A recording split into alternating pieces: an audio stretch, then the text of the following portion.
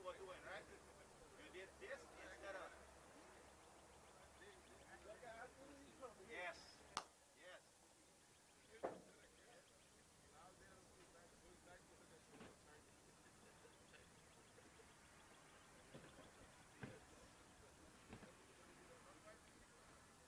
See, you did it again, right? Just think about it. Think about that feel that you want.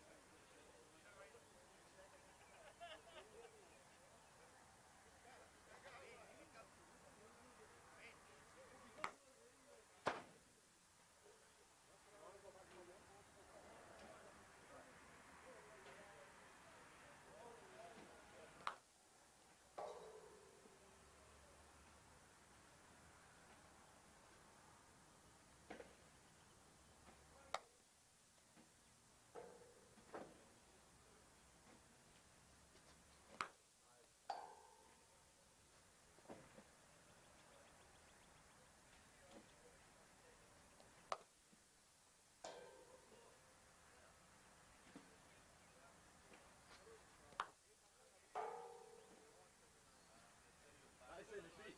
Huh? Nice going in the feet. Yeah.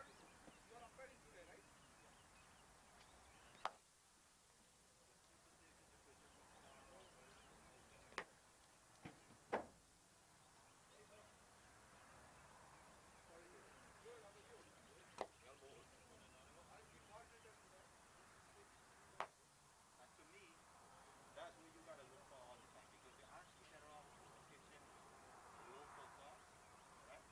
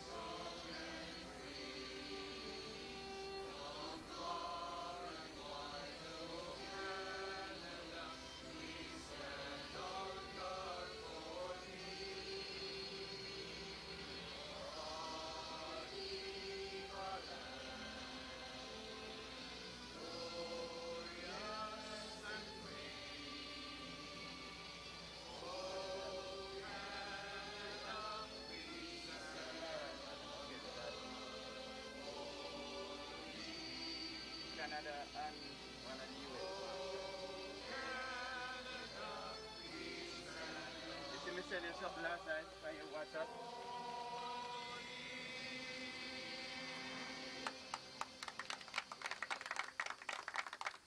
Yeah, more than that, man.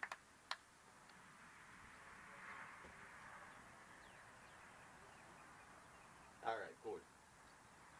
All right.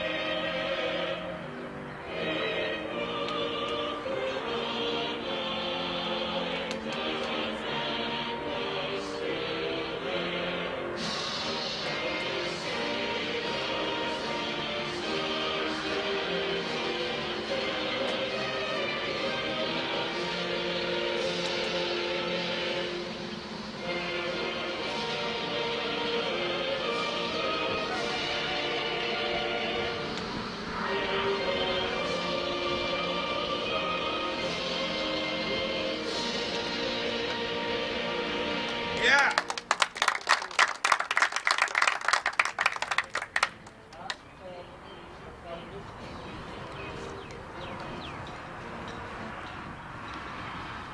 All the best. Let's start the game. Thank you.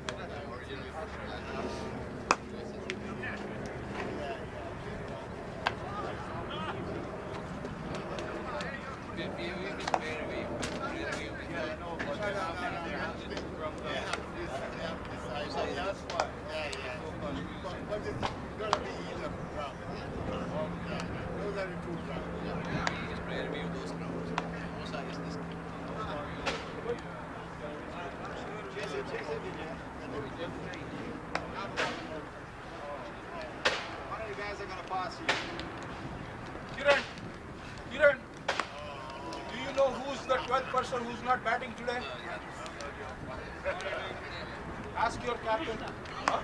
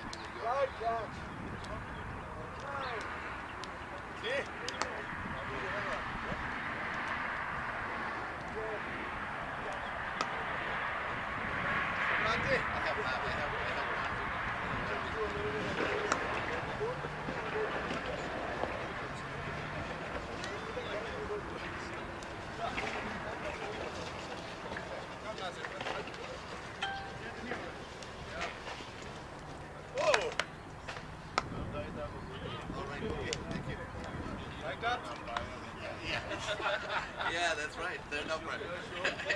Yeah. And that would be really good, so that we don't have that.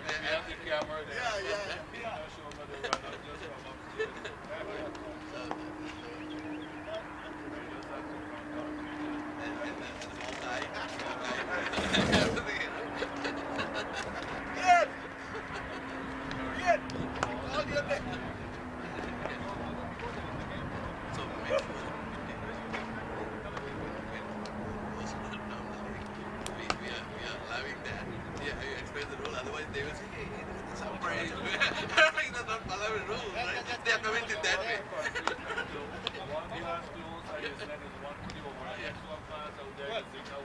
Yeah. Yeah.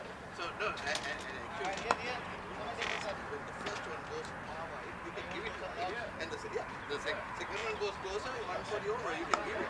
Somebody said, no. After the first one go closer, right? It is wide.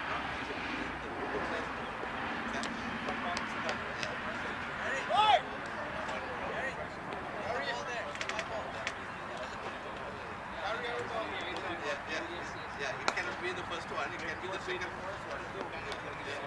Yeah, it can be two. That's it. Done. Yeah. But it could be the second one because the first one would have been Oh, already sorry. Mangit, wrong number. Mangit. right? But it's alright. Oh, everything. Okay. Yeah, good stuff. Yeah, man, so far.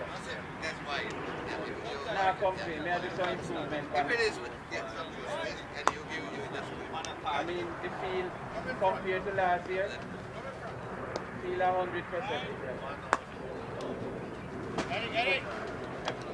Put on 130 load a special sand. Yeah, that is MCC rule. I mean, here I'm roll it, man. If you see the field, different now. Yeah, we are following ICC rules. ICC did not adapt it. MCC only. Yeah. Let me try to now, I work on this square.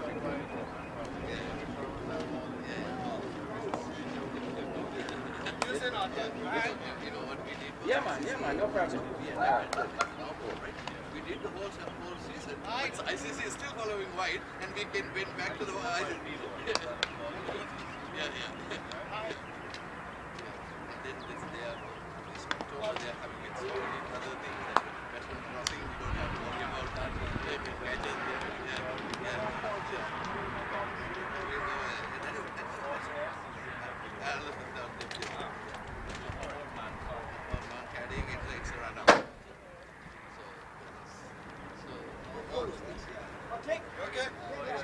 Sergeant, you leave one container for the golf cart, man.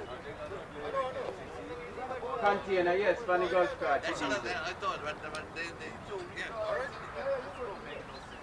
and then they give one ball, right? 5?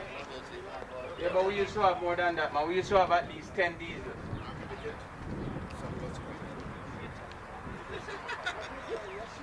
Yeah, but you leave one diesel on the golf cart. But it's alright, we get more later. Buy a coconut water for me when you come, you pay. Alright.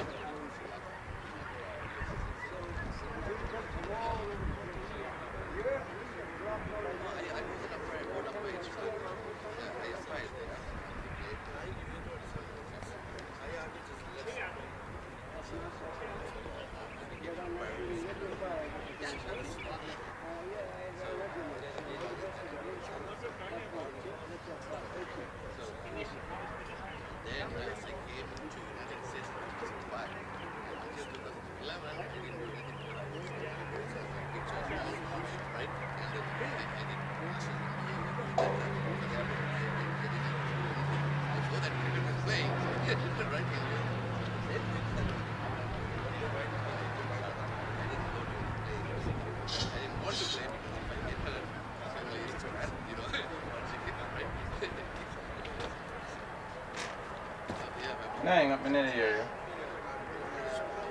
I Up on top, yeah. Up on top of the place. You see how we high?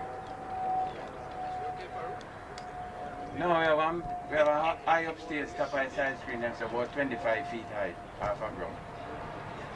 Up the middle. You say feet high, look on it. I come up here so you show me something now, and nobody can see me.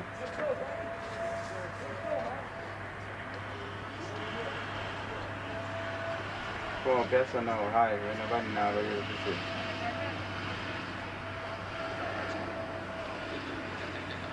You not see where there? Where are you?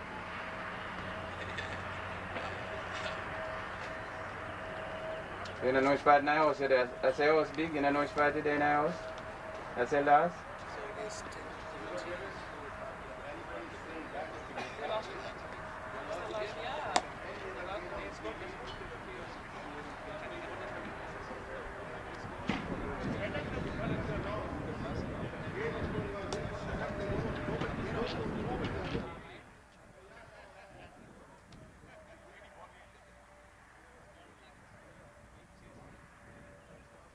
Yeah. Yes.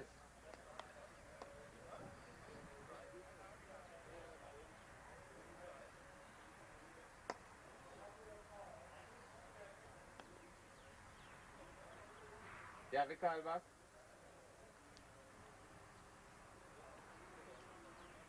We call you back. And every call you get your return. Yeah, take your call.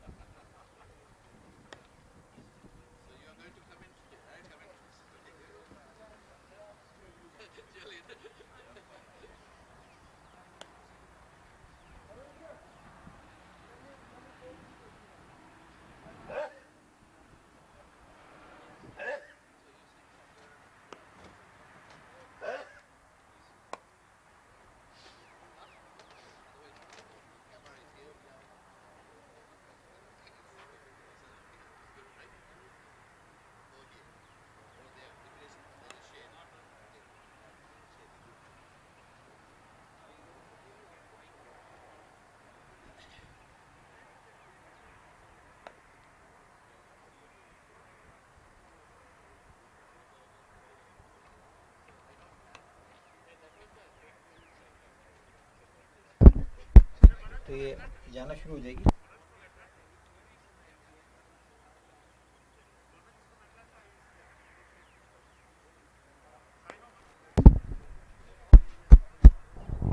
Hello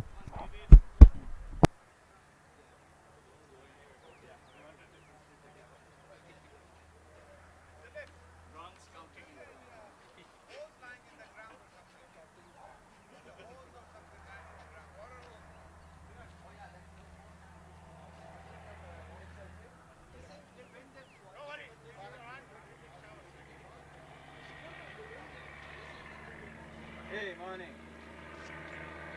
Tell me something. The dirt you have over the other side, right? What are you going to do with it? Hello, very good morning. The game between USA over 60 and Canada over 60 is about to start. Huh?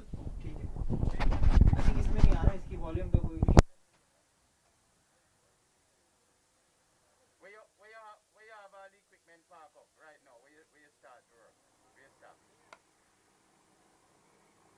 can move it and put it over our side when you're moving it?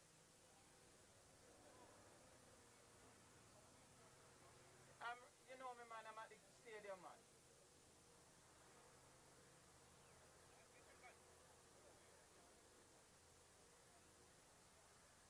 Yes. You remember we spoke already and I gave you my number? Yes. Yeah, yeah, if you can move it from there and put over our place because we need it. So, where you at now? Where you is? You stay there? Oh, you park right there? Alright, I'll upstairs. I'll come now.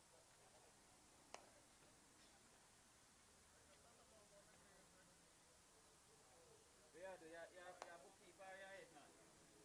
Devon? You bookkeeper your head, man. This one. Good. Because I stay with your book, I take them workers' name. A job work you must give them, not give them no day work because they don't want work. When you give them job work, when they done the job, they get paid. That's how you do lazy people. No day work, only job. You price it, how much for this, how much for that, as soon as it's done, yeah, if you're not done, you don't get paid. Eh? Yeah, man, that's it.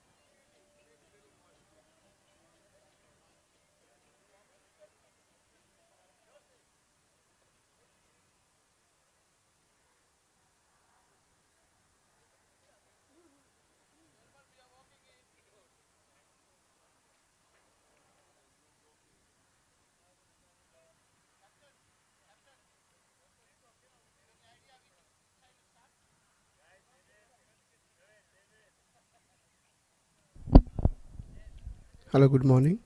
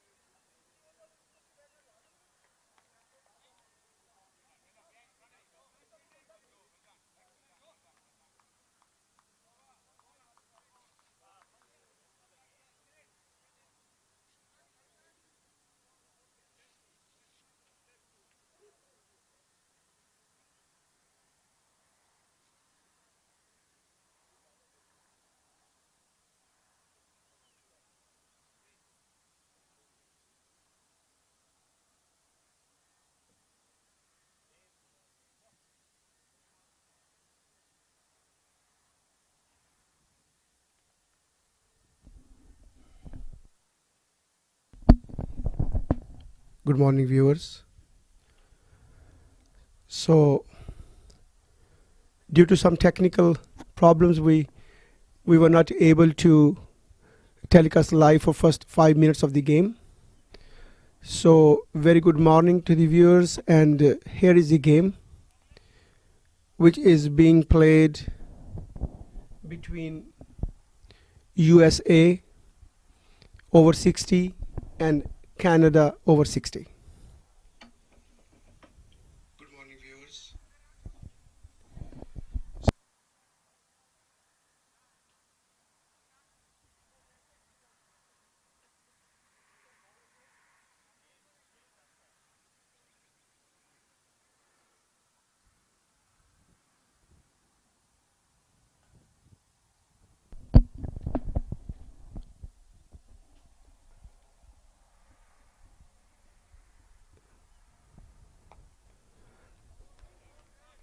So the game has started, and the story over here is that the Canada won the toss and elected to bat, and USA, they are in continue with the second over. Canada already, they are 2 runs on the board for the loss of 1 wicket, and the batsman who got out, he was Kenneth Robertson, who went out on Dirk for 5 balls. So here we go. That's a beautiful shot by the batsman.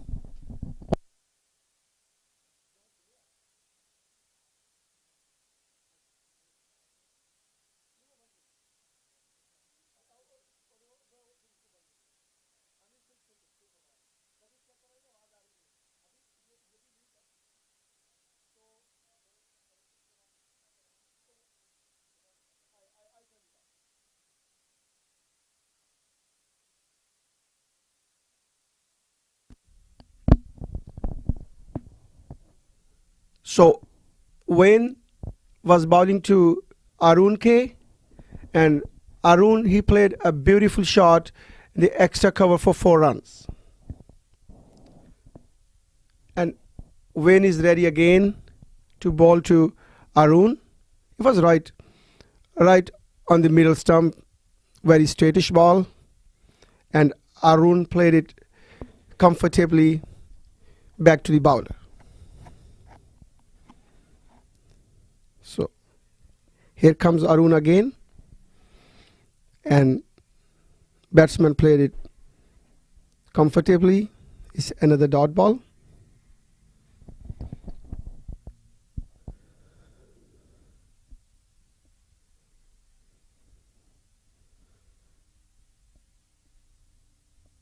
Here comes Wayne, and the batsman comfortably played towards the long on, but for no runs. So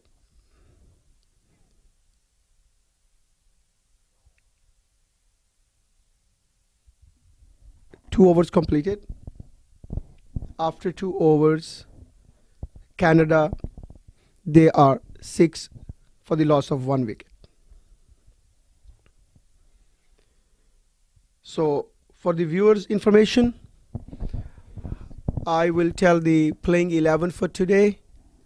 So after winning the toss by Canada, they elected to bat first, and Canada, they have Alan D'Souza, Arun, Bertram Narayan, Farrukh Kirmani, Gary Samuda, Ian Justin,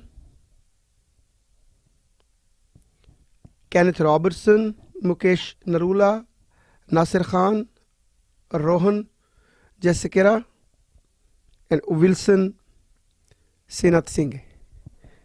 Here comes the ball. Oh, it was a really quickish one, but it was down the leg, and down the leg is first wide ball is not considered as a wide ball. So practically that is a dot ball. and the bowler name is Dashrath. So here come Dashrath again, and it was a good ball. Yeah, that was coming in to the stumps, and batsman Rohan, he played it with a straightish bat.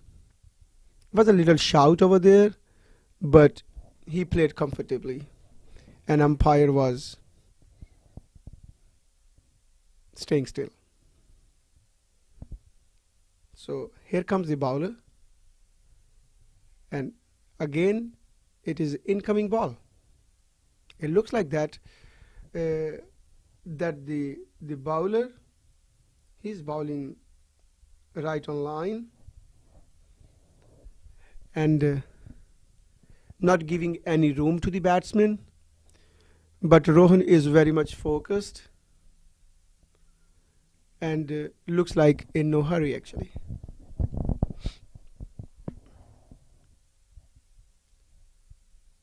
So yeah,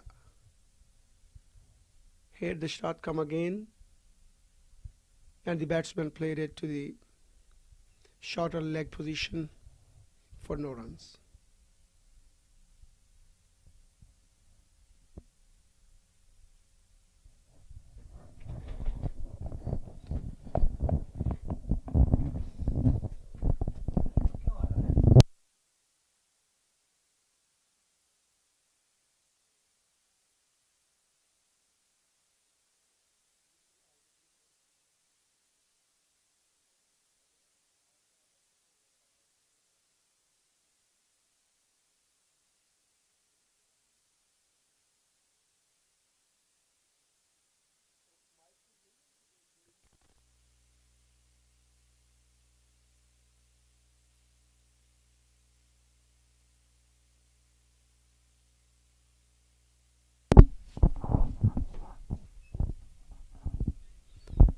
So another good over by the Sharks.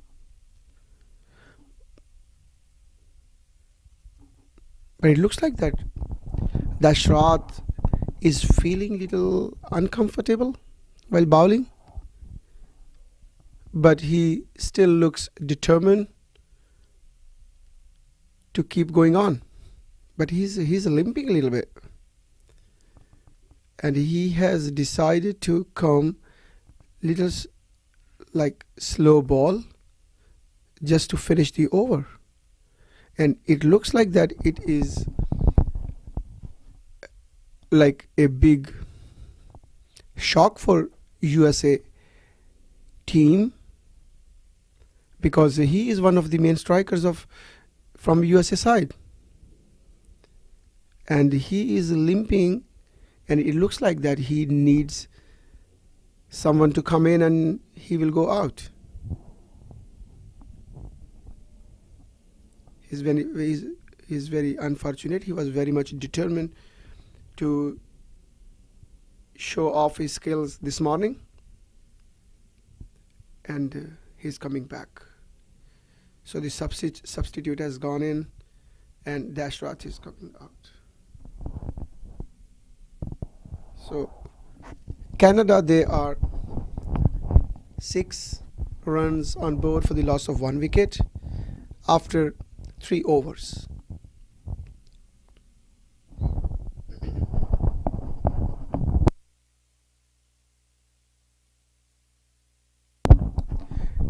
Today's playing side for USA is Chandrakant, Chetan Shah, Dashrath, Sankhi,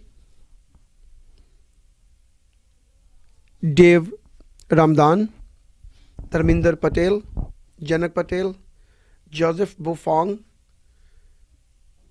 Christian Parmer, Manzar Bhatt, Masood Sheikh, and Wayne Copeland.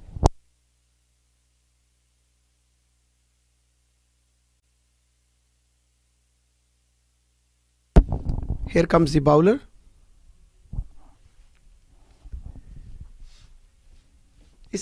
little outside the off stump, and batsman has played it the extra cover, but this time the skipper has given him a cover, so it's only for 1 run.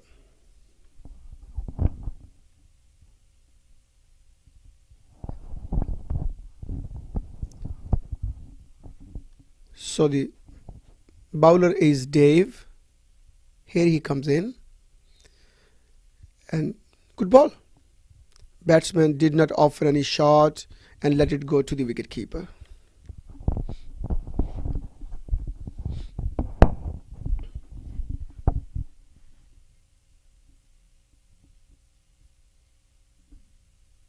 Here David comes again, and it looks like it's a better line and length as well, and Rohan played it very comfortably for a dot. Dave comes again. Oh, it's a good ball actually, but batsman played it very comfortably right in the middle of the bat. And beautiful sound from the willow, but it went straight to the fielder.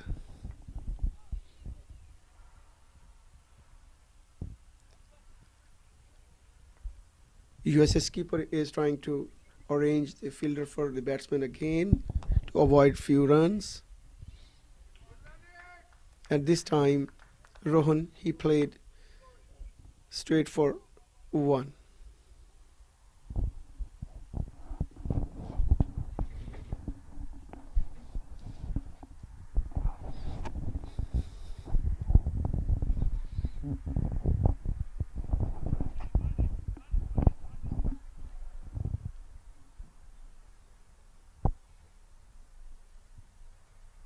So Dave is getting ready to bowl to Arun. And here he comes. It's down the leg side, but 1 wide ball is allowed, not to be given as a wide, so it will be considered as a fair ball. At the end of 4 overs, Canada, they are 7 for 1 wicket.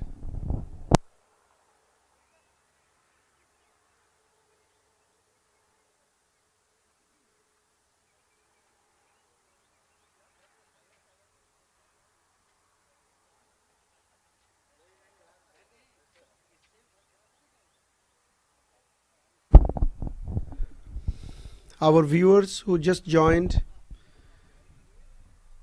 we let you know that Canada won the toss and elected to bat first.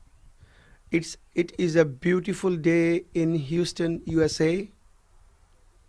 The temperature is in 60s right now, and it's a beautiful sunny day and ideal weather for cricket. So today is the second day of Masters Cricket USA Champions Trophy 2022,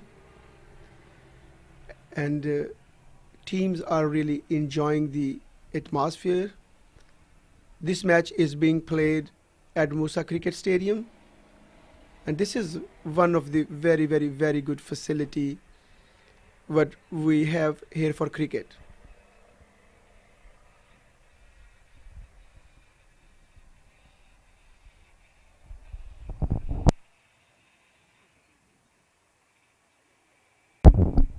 So the new bowler is now Chetan. He's getting ready,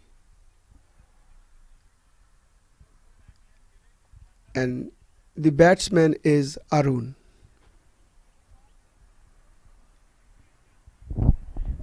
Chetan is setting his fielding, ready to start with his magic, and here he comes.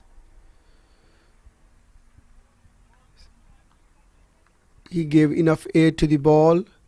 Looks like a flighted ball, but it was a dot. The batsman could not offer any shot to this ball.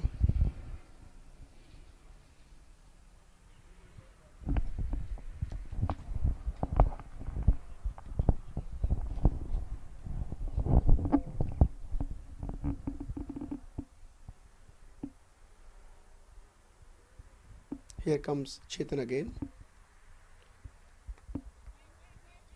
And Rohan played it beautifully. The extra cover. Yeah, fielder is running behind, but batsmen, they just decided to take one.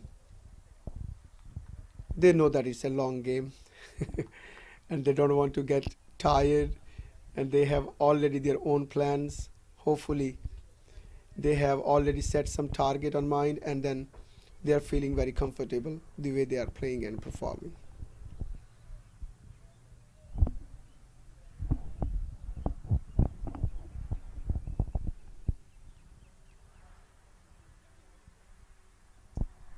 Chetan again. Well ball. The ball went to the point, and point fielder, he grabbed it very comfortably. Arun played it very smoothly, but went in hand straight away.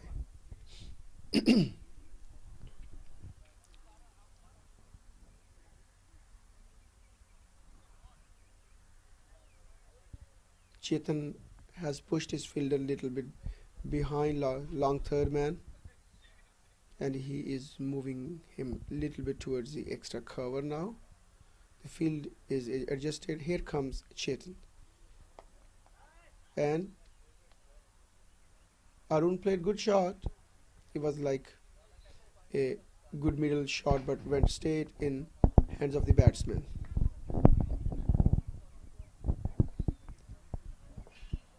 Chetan comes again. It's a good ball.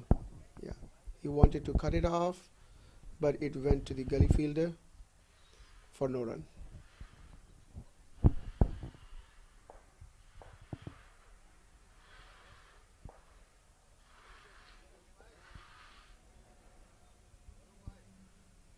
Here comes Chetan again. Good line, and Arun played it comfortably to the point position where Janak Patel is fielding, and he fielded it comfortably for no run, and he saved a run. At the end of over, after 5 overs, Canada, they are 8 for the loss of 1 wicket on the board.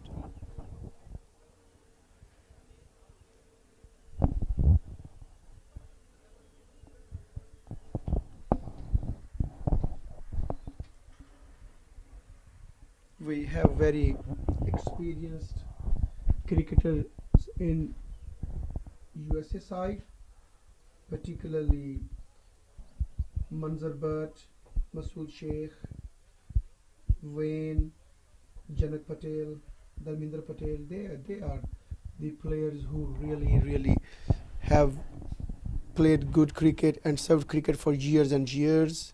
They are very dedicated and playing a good level of cricket. Oh, what a beautiful shot played by Rohan, but still the fielder was already covering that fielding place, and it is only for 1 run, but it was a beautiful shot.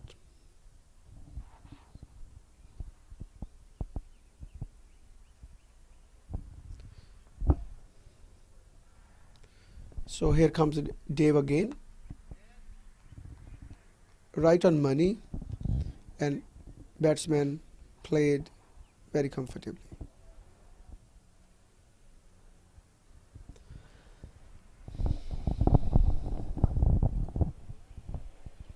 Dave coming again. Well ball. Batsman wanted to get for run. It could be a run out, but the fielder could not grab it very clearly. Fielder names Kirith, and batsman, finally they completed 1 very comfortable run. So Rohan will be facing David, and here comes Dave now.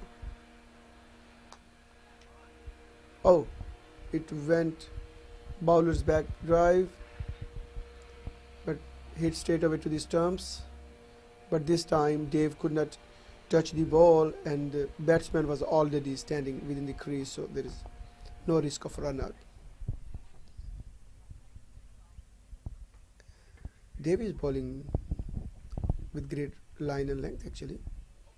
and he is trying to give a batsman some possibility to give some uppish shots, but batsman actually he's playing with great expertise. Rohan is one of the seasoned cricketers and he knows his plans and he is batting very intelligently. Here comes Dave again, straight to the fielder for no run. It's end of the over,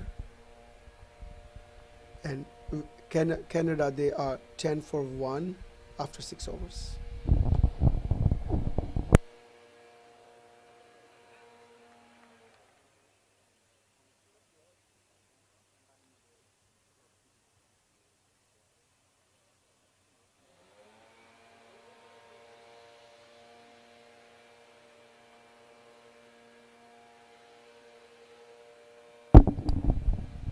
There is a little wind which is blowing from south to west side, and it's not a heavy wind like it was yesterday. Yesterday it was very windy.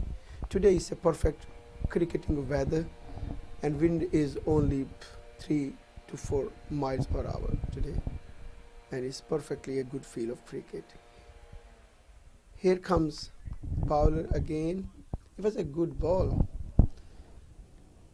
Wicket keeper is very actively grabbing the ball and giving it back to the bowler. And here comes Chetan again. Arun played elegantly, but there is a fielder and it's not a run. Chetan is saving time to stay on time, not getting late from the allotted time. Here comes a chance of run out. Rohan was not interested in getting a single at all, and the fielder grabbed the ball and gave back to the wicket keeper quickly.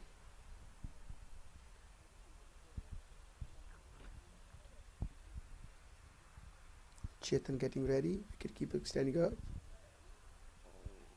Here's a ball, but wanted to pull it out, but went to the fielder straight away for no run.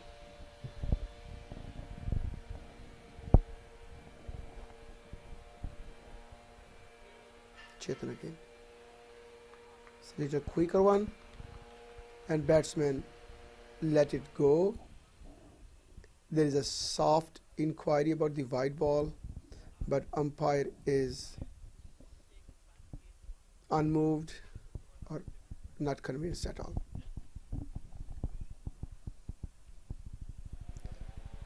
Janak is the captain for today, and he's a perfect leader and supervisor of supervising this beautiful game. I think some seam came out of the ball. He shoved to the umpire, and umpire is just cutting it out with the pair of scissors. And ball must be in a good shape because the dew has gone. Temperature is very good, very pleasant weather. We are officially in spring weather right now, and it is perfect cricketing time in Texas. Here comes Chetan again. It's down the leg, and Arun wanted to sweep it towards the 45 side, but got beaten. And one wide is down the leg is a fair ball, so Chetan ended up his over. Canada, they are 10 for 1 after 7 overs.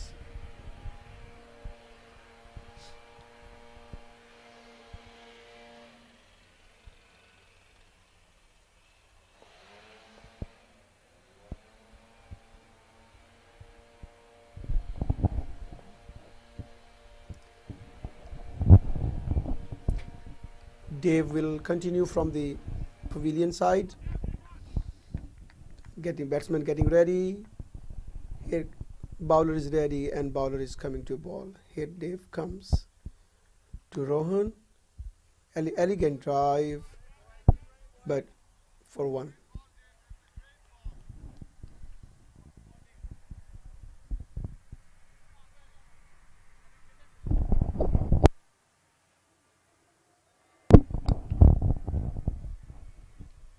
Dave again to Arun. Oh, played beautiful shot in extra cover, and batsman is trying to run for two, but this time Arun is not ready, and he just let Rohan go back.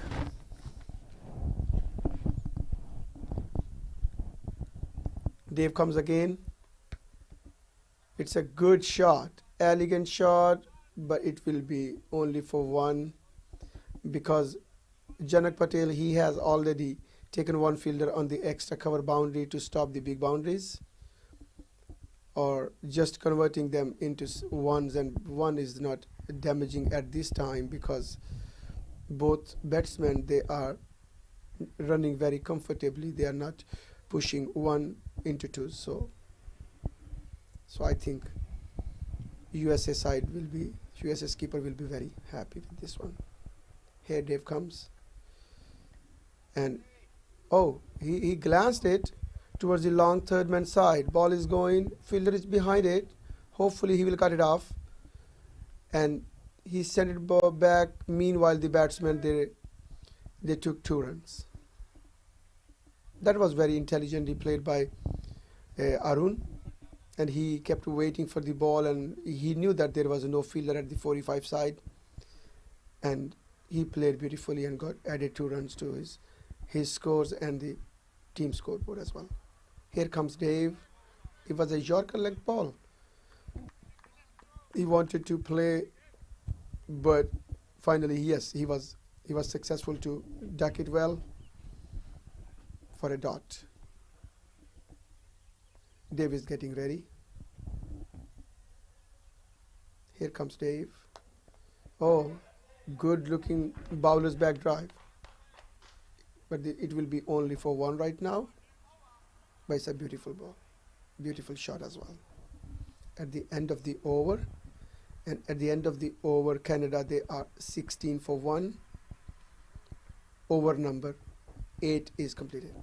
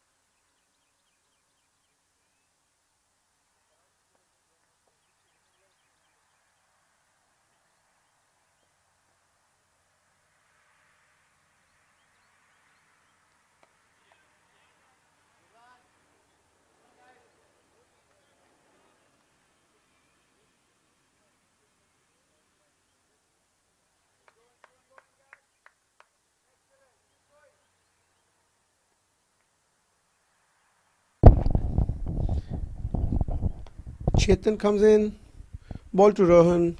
Rohan played it comfortably for 1 run. Batsman completed comfortably, and Chetan is going back to ball.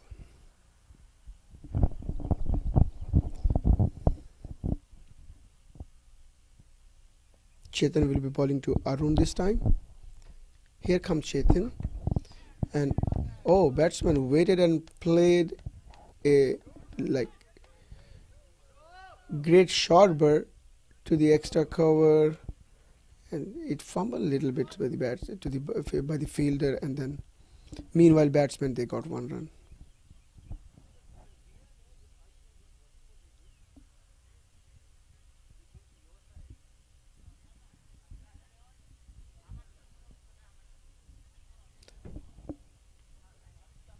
Chetan is setting his fielding, and he has got 3 guys inside the 30-yard circle. Here comes Chetan.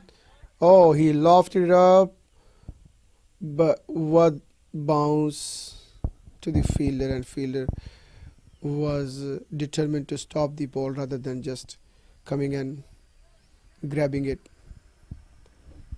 but it is only 1 run. Here comes Chetan again. Down the leg, wanted to pull it out, but it got beaten, and wicket keeper, he took it elegantly.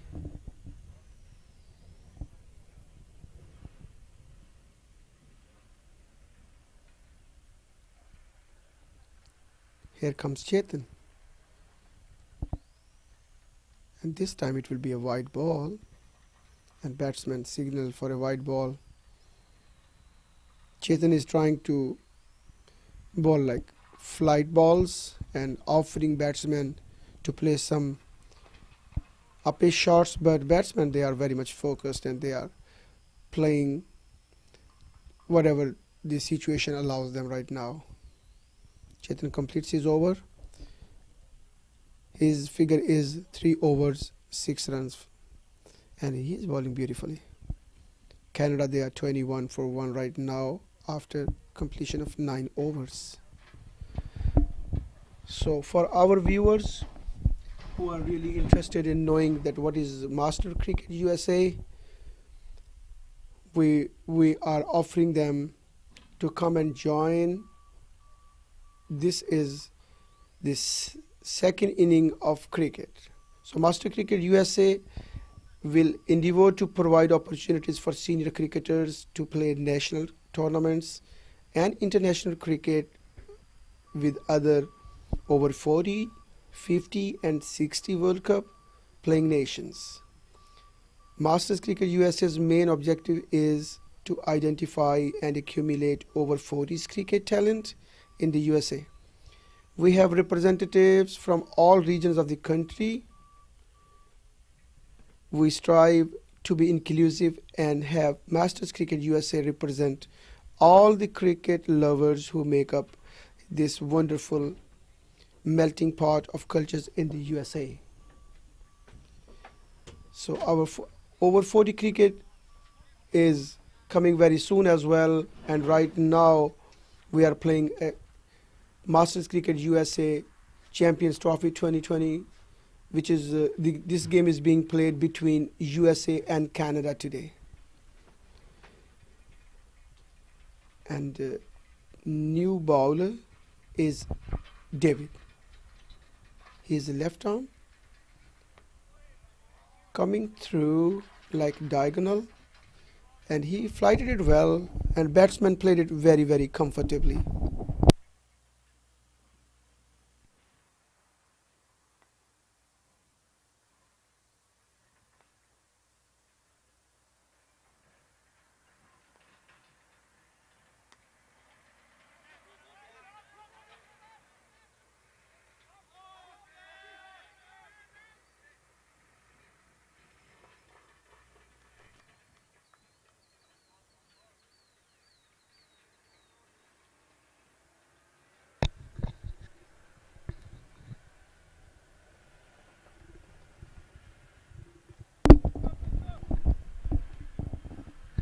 Yeah, what a beautiful day for cricket today.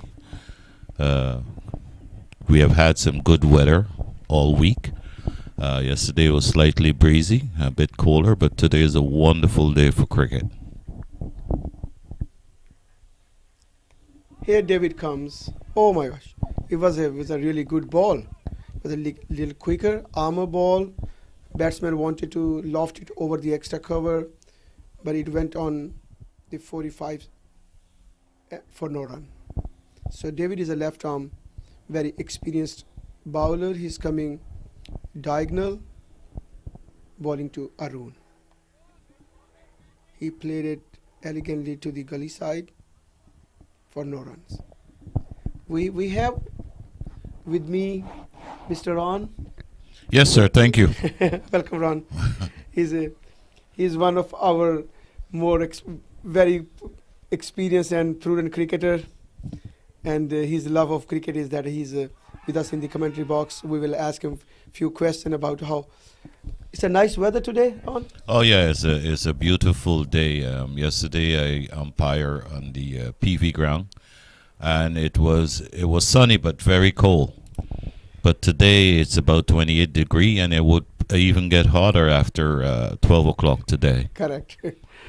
Yeah, yesterday we were playing at PV as well. Yeah. And it was windy, like more than 17 miles an hour. Yeah. Was the wind. Well, PV is a ground that is elevated, is higher, Correct. and so we were exposed to the northwesterly wind. But fortunately for us, we had a good day. All the games were completed. Canada over 60 won their game, as well as the USA won their game as well. Yes, it was a beautiful day of cricket. Yeah, all teams and their spectators, everybody enjoyed. Although it was windy, but the weather was good, it was sunny, and everybody enjoyed it well. And today we are playing this game at Musa. It's a big and beautiful cricket facility. And the cricketing, it's a perfect cricketing weather actually. Like so, where Canada, they won the toss and they elected to bat first. Here comes Chetan again, ball to Rohan. Rohan played it elegantly towards the long off area. This time they will get 1 run. Yes, Ron. Well, Canada has to consolidate. These two batsmen have to at least stay there until the 30 overs. I guess the run rate is pretty low at the moment. So if they can pick it up to about 4 or 5 runs per over, we can expect Canada to at least have a decent score, about 250, giving US a challenge today. Yes, Ron. Yes, yeah, that looks like a plan. And batsman was not ready. Chetan bowled quickly, and umpire declared it as a dead ball because the batsman was ready. It could be out. Oh, the ball went to 45 straight away in hands of the batsman, but it looks like that they could not connect it well, and the batsman could not. Yeah, his intention was to hit the ball over the fielder, but it ended. Yeah, it was a catch. He dropped it, unfortunately for him. But that catch should have been taken. It's a regulation catch. It's a beautiful shot by Rohan over the head of the bowlers, and it went for 4 runs. So it's his second boundary of his innings. He looks like a good batsman, Ron. Yes, he had the opportunity to play for Canada. And I have had the opportunity as well to play for Canada. My name is Rohan Weatherspoon. I played in 1984 on the Canadian team in Ireland. So Canada, the over 60, they have some good players, some good talented quality players that can give a challenge to the US team today. It looks like it is turning in a good competition today then. Here comes Chetan again, a quicker one. Keeper grabbed it comfortably and sent it back to the bowler. So Canada, they are 28 for 1, and it looks like that they are going with their plan, Ron, right? Well, they have their most 2 experienced batsmen right now batting, Rohan and Arun. They have Mukesh, which is the captain to come, and they have Farooq Kormani, which is another Canadian player. Wanted to sweep, got beaten, but as we mentioned, 1 ball very close to the batsman down the leg is not considered as a white ball. So umpire did not declare it as a white ball, so it was a fair delivery for a dot ball. So Janak Patel is chatting with his bowler. Oh, definitely they are planning to get wicket because they don't let these batsmen to stay for a long time. Otherwise, this partnership can be little dangerous. Right, Ron? Yes. Just want to mention something. According to the playing rules today, 1 ball down the leg side is allowed per over. But if it's so wide, like if it's wide like a test match wide, then it would be called. Out of reach of the Out of reach of the batsman, it would be called. But based on the regulations, playing rules for this game, one wide down the leg side is allowed. Correct. Here comes bowler, flighted, but batsman, he was very focused and he played it very comfortably right in the middle of the bat.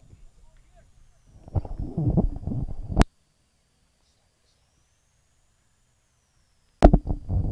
comes again. Oh, batsman wanted a run, but Rohan, he told that, hey, just wicket keeper is very close to the ball, be careful. They don't want to lose any wicket quick. Yeah, so very safely playing Canadian side right now. So David is trying to flight the ball, giving an opportunity, giving an invitation to play some shot, but they know their own plan. Arun, he played this shot very elegantly, but for no run, went straight to the hands of the fielder. I'm somewhat impressed with the U.S. bowlers. So far, they've had control. They've bowled a tight line. He comes in now, bowls to Arun, who punches it off the back foot, straight to the bowler, and no run. Yeah, Arun, yeah. David is bowling with tight line and length.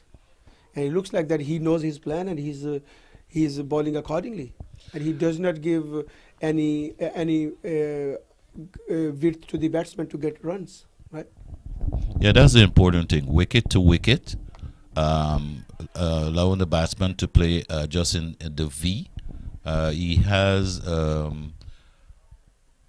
about 6 on the offside and about 2 on the onside. So he's bowling a line that the batsman has to play the ball into the offside. Right. Here comes.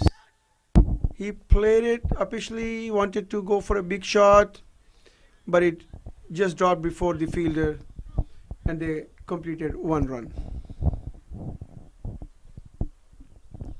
So another good over by David.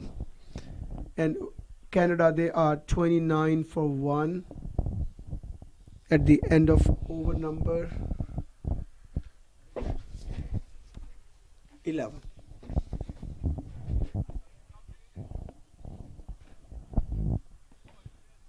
Yeah, it's a very slow scoring rate, about 2 point something and over. Canada would have to accelerate their scoring rate if they intend to get a decent score at the end of this innings. 11 overs have been bowled, and they're only allowed 3 men outside of the 30-yard ring. So they should have been accelerating the scoring during this power play, their first power play, where only 3 fielders allowed outside the 30-yard circle. But unfortunately, the U.S. bowling has been very tight, has been line and length and wicket to wicket. Yeah, the whole credit goes to U.S. bowlers. They are exactly bowling as per their plans, and they are not letting batsmen offering any runs. Not letting them get runs, and then their fielding is good actually. They are sharp in the 30-yard circle. Yeah, the idea is to dry up the run, and if the runs are being dried up, then the batsman will have to take chance playing across the line of the ball. Here comes Chetan.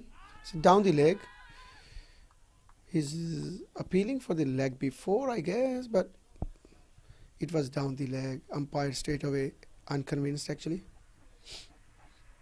As well, the height of the impact. Obviously, the umpire was not interested. Correct. Here comes Chetan again. Well ball and very well played. On the long off area, and fielder came running and just let them complete 1 run.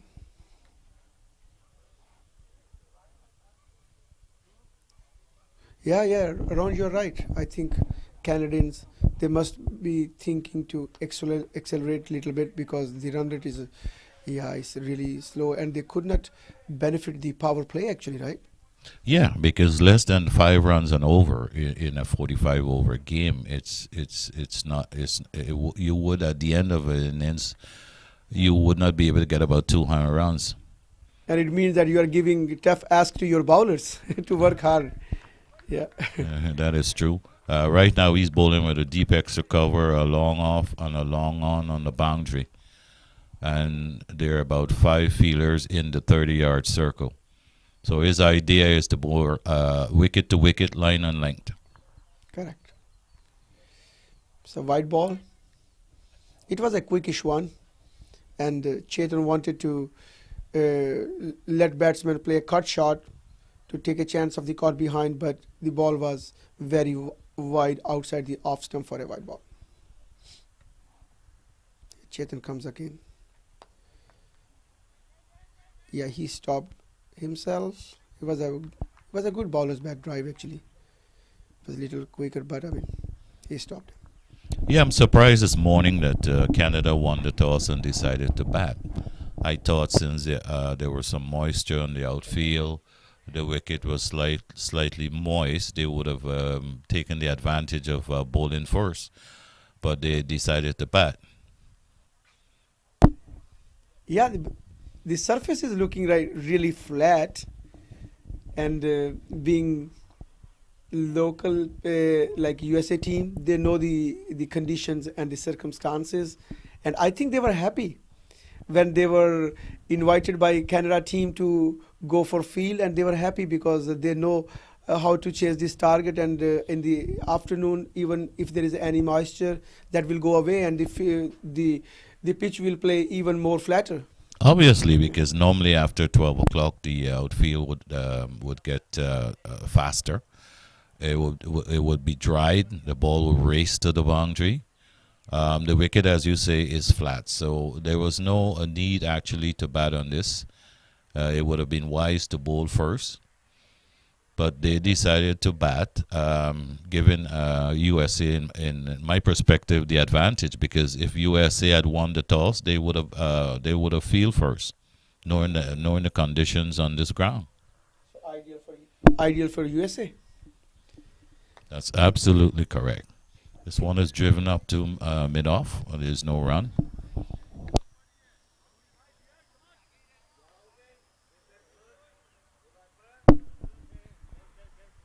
Yeah, David is very experienced bowler. He is letting batsmen to go for a big shot, but batsmen, they are trying to play on merit, or they are not still convinced to play some lofted shots or whatever, getting more runs, but they're feeling more comfortable this way. Well, scoring is going to become difficult, much more difficult, when you have there are just 3 fielders outside the 30 yards, and you are unable to maintain a run rate of 5 runs and over. Presently, the run rate is just about 3 runs and over, and about 12 overs have been bowled. So I'm hoping that Canada can pick up the run rate after the 15 over. Correct.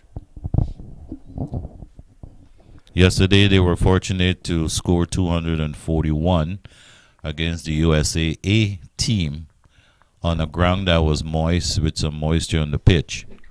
But let's hope that they can get that 241 today to challenge the US batting.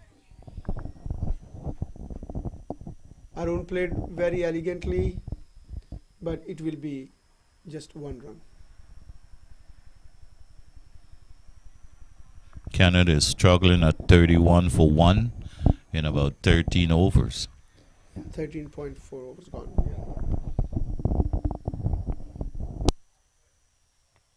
This has been my first visit to the Moses Stadium, and I'm very impressed with what I've seen. Yeah, it's a world-class facility. I mean, this is my second visit actually, and honestly, this is a beautiful place for cricket and beautiful facility. And I mean, I have played in various parts of the world as well, and it looks like that this facility is like a full package, everything included, and lots of lots of options for the players for the net practices, another extra field adjacent to this field, and big parking facility, and overall the ground staff is very collaborative, and they are very professionally working, right? Very professional ground staff. I'm impressed with the outfield. The grass is green, well cut. The facility is beautiful. Home team facilities, visitors facilities. There's also even practice nets and also a practice ground.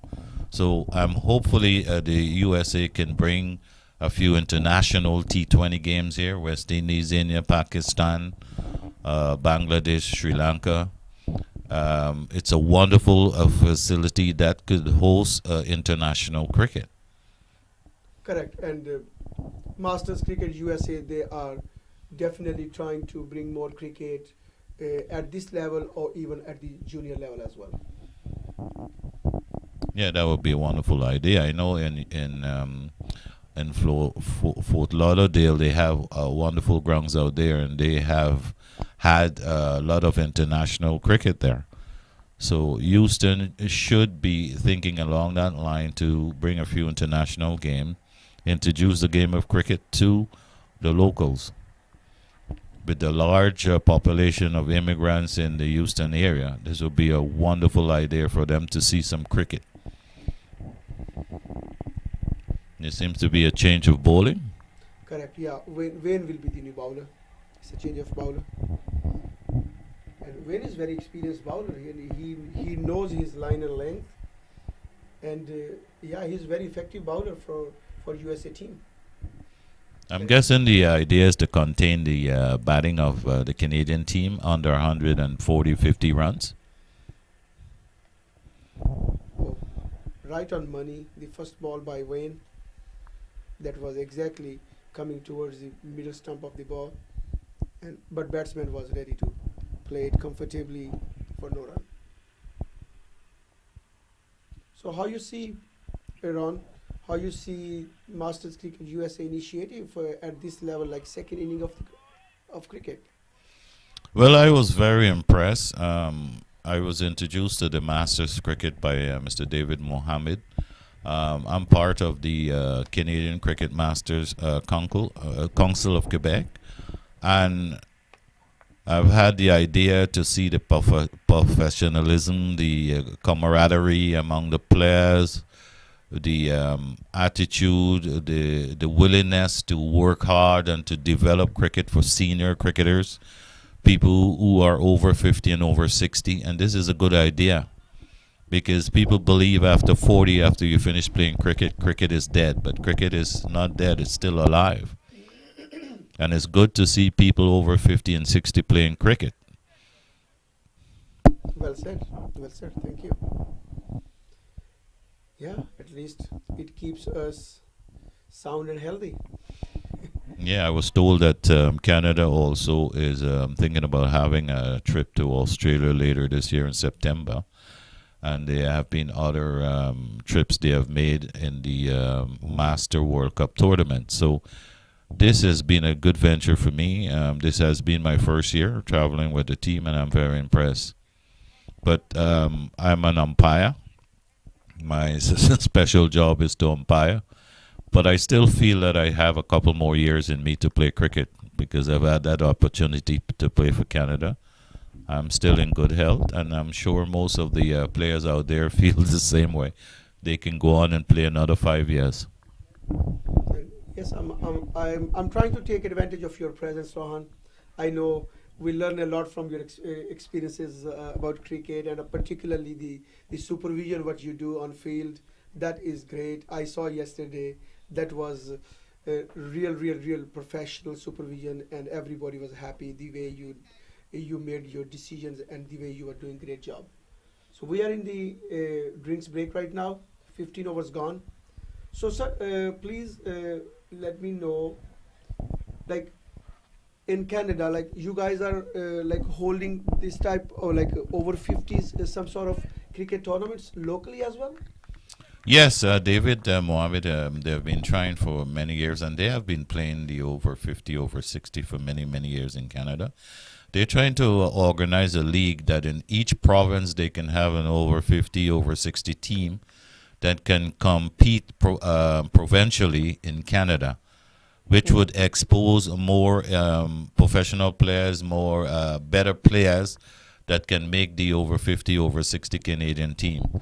So it's a great idea if we can have in each province over 50, over 60 team that can compete provincially as well as internationally. And I'm sure that the executive committee of the CCMC is trying to do that. They're trying to organize different province area and the different provinces to develop cricket for senior. The idea and intention is to develop senior cricket in Canada, giving everybody an opportunity to continue to play regardless of age. As you know, cricket transcends race, it transcends culture, religion, and everything. Cricket bridge a gap between different culture, and we were fortunately and happy to see cricket being played from different cultural background: Australian, New Zealand, West Indian, Indians, Pakistani. Especially in Montreal, we have a large Sri Lanka as well. We have a large population of immigrants from India and Pakistan, Sri Lanka, and the West Indies, and we are lucky to have grounds in Quebec to play cricket, because sometimes it's difficult to find international grounds like these, like Mosa. It's not easy to find, but in Toronto they have wonderful facilities, wonderful stadium. The cricket is at a higher standard in Toronto. They have the facilities, the grounds to promote cricket. We were trying to promote cricket in the schools in Quebec, introduce cricket to the local population. We started this idea, but it didn't catch on because most of the young immigrant players, they prefer basketball or football rather than cricket. They have seen their parents and grandparents played cricket, but the interest with the younger population is not about cricket. It's about football and volleyball and basketball. Yes. Yeah, so really appreciate your great efforts. So few months back,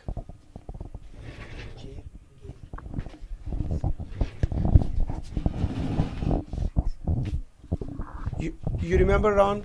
Rohan. Yeah. I would call you Rohan. Yeah, because- Rohan Witherspoon. Rohan Weatherspoon. So Rohan Weatherspoon, you remember when US over 50 they visited Canada? Were you over there at that time? I didn't get the opportunity to see those games, unfortunately. Oh. But I was still living in Quebec. I take part in other activities in Quebec, like I umpire. I am a part of the Quebec Umpire Association. My job there is to train young umpires to participate in umpiring cricket matches Great. and give younger, trying to find grounds, provincial grounds, going to the local administration, the provincial government, and asking for playing fields. Right now, we were lucky to get 2 playing fields from the Quebec Sports and Recreational Government. And they would like to continue to introduce cricket in the Quebec and Toronto area. There's also cricket in Alberta and different parts of the provinces in Canada. So we were lucky. But I know Toronto has had a lot of help from their provincial government, and their grounds have a higher standard than the grounds that we encounter in Montreal, Quebec. But we're getting there slowly. That is great. That is great. And yes, when we talk about the Masters Cricket USA, I mean, it's not very long when we started this journey. And look, in the very first year, we had few teams who participated in cricket tournament in LA.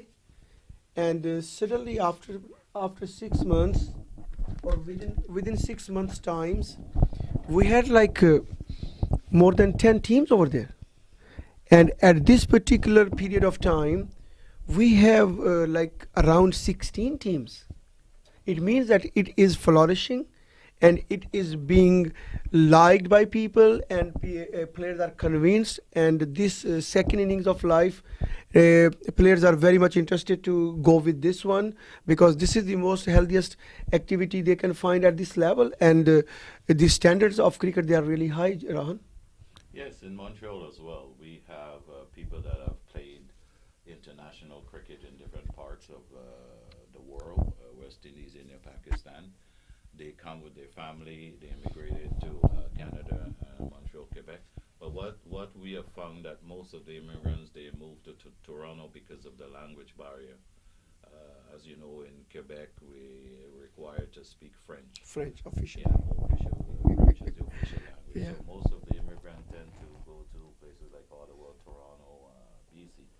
But presently we have about 58 different teams that are being played, that are associated to the Quebec Cricket Federation, that are playing in Montreal. The problem with our cricket is having the necessary grounds to play on. We have like 4 decent cricket grounds. We have grounds that are surrounded by homes, so most times the ball end up breaking windows from people's home.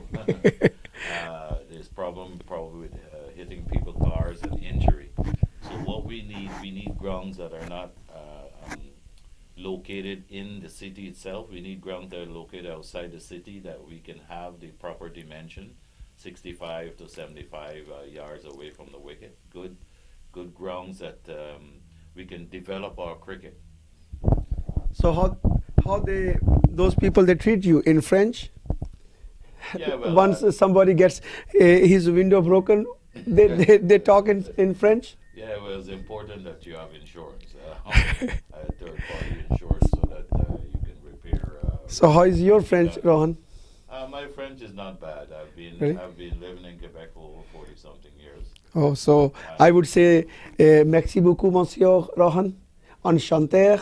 Very good. Yeah, so yeah, oh, you parles français aussi? Oui, je Oui. parle français. Oui. Un petit peu, mais je suis capable. Très bon, très bon, enchanté.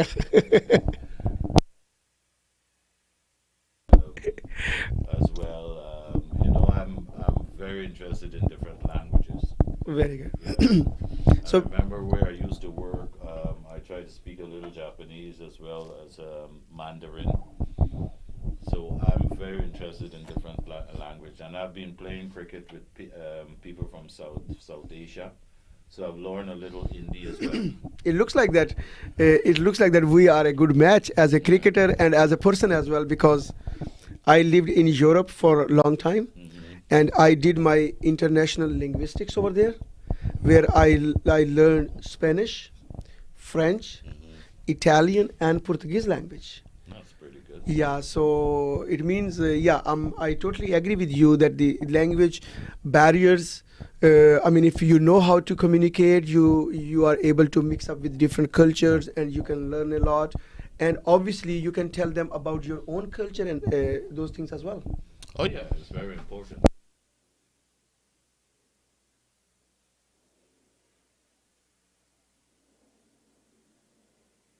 Most of them speak about 4 different languages. Correct. Either English, Hindi, other languages, their native language from either Sri Lanka or Pakistan, India, or wherever, and they speak English as well as French. So it gives them an opportunity to speak different language and an opportunity to develop. Because if you want to stay in Montreal, Quebec, French is very important. Correct. So these 4 international languages, what I told yourself about me, obviously my native languages are not included. If we start counting, so in total they go like 7 languages. Okay. Yeah. So I feel very blessed actually. That's Yeah. pretty good. Yeah. Really nice meeting you, Rohan, as well, because you speak French, and that is a good thing. Yeah. I like The umpires are ready to resume after the water break, Yeah. and we will see what happens from here. I'm thinking that the idea of Canada now is to increase their run rate, see if they can get 5 runs and over, and take it from here. They have 4 players can be allowed outside the 30 yards. So let's see what Canada can do from here. Yeah, because USA bowlers, they are bowling very strictly. Umpire is signaling for the second power play, and David is getting ready from the pavilion end. The batsman will be Rohan on the batting end. He's getting ready, watching the fielding positions, and the game is about to start right now. Here goes David.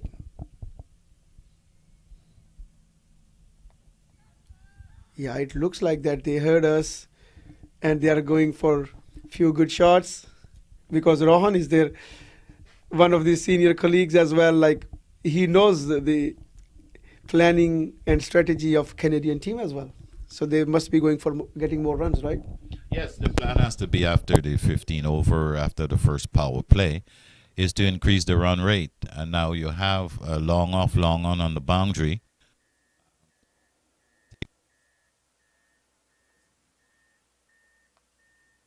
Correct. Very beautifully played, Rohan. Towards the extra cover, fielder is coming and grab the ball, send it back. Meanwhile, they had completed 2 runs. Yeah, it looks like that the Canadian team, they are in a different frame of mind right now, and maybe they are going to accelerate runs because they know the importance of this game, and getting more runs as more they can get. So Rohan played it very elegantly. Janak Patel, he was not able to reach the ball. It was a little away to him. And batsman got 1 run. Yeah, cricket is not about hitting 6 and 4. You have to rotate the strike. You have to pick up the singles. The ball hit deep in the extra cover boundary. You have to look for 2. Correct. So increasing the run.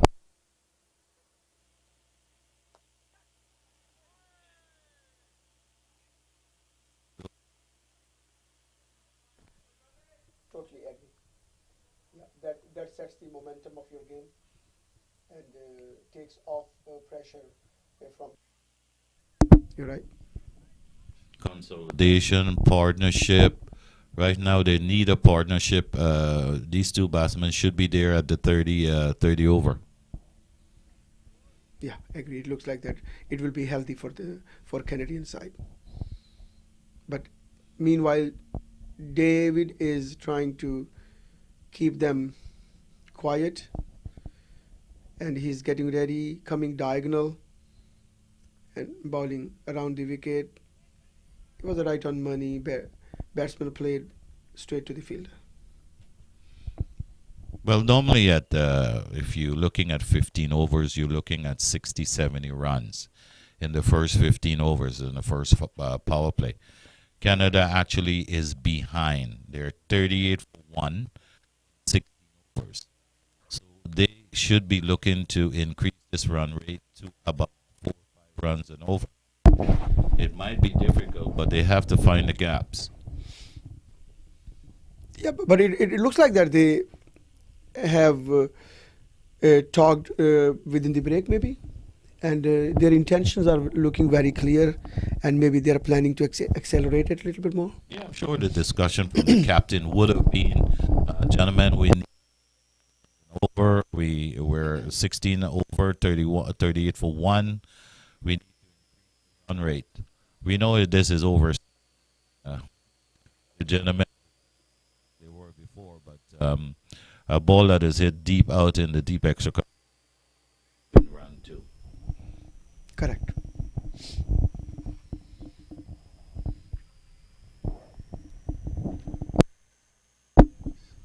So bowler is setting his field, getting ready, coming.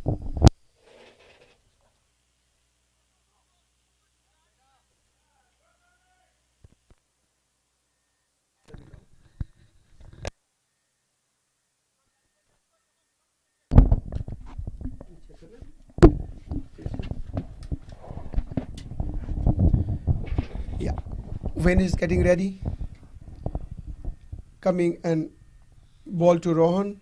Rohan wanted to play it like lofted shot, but just got 1 run meanwhile.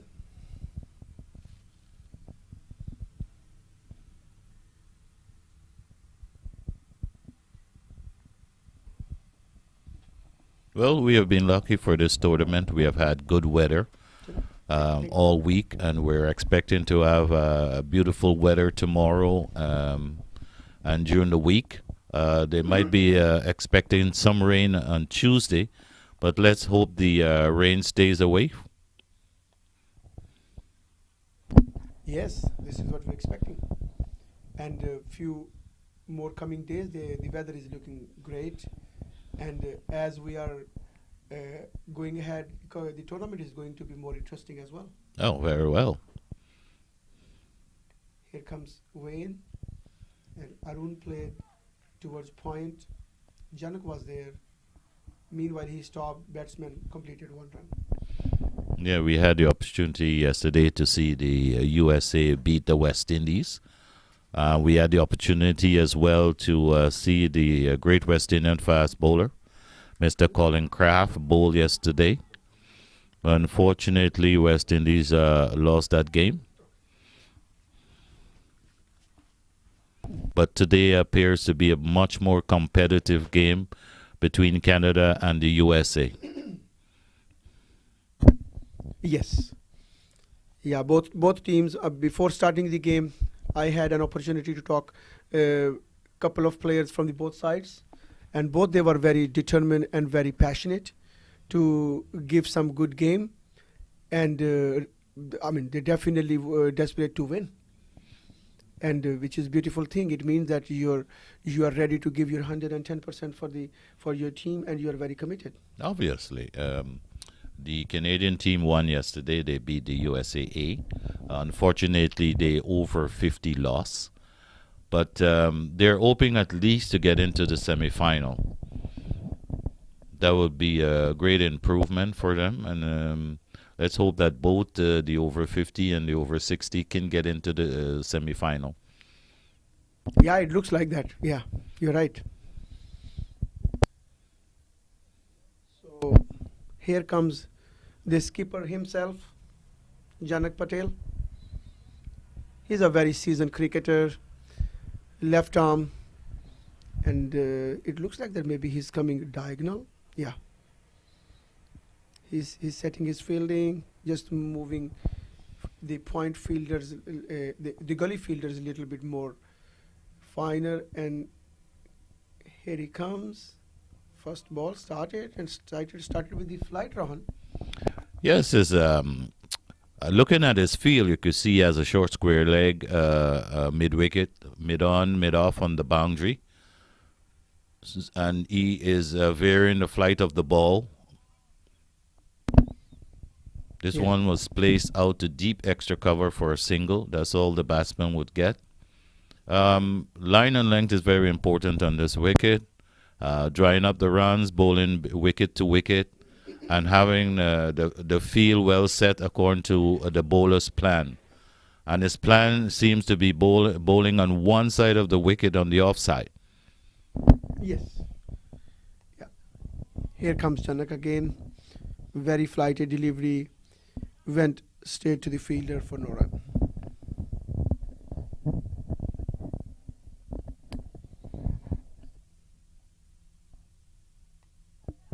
Oh, he was uppish. Yeah, it was played uppish. Unfortunately, the first slip had no opportunity of taking the catch.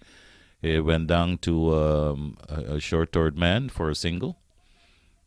But Janet is flighting the ball well. He's varying the flight. He's using the leg break, pitching about middle off stump, bowling on one side of the wicket. Correct.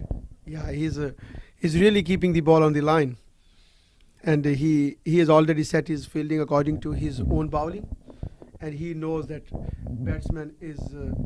It will be a little hard for the batsman to play the lofting shot over there. But this time, Rohan played very, very beautifully. The ball is racing towards the boundary line. Fielder is running behind the ball. He got it, and he gave a pass to the other fielder, and the other fielder is trying to send it to the wicketkeeper. Yes. Obviously, he doesn't want to injure himself, trying to relay a ball from 70 yards, it might be wise to get some help from the other fielder. The important thing is for players over 60 not to get injured. It's good to enjoy your cricket. Cricket is to have fun, camaraderie among the players, having fun and enjoying yourself. But no one wants to get hurt. So it's very important that they try to prevent injuries, and if they can rotate the ball in, it might be wise. Agree. Yeah, that is a beautiful thing. And as much as they stay on field, they can enjoy the healthy activity. Canada is still struggling at 46 for 1 in the 18th over. The score at 18 over should have been around 80 runs, 75, 80 runs, but they're struggling, and let's hope they can increase this run rate. And he's out stump. So Canada's just lost their second wicket. The wicket of Arun, who was beaten by the flight, trying to drive through the off stump, beaten by the flight and was stumped. So Canada is 46 for 2 in the 18th over. Yeah, exactly, Ron. This is what we were talking about. I mean, Canadian team, they have got very clear intentions. And on the other hand, USA side, they know their intentions and they're trying to stop them getting extra runs or getting more runs. And this is the result what went in favor of USA right now. They got important wicket of Arun right now, and Arun has gone to the pavilion, and the new batsman is walking towards to take his guard. Yeah, well, trying to improve the scoring rate always comes with risk. Batsmen tend to play across the line of the ball, try to play more shots by trying to increase the run rate. That one was beautifully bowled. It was flighted, and the batsman came down the track looking for the drive to the off stump and was beaten all ends up and stumped. So when you have a situation where the run rate, they're behind the run rate, and trying to increase the run rate by trying to play too many shots, you're taking a higher risk, a 90% chance risk in which a batsman could lose his wicket. The most important thing right now is the batsman to play straight into the V, pick up the singles, look for the ones and the two, because you have a man on the long off, long on boundary and deep extra cover. So those big shots, they become risky with 4 men outside of the 30-yard circle. There are a lot of gaps in between for singles, and they should be looking at 5 run and over from here on.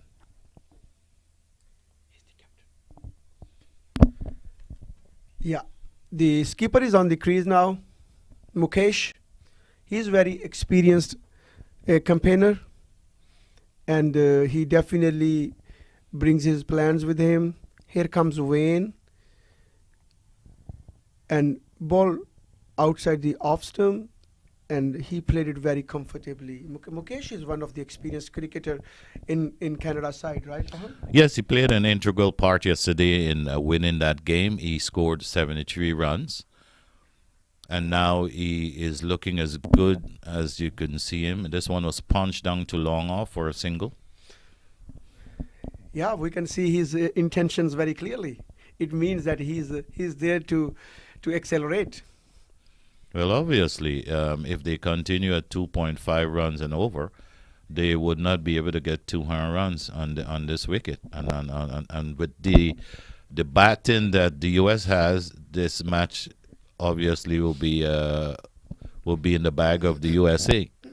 So the important thing now is to try and increase the run rate, accelerate the run rate by taking minimum amount of risk. There's no need to hit the ball in the air. The ball can be placed into the gaps, the 1s and 2. The bad ball could be put away for 4 and 6s. Very well said, Rohan. Thank you. Yeah.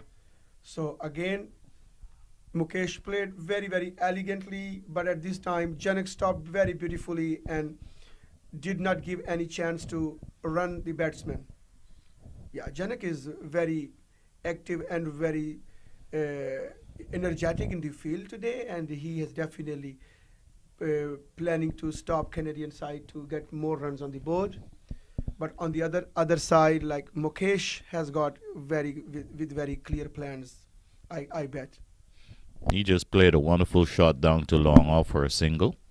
It's the end of the over. And in Canada, 49 for 2 in 19 overs. This match is coming to you live from the Moses Stadium, Houston, Texas. What a wonderful day for cricket. Beautiful sunshine, slight breeze blowing across the ground. You could see some of the flags are not moving. As yesterday we had like a windstorm up in PV. Yes. It was a bit cold, but today is a wonderful day for cricket. It's about 28 degrees outside. Correct. Let's see if we can have similar days next 5-6 days.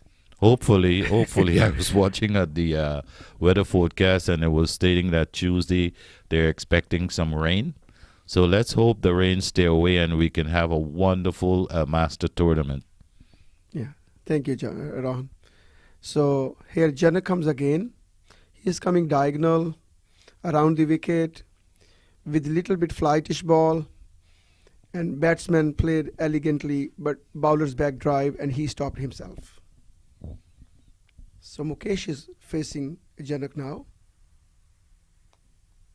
Here comes Janak, and he played it long off, but this time they will take only one.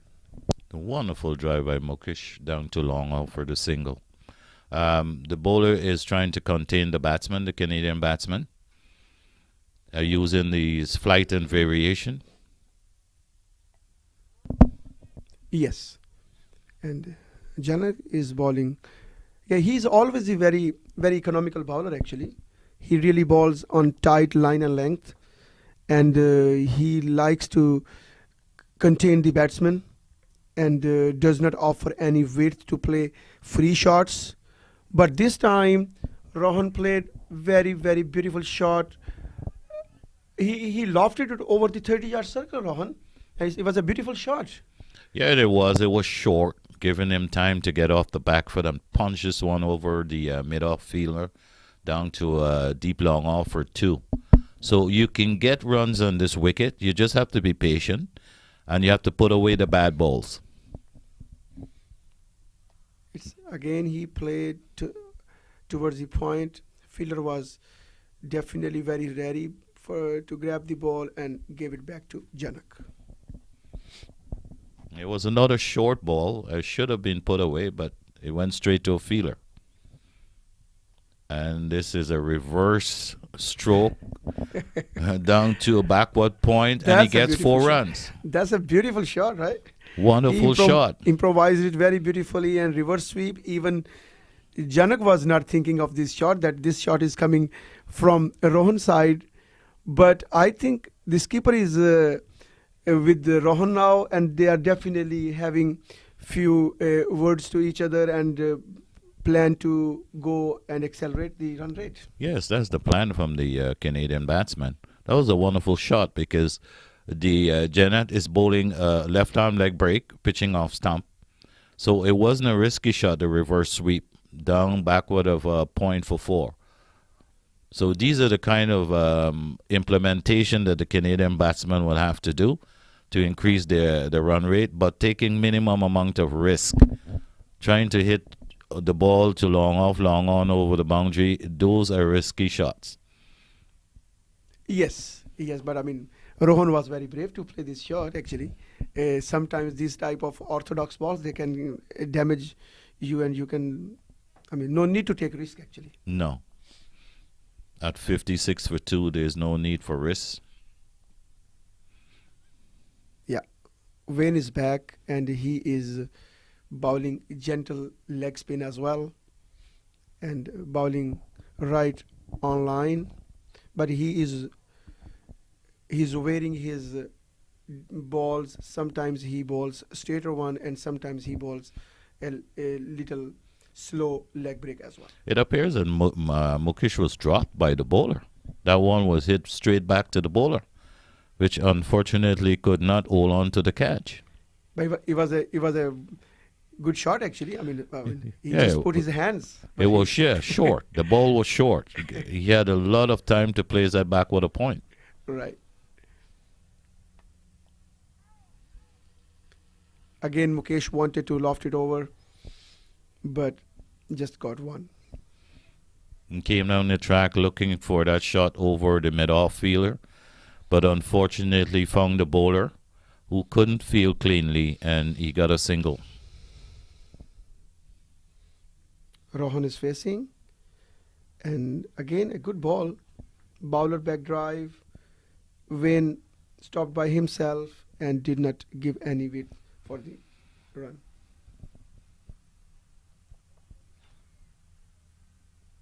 Here comes again Wayne. He's offering batsmen to go for a big shot if they can, and definitely batsman is very determined as well to get more runs. But sometimes the ball is not connecting well, but still they were able to get runs. Yeah, it was given a bit more air. Rohan came down looking for the shot through mid-on.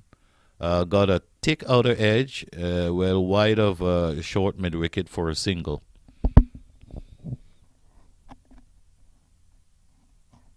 Here comes Wayne.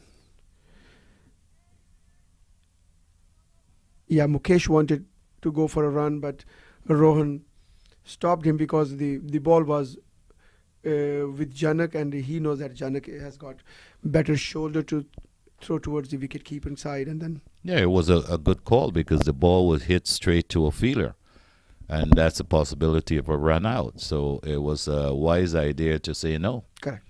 Good call.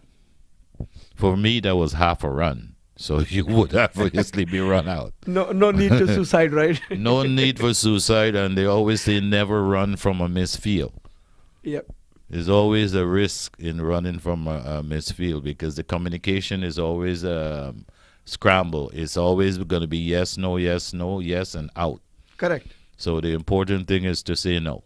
No need to hug each other in the middle of the No, pitch, right? there's no need for two batsmen being in the crease at one end, or one is left in the middle of the pitch. Correct. Yeah, so this is Janak's third over, and he's coming diagonal around the wicket. Again, another flight, and Rohan lofted it over. Oh, it's a beautiful shot. It went towards the mid-wicket side, rolling like couple of bounces, went over the line for a beautiful 4 runs. Yeah, this ball was given a little more air, but the direction was between middle and leg, and Rohan came down and hit it over the short mid-wicket fielder for 4 runs. It was a good shot, good intentional shot, and good thinking, because there are only 4 men on the onside. There's a deep mid-wicket, a silly mid-on, a long on, and a short square leg. Yes. Now Janak has brought the fielder on the mid-wicket area, and let's see what is his next plan, to give another flight, or maybe the batsman has got another plan to improvise that one on some different position. Here comes Janak. It's a good ball. Went towards gully and point area, but batsmen were very quicker in the pitch, and they got 1 run. What the bowler is trying to do is give the ball a little more air, enticing the batsman to come down either to get stumped or hit the ball straight to long off, long on the boundary, which is a good plan. Yes. So Janak comes again to Mukesh, and Mukesh very wisely played, well rolled shot towards his. It was a straight shot, and fielder gave the ball back to the bowler. Batsman completed 1 run. Came down. What a beautiful shot. Came down, get to the pitch, and drive it down to long on for a single. Another tossed up ball that is driven down to long on for another single. And this is good bowling. He's using variation of flight. He's using the faster ball. And he's giving the ball a slight more air, enticing that batsman to play that shot to long off or long on.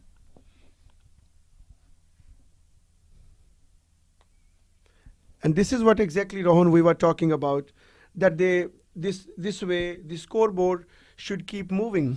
Yeah, keep getting runs, keep them moving, keep ticking the scoreboard, and definitely bring more pressure on the opponents. Yeah, increasing a run rate doesn't necessarily mean hitting 6 and 4. If you can pick up 5 runs and over, 5-6 runs and over without taking any chances, then this is a good plan for the Canadian team. They don't need to lose any more wicket at this moment. They need to consolidate. They need a consolidation between these two batsmen. If they can put on a partnership of 100 with less risk, no shots lifting their head in the air, not getting to the pitch. But if they can pick up 5-6 runs and over until the 30 over, then they have the last 15 overs to play like a T20 type of cricket. Yeah, then they will have good time to accelerate, and they would be able to achieve the desired target at that time, whatever the target they want to set on their mind. Yeah, they would have wicket in hand, and the last 15 overs, could give you. In a matter of fact, in T20, the last 5 overs sometimes can give you 50 runs. So you could be looking at 120, 130 runs in the last 15 overs. Correct. But when is bowling right on money, Rohan? It's his fourth over, and he already got 1 wicket, and he gave only 10 runs so far. Excellent bowler, varying his flight, giving the ball a slight air, bowling wicket to wicket, and forcing the batsman to play the ball back to him or to his field. Right. Batsman was not ready. Wayne was running, but batsman stopped him, so he's getting back again. Came in. Oh, beautifully played by Mukesh, the skipper, towards the mid-wicket area. It went for just with 1 bounce over the boundary line, Rohan. Yes, it was a full pitch. It was a bad delivery. This one was over pitch. He was hoping to give it a little bit more air, but it was over pitch, and Mukesh came down and hit it over the short mid-wicket fence for 4 runs. So this is what I was saying. If you can pick up 5 runs and over and put away a bad ball for 4 or 6 in an over, you can be looking at 10 runs, 9 runs and over without taking any risk. Right. And this boundary was very much needed. Again, he played towards the long third man, and ball will cross the boundary line. He played intentional shot. It looks like that he wanted to play exactly in the area where he played.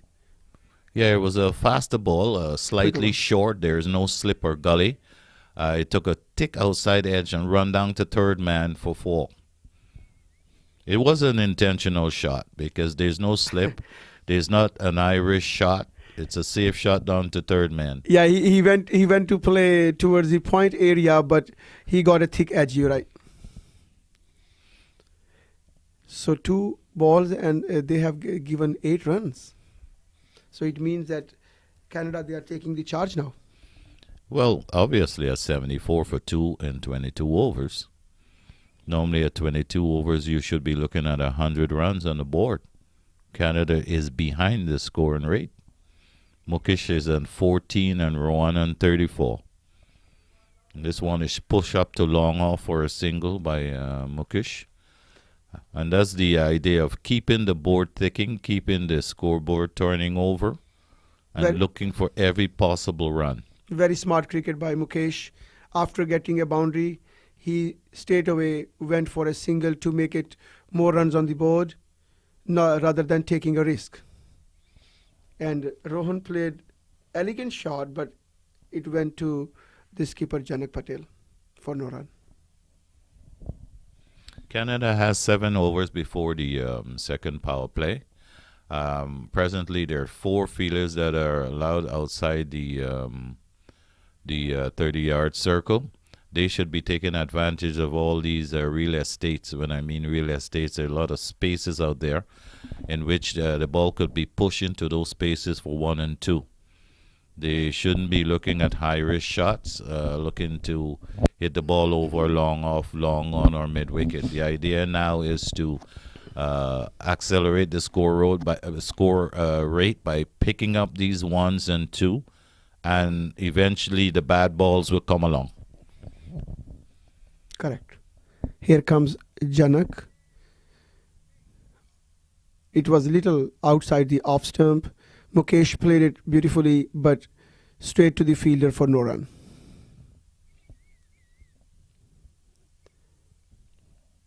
So this is Janak's 4th over, and he decided to come over the wicket. And let's see what's his plan right now, because he has sent the fielder on the top of 30-yard circle as well. And here comes again Janak. Mukesh played beautiful shot on an extra long off. A deep extra cover on the boundary. Extra cover over there, yeah. Just for 1. This was But a flighted delivery. was a good shot, but Yeah. just for 1. Yeah, just for 1.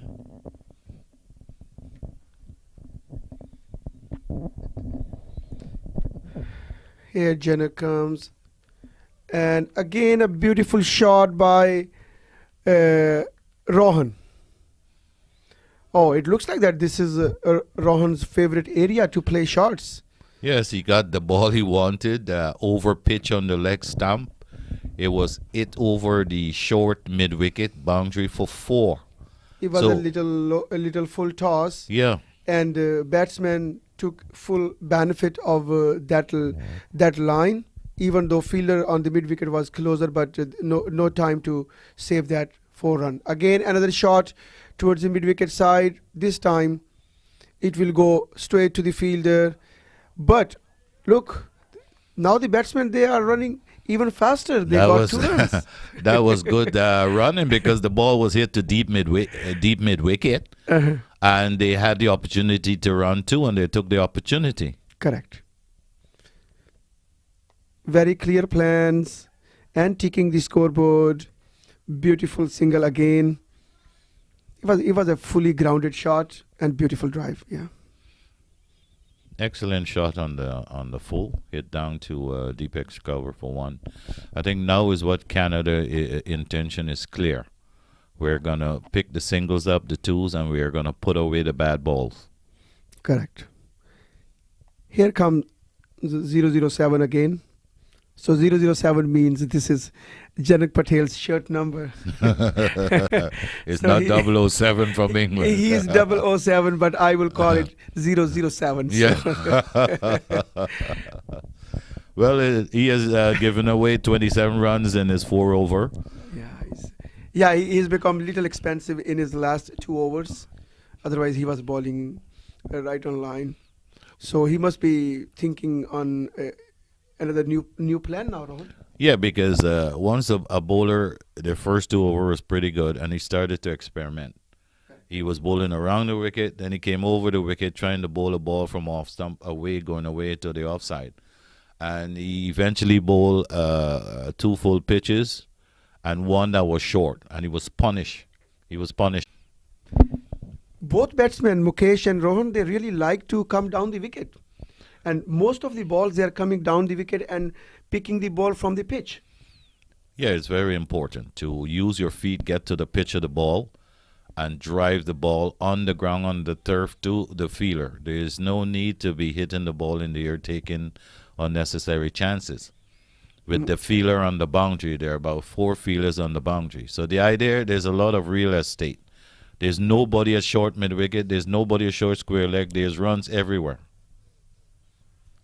Here comes Wayne again, and he played beautifully in the extra cover.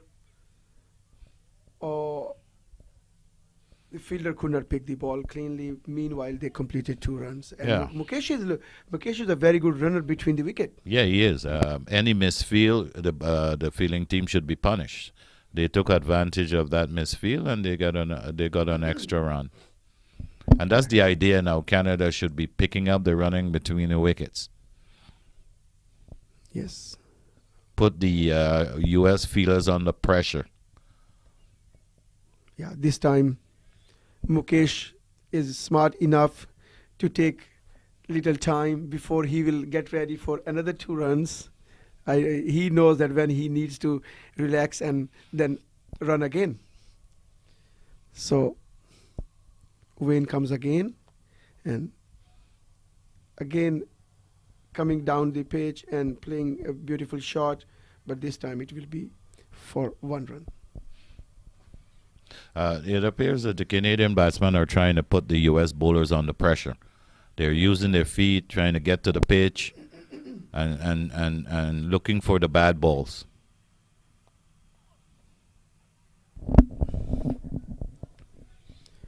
Yeah, Rohan played over the head of the bowler. Batsman, both fielder from long off and like straighter side. Yeah, Long long off off, and long long on, converge, and was they able came to. together and hold the ball and Yeah, send it back to the bowler. Yeah. Meanwhile, batsmen, they completed 2 runs. they were able to save 3 runs. Yeah. Again coming down the And- pitch, and this time He's out. he wanted to hit it over the long on, but unfortunately he could not, and fielder made no mistake this time, and Rohan is out. This is what I was talking before.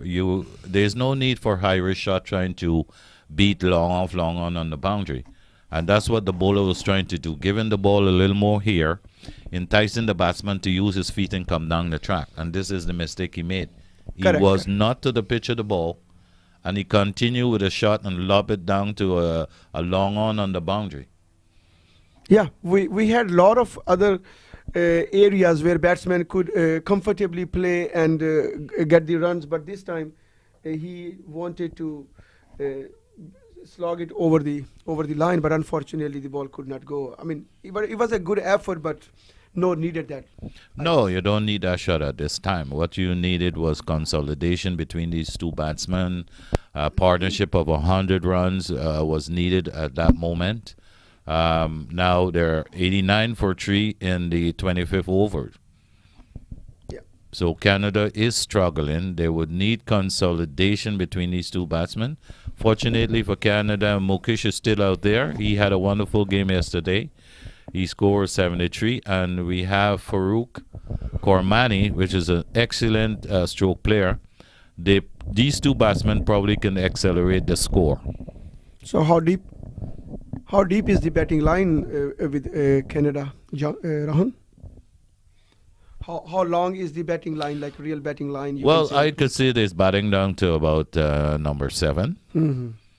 And then after that, we getting into the bowlers. But at 89 for 3, you need some sort of a partnership. You need consolidation. Janak Patel is getting ready again, and still he is very much determined to. Maybe he is planning to get the skipper. This time he is again coming back around the wicket, Hmm.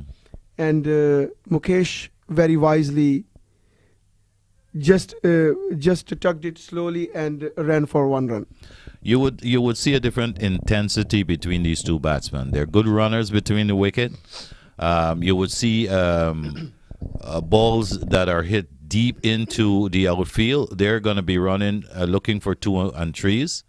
They're going to be picking up the singles. So the score rate can be accelerated with these 2 batsmen. Good. Here comes Janak again. Flighted delivery. It was first ball played by Farooq, and bowler's back drive, and he stopped himself and running and coming back again. Here comes Janak. Very gently tucked it it looks like that Farooq is just checking his line and length, and yeah, he's looking in no rush, but he knows his plan actually. Yeah, I think that was a slower ball. Eloquently disguised. Oh, it could be a chance. No, Mukesh stopped Farooq very wisely because the wicketkeeper was running very fast towards the ball, and maybe he could try to hit like direct hit towards that. So Mukesh stopped Farooq. Yeah, there was no single there. That's half a run. Here comes very beautifully played straight drive, and they got 1 run. So Farooq, he got his first run, and Mukesh will be facing Janak right now. That was a wonderful piece of using his feet to get to the pitch of the ball and driving it down to long off for just a single. Here comes Janak again. Bowler back drive. Wanted to stop, but it was a good shot, and maybe he was a little hesitant to put his hand on. Yeah, I mean, that's his bowling hand. He doesn't want any injury. He preferred the ball to go down to long off for a single. Right. This was a better over from the bowler. He did use some flight, the slow ball. Yeah, he came back. Yes, and it's a good over, and and it looks like that. I mean, Janak is a main bowler of his team, and he knows his plan, and particularly he normally targets the batsman what he thinks that could be dangerous for their side to getting more runs or something. So he targets all those batsmen normally. Well, Janet, looking at his bowling stats, he has bowled 5 overs for 30 runs, so he's going at 6 runs and over. Yeah, he's a little expensive today. Yeah. So if Canada could put some more pressure on him, there are 2 experienced batsmen batting there. If they can get to the pitch, hit the ball down into the long off, long on, deep extra cover, there's a possibility of 2. Wait for the bad ball, either the over pitch or short ball, and capitalize on getting a 4 or 6. But so far, the Canadian batsmen have been struggling. The U.S. bowlers have been very tight. They have been drying up the runs and make the Canadian batsmen work for every run. And this has been good bowling. 92 for 3 in 26 overs bowl. Canada this morning, they won the toss and they decided to bat. I thought personally they should have fielded, but they won the toss and decided to bat. And outfield, that was slightly the slight dew, moist on the outfield. Wicket is hard and flat. Possibility of keeping a bit low. So they played right into the hands of the U.S. because if the U.S. had won the toss, they would have fielded. So Canada right now is struggling at 92 for 3. Let's hope that they can present a good challenges score to the U.S. Yeah, here is the change of bowling. Manzar Butt, he comes and he bowls. It was like full pitched ball. I mean, you can say like it was like a little low full toss actually. He wanted to pitch it full, but he could not. He had few words with Janak Patel, so it looks like that he is there to at least to stop quick singles. Because Manzar, he's a very experienced bowler and he is a very golden arm bowler. He normally comes to take wickets, but very elegantly played by Farooq.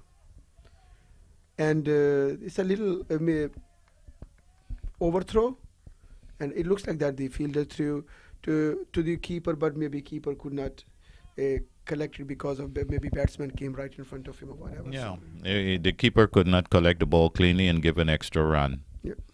But the Canadian batsman should target Manzar, put him under pressure, and possibly get some bad balls from him. Here comes Manzar, and beautifully played towards the long off area for 1 run.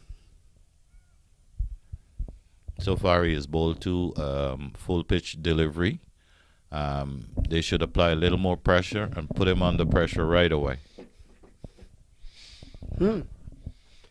We can see little break here. That's a beautiful arm ball. Yeah, that's a beautiful ball. It means that this wicket can help to the spinners if they are able to break a little bit. Yeah, then maybe batting second, the pitch will show its behavior a little bit different.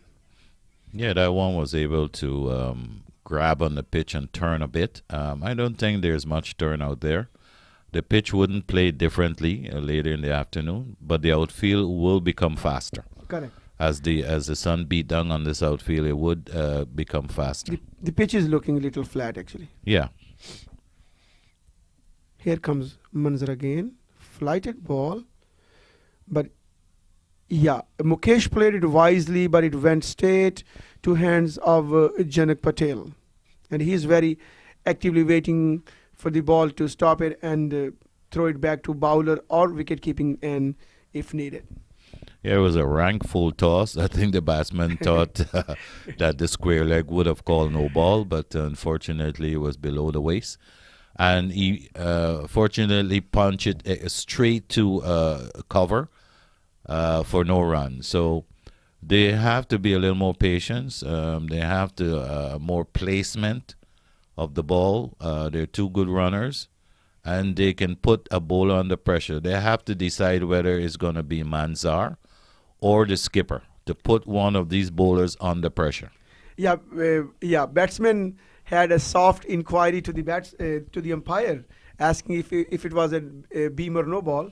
But because the batsman is coming down the pitch every single time, so once you are coming down the pitch, sometimes the benefit of doubt goes to the bowler. I mean, it's not easy to declare it as a waist height no ball, right? Obviously, because the batsman moved from his position. Correct. His standing position, came down the track. I even made it into a full toss, but didn't utilize the opportunity to put it away for a boundary, and eventually hitting it straight to cover for no run. Yeah, so David is back, and first ball, yeah, it's a straight ball. Batsman just wanted to check his arm, did not offer any shot, and wicketkeeper collected it cleanly and sent back to David. David again coming diagonal around the wicket, and he tucked it to the gully position. Fielder is there. Again, there is no run. So most of our bowlers, Rohan, they are coming around the wicket. So they are left arms, but most of them, they are coming diagonal and around the wicket. So what do you think they are planning to do? The idea is to bowl on one side of the wicket. He's a left-arm bowler coming around the wicket, and the idea is to bowl the ball off stump going away from the batsman.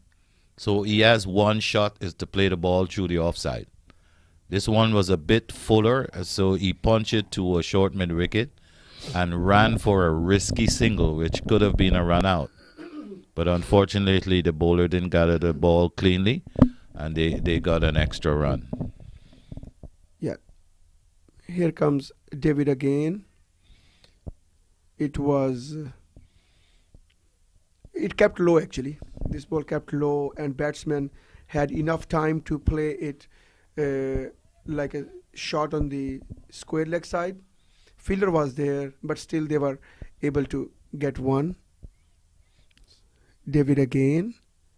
Want to keep on the line. It's down the leg side. As we earlier mentioned, that if it is not very far from the batsman, so one ball down the leg is allowed, so it will not be called as a wide ball. So this is a fair delivery. David comes again. And again, very smartly tugged by Farooq, I guess. It's Farooq, right? Yeah, Farooq played it down to third man. And he played it to the third man and got one run. There's too many dot balls. Canada not utilize. They're wasting too many dot balls. At 28 overs as 99 for 3. There are too many dot balls in this innings, and there are too many real estates. There are too many gaps out there for the singles. So should we give credit to USA bowlers? Yeah, they to stopping them getting singles. From this morning, they have bowled well. They have bowled wicket to wicket. The important thing that I've seen, they have bowled to their field. They either bowl to one side of the field. Right. It means they are bowling as per their plan. Yeah. Let's see. So, Manzar come again, and batsman played wisely, and soon he started running, so they got a single. Even though fielder was not really deep, but still they managed to get single. So after that run, Canada, they are 100 for 3 in 28.1 overs. And now definitely their first target could be 100 runs in between 20 to 25 over something, what I understand. And now they are 100 for only loss of for 3 wickets around. There's still 7 wickets to go, and still they have got plenty of time to accelerate it. Well, you have to keep in mind they have 17 overs left and they have 7 wickets in hand. So yes, they have some time to accelerate the scoring rate. I guess at the second water break at 30 overs, they will have to consolidate and have a plan on how to approach the last half of this innings. Yes, sir. So that one was they punched down to mid-on for a single. Yeah. The Canadian run rate at this moment is 3.56 runs and over. If they can get it up to 5-6 runs and over, they could be looking at a score of 160, 180 runs. Yeah, here comes Manzar again. Yeah, played, and Farooq is trying hard to get ready for double, but this time Mukesh was not ready. He knew that the ball is going fast, and the fielder is coming to grab it fast quickly as well. So maybe there was no chance to run for double, just saving energy for few overs more. There was no second run in that. The No. ball was hit hard and straight to a fielder. Correct. So Canada, they do not need to take any chances at this moment. They need to play the ball on its merit, wait for the bad ball, and look for those singles. There are lots of singles in there. Unfortunate for Canadian batsmen, the U.S. bowlers have been on target, they're bowled tight, and they have been drying up the runs. Here comes Manzar again. But wow, this is very, very quick single.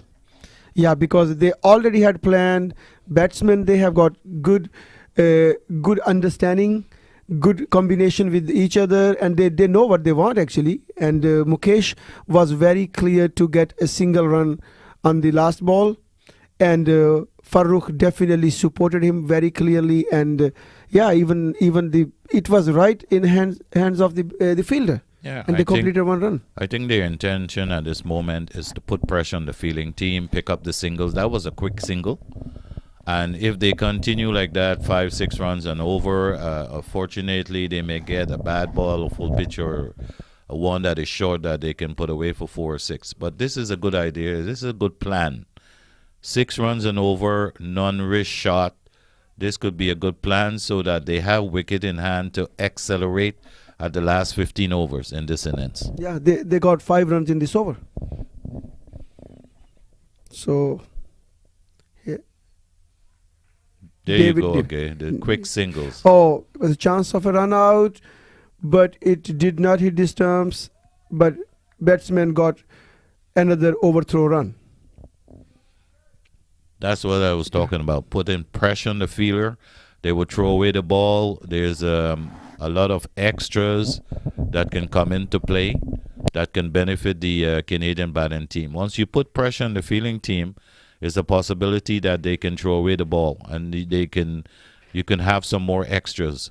They're running the quick singles at this moment, and that's the idea. Yes. So David getting ready, coming around the wicket. It's a good ball actually. It's a not a bad ball, but I mean Mukesh knows that there is no fielder on the extra cover, so he wanted to play it, but the ball went straight to the fielder actually. Any dot ball is a good ball because there's no run score out of it. Right. Yeah. Here David again. Flighted ball he made it like as a low full toss, but he played very beautifully in the gap, and the batsmen, they are running very fast, and they completed 3 runs. That's a beautiful running between the wicket. Well, you wouldn't imagine these players are over 60 and they're running like they're 20 years old. So And still Mukesh is looking to get the they're fourth looking run. for the 4th run. So they are in shape. I love the energy of Mukesh and Farooq. I mean, they Yeah. are running beautifully. I love the enthusiasm of these 2 batsmen. They are looking to score on every delivery. Yes, sir. So here comes. Oh, so David changed his plan at the last minute, but it was not a really good plan. It looks like that he thought that the batsman is coming down the wicket, and then he bowled a wider ball, and the batsman just deceived him and stood in the crease. It was declared as a wide ball. So David again. Let's see. Yes, flighted ball. Farooq played it very wisely for single.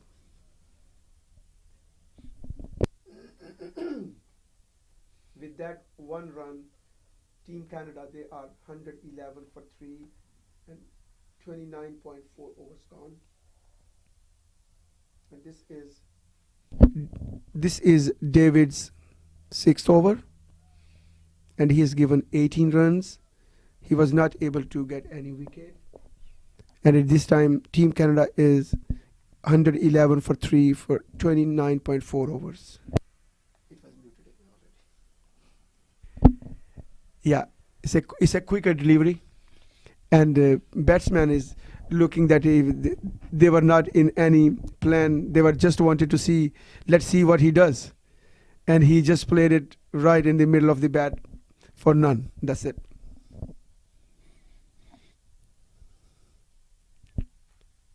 This one is short and punch out to cover for no run. Canada presently won 11 for 3 of 30 overs, and the umpires called water break. Yeah, it's a drink break, and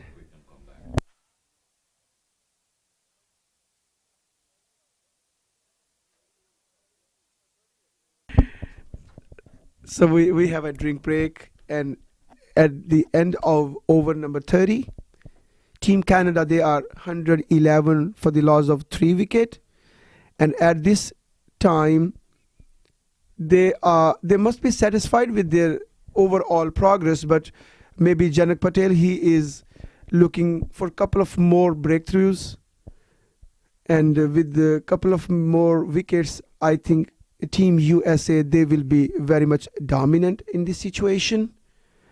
But the way Mukesh and Farooq, they are batting right now, they have got their own plans, and they know what to do in next 15 overs. So please stay with us. We will be back in a couple of minutes. Take a break.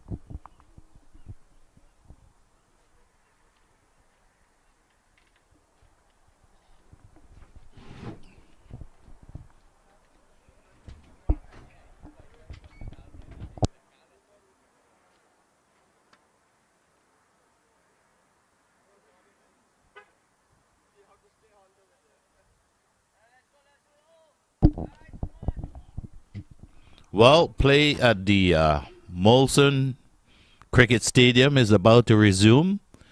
The match between Canada versus the USA. Canada this morning won the toss and decided to bat. They're 111 for 3 wickets in 30 overs. Mukesh 30 off 37 and Farooq is on 10 off 16. We are in the third mandatory power play over 31 to 45. So we're hoping that Canada can accelerate the scoring rate using these last 15 overs. If they can even get 6 runs and over, they can probably get a reasonable score to put on the board to give themselves a fighting opportunity to win this game. Yesterday, Canada was fortunate to score 241 runs. Today, they are struggling at 111 for 3 in 30 overs. So play is just about to resume, and Farooq will be taking strike. Welcome back to the Molson Cricket Stadium here in Houston, Texas. And we are looking at the match between USA and Canada over 60. Yeah, yes, Ron. It's a beautiful day, and the game is about to start. Manzar is bowling and from the far end, and he is just looking at his fielding placement. Here he comes and bowls. And oh yes, batsman played it intentionally within the 30-yard circle, and he knew that there is no fielder over there, and they ran 2 runs comfortably, but they knew that they are going to run for a couple of, right? Yeah, the idea is to increase the scoring rate, and by doing that, you have to pick up the 1s, the 2, and the 3s. That's clearly the intentions of the 2 Canadian batsmen. Here comes Manzar again, and Mukesh wanted to play on a different side, but finally he got it for 1 run. Oh, it was Farooq, my bad. That actually was a full pitch. It should have been put away through mid-on for 4. Unfortunately for the bowler, it was struck to short mid-wicket for a single. Maybe there is a different plan running on their mind. Obviously. Now there are 5 fielders that are allowed outside the 30 yards. Yeah, they have covered the whole fielding area. They are not allowing Team Canada to give more runs, but this is very, very beautifully played. Oh, it's a beautiful fielding on the boundary line. He dived, the fielder dived and stopped 1 run. Meanwhile, the batsmen, they ran for 3. Yeah, he saved at least 1 run. That was good fielding. Brilliant fielding on the deep square leg boundary. Yeah, he did his full length dive, and he saved runs for his team. Here Manzar comes again, a little quicker, and Farooq played. Well, he played like a full pull shot, but went with 1 bounce to the fielder, and he sent it back to the wicket keeper. It looks like that the fielder is looking a little tired, or maybe a little. Well, once you put little pain in his shoulder while throwing. Well, that's the idea. It's a long way. Once you put the pressure on the fielder, right? There's a possibility that you can get overthrown, and he's on the deep mid-wicket boundary. So it would take 2 fielders to relate. The important thing is to relate the ball back to the bowler. Correct. Here comes Manzar again, but beautifully played bowler's back drive, and got comfortable 1 run. Over has been called. I think Canada right now is looking for every run possible. Whether any ball that is hit in the deep on the boundary, they're looking for two possibility of 3 runs.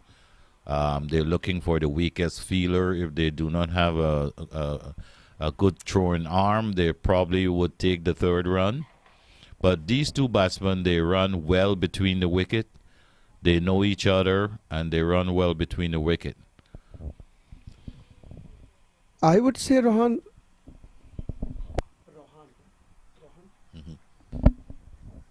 Yeah, I would say that Team Canada, they are definitely sticking with their plan. And when we talk about the average, this ground is little low scoring, but I would say, as per my experience, when we compare this one to PV, like Prairie View ground, because the ball keeps little low comparatively, and Team Canada is already very close to a run rate of 4 per over. So it means they're not going bad right now. They're trying to recuperate well, and the way they are trying, maybe they would be able to get few runs on the board, and it will be very competitive total over here. I would say like 180 around somewhere, 175 to 180. It's a beautiful total. Oh, it's a beautiful pull shot played by Mukesh. There was no fielder over there, and the ball just flew like a rocket over the boundary line. What a beautiful shot by skipper, and he is very, very, very clear on his mind, and he knows to get as maximum run he can, and David had no answer of his shot. Look at that. The way he knows there is no fielder, and played beautifully. Yeah, Mukesh is a prolific scorer of the ball. That one was short. It was banged in short, and it was pulled over the deep mid wicket boundary for 4. Now there's a deep mid wicket feeler. There's a mid off, mid on the boundary, and a deep extra cover. Here comes David again. It's a low full toss. Played in the extra cover. Mukesh wanted to go for second, but Farooq very wisely stopped him, because the ball was coming with one bounce to the bowler. It could be dangerous. And I think Rohan, with the previous 4, maybe skipper forgot to take a fielder on the boundary line. He took very defensive, very attacking fielding at that time. Another beautiful shot. Another beautiful shot by Farooq this time. And it looks like that the bowler is a little bit, he could not bowl where he wanted to bowl actually. And these 2 balls, I would say this was a bad ball actually. And batsman took the full advantage of that ball. There was no fielder at all. Look, you can see he took time and just played a square leg shot. Yeah, I was surprised that the U.S. team came out, and rather a defensive field, they started attacking. There was no deep mid wicket. Yeah. Just a long off, long on, and a deep extra cover. And that ball was very short. It was pulled too short mid wicket for 4. This time he just come forward respectfully and push it up to mid on for no run. And this ball was comparatively a slow ball. So David, he knows that if he bowls quicker one, that is being punished. So now he will be thinking and needs to stick with his plan. Look, he's bowling now a slow ball now, not quicker like before. Yeah, this one he took the pace off, was short outside the off stump. Unfortunately, Farooq could only guide it down to the short gully fieldsman for no runs. But I think what Canada has decided to do, and we can see that from the last couple of overs, they have decided to pick up the pace. They have decided to run the 2s and 3s that are hit onto the boundary. And they have decided to put away any short ball will be put away for 4. since this is the 33rd over, there are 5 fielders that are allowed outside the 30 yards fence. And they are at a deep extra cover, long off, long on, deep mid wicket, and deep square leg. So any ball that is hit in the outfield, short of those boundary riders, the batsman obviously can get 2 or 3 runs, depending on the fielder. So the Canadian idea now is to put pressure on the fielding side. They know they're tired. Their 32 overs have been bowled. The bowlers are getting rugged. They're not keeping and maintaining the line they had this morning. So there's a possibility that this run rate can be increased from 4.06 to about 8 runs and over. And this one is down the leg side. It was called wide. It will run away into the boundary for 4 runs. So 4 wides given by the umpire. Canada 130 for 3 off 32 overs. Chetan, which bowled a faster one and wide down the leg side, was called a wide by the umpire. Yeah, this is around what we were talking about. It's a white ball. This is what we were talking about, that the first time Team Canada, they have 4.22 run per over average. It means they are getting it, planning it to get better. And this time, again, on the This could run the away left side, for and 4. it will go for boundary Yeah, line. could run away for 4. And The umpire has just signaled leg bite. He has lost his line, Chetan. That was a faster one, but down the leg side. And Mukesh tried to place it to short square leg. Unfortunately, missed the delivery and got 4 leg byes. yeah, so Team USA, it looks like that suddenly they are looking like little fumbled. They should take their time, get back, and try to stop Team Canada getting so many runs very fastly. And they should take their time actually.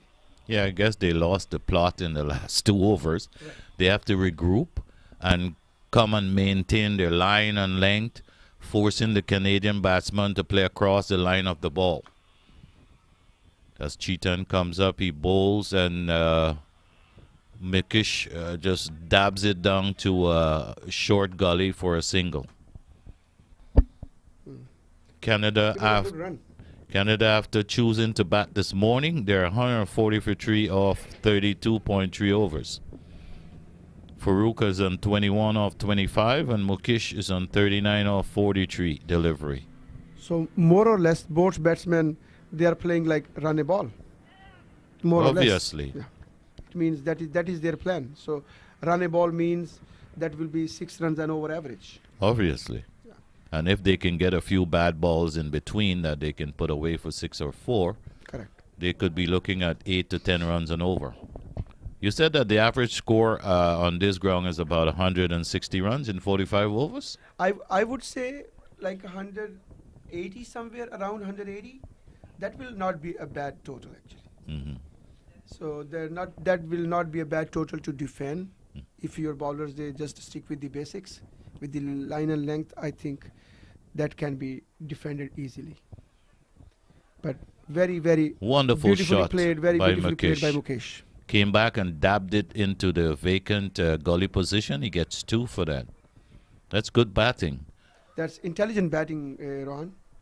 The Mukesh is, I mean, he impressed me. He's a really good batsman and beautiful runner. These two young batsmen, they are running beautifully. They look like 40.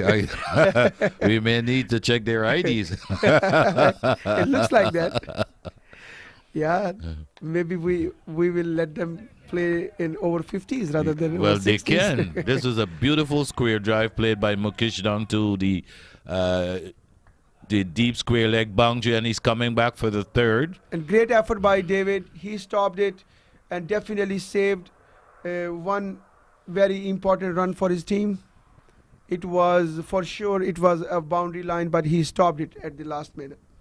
The umpires inquiry whether it was 4 or not, but unfortunately they do not have the replay or the third umpire, so they have accepted the 3 runs, and Canada has moved on to 146 for 3 in 33 overs. So how you see, Rohan, because at this stage of the game, when Farooq and Mukesh, they are running hard and they are more or less tired, obviously.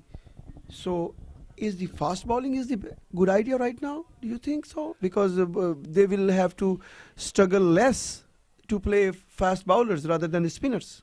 Yeah, the fast bowler is not necessarily a good ploy at this moment if US is deciding to come on bowl pace, because the outfield is drying out and any edge can run away. Deep third man, deep fine leg for 4. The spinners did an excellent job by constricting the Canadian players, batsmen. They dried up the runs. They were consistent with their line and leg. They did bowl a few bad balls, short ball, wide outside the off stump. But they have bowled well to constrain the Canadian to 4.42 runs and over. And that's chaseable on a ground like this, which is drying out and which is getting faster. The outfield is becoming faster.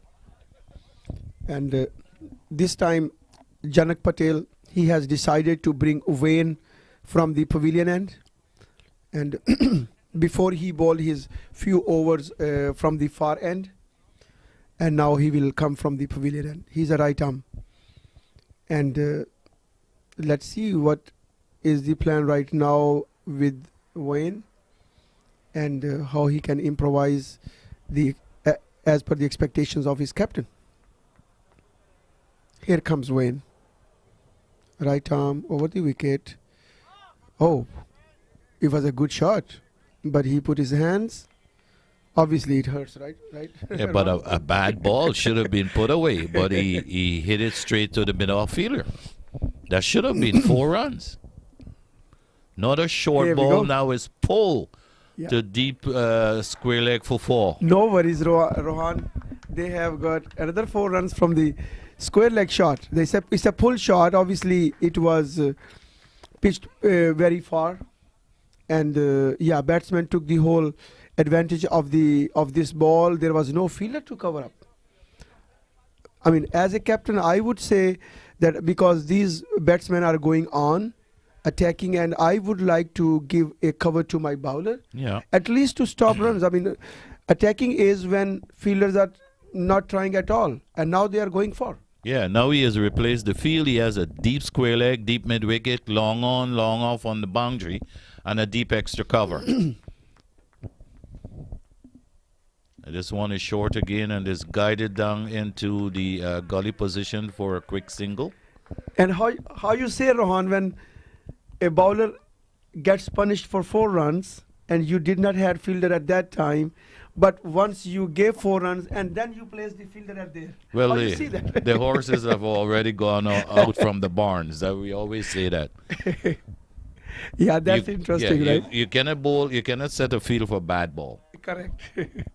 So if you're going to be bowling off break, you do need a deep square leg and a deep mid wicket, a mid on the boundary.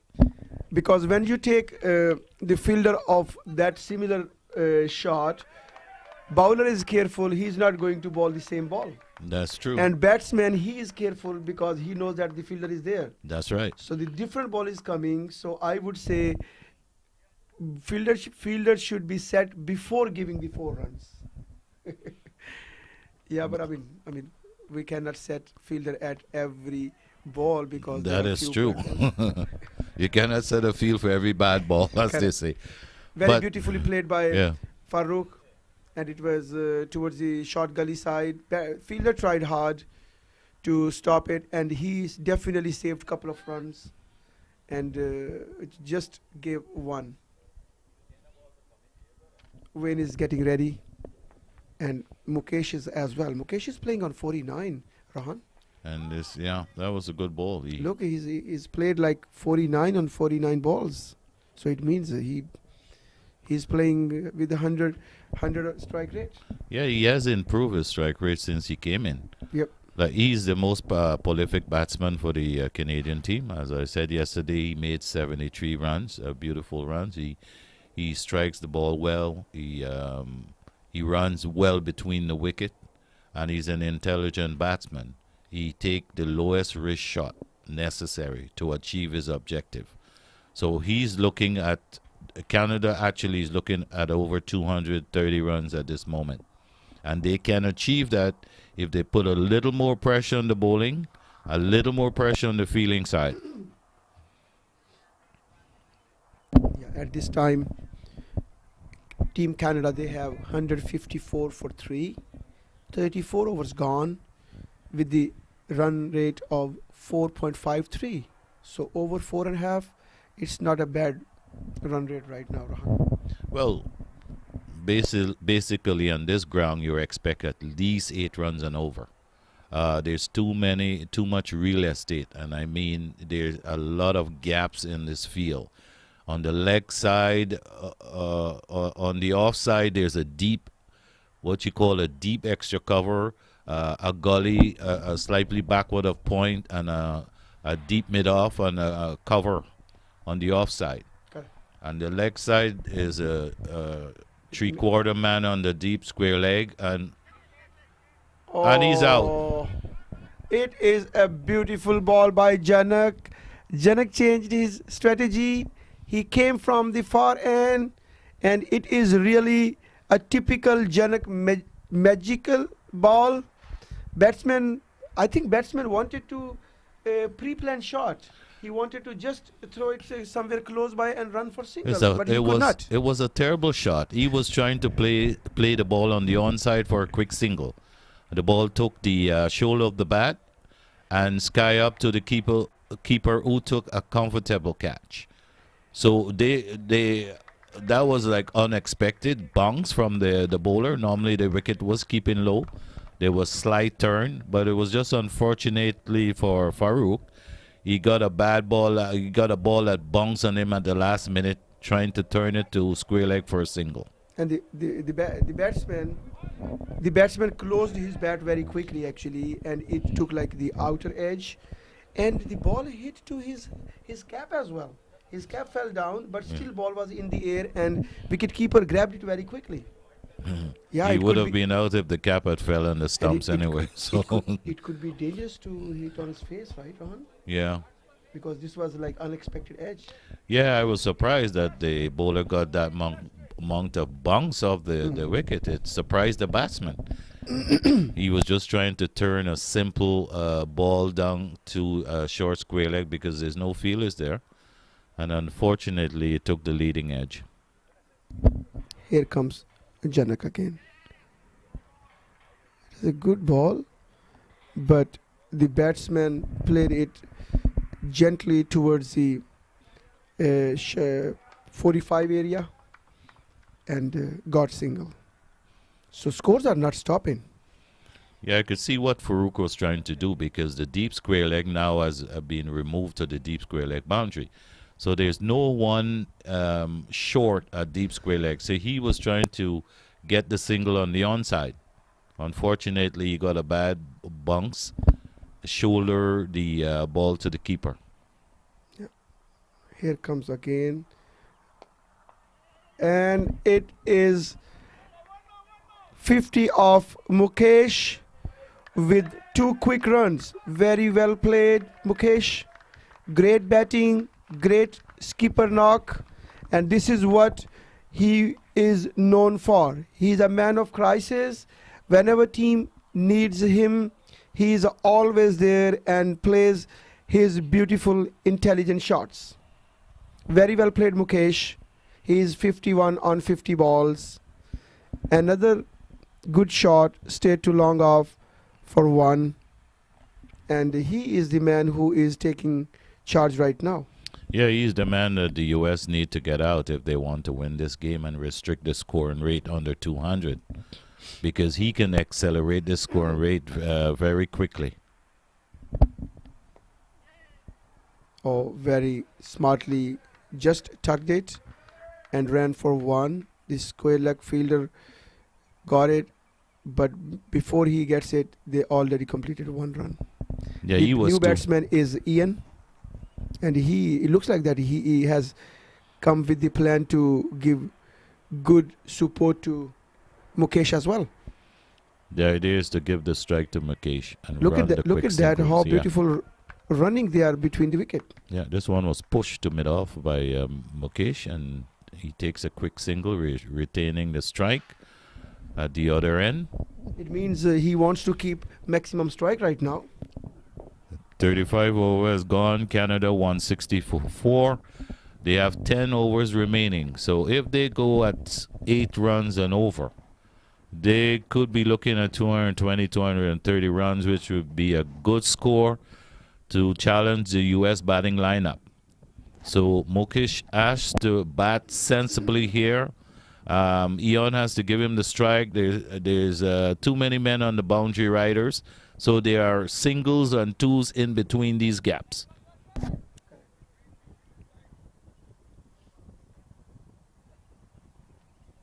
I mean, definitely, Janak would have explained his bowlers to to bowl according to his set field, but sometimes it is not. Look, they are running hard and they are taking doubles comfortably, and most of the balls they are playing on the onside. That's good run in Onside between. there is only one fielder within the 30-yard Yeah. circle, and I think the way they are playing, leaning towards the off stump and playing the ball towards the onside, it means you need couple of fielders over there to stop their doubles at least. Well, USA cannot stop the singles. The important thing is to save the boundaries. So they have 5 boundary riders riding on the boundaries. So there's lots of gaps, the mid-off, mid-on, to get the single. And that's what the the 2 batsmen have been doing. Placing the ball to mid-off, mid-on, and pick up the quick single. Yeah, it looks like that Janak heard us, and he called his square leg fielder inside the circle, and for Mukesh he is going back. Yeah, for one ball he came in, but maybe the plan could be different, so he's going back again. And Mukesh is smart. I don't think he will go for a big shot. He will go to steer singles and doubles, and he knows which shots he's going to play, and he plays really patent and pet shots. Yeah, the idea is for the new batsman is to contain him. So they bring in the field in the 30 yards, but for Mukesh, the fielders are back on the boundary. Now he comes down and he drives this one to a long on position for a single. And that's all he would get as the throw has been related to the bowler. Correct. For Ian now, the idea is to bring the feelers up to save that single and put pressure on the new batsman. This is what US plan is. Yeah, Ian is the new batsman, and yeah, that is the batsman where they can put pressure on. And yeah, before he will get set, I think we can get like few dot balls to put pressure towards Canada side. Here we go. And he's given out LBW. He missed. Unfortunately, he missed the full toss. It was a low full toss. He gave the air, but could not bounce before and hit straight. He wanted to play to the square. It is really like a slog sweep. It was a poor shot. The ball was in the air long as a full pitch. He could have timed that ball through mid-wicket, but he tried to pull it the deep square leg, missed the ball, and the umpire had no choice but to give him out LBW. So Canada has just lost another wicket, 163 for 5 in 36 overs. This ball was favorite of Mukesh. Mukesh is playing very well to the lower full tosses and all these balls. Well, it looks like Mukesh is playing on a different turf to the other batsmen. Right. And he's seen the ball. He's a prolific batsman. He's seen the ball well. He got runs yesterday.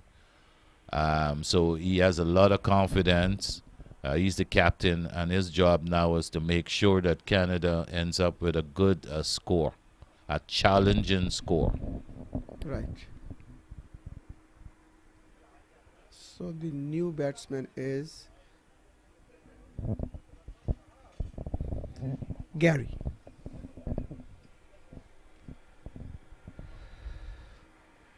And that was the end of the over, Rohan. And Janak Patel is back, and he is ready to bowl from the far end to Mukesh, Mukesh, the skipper.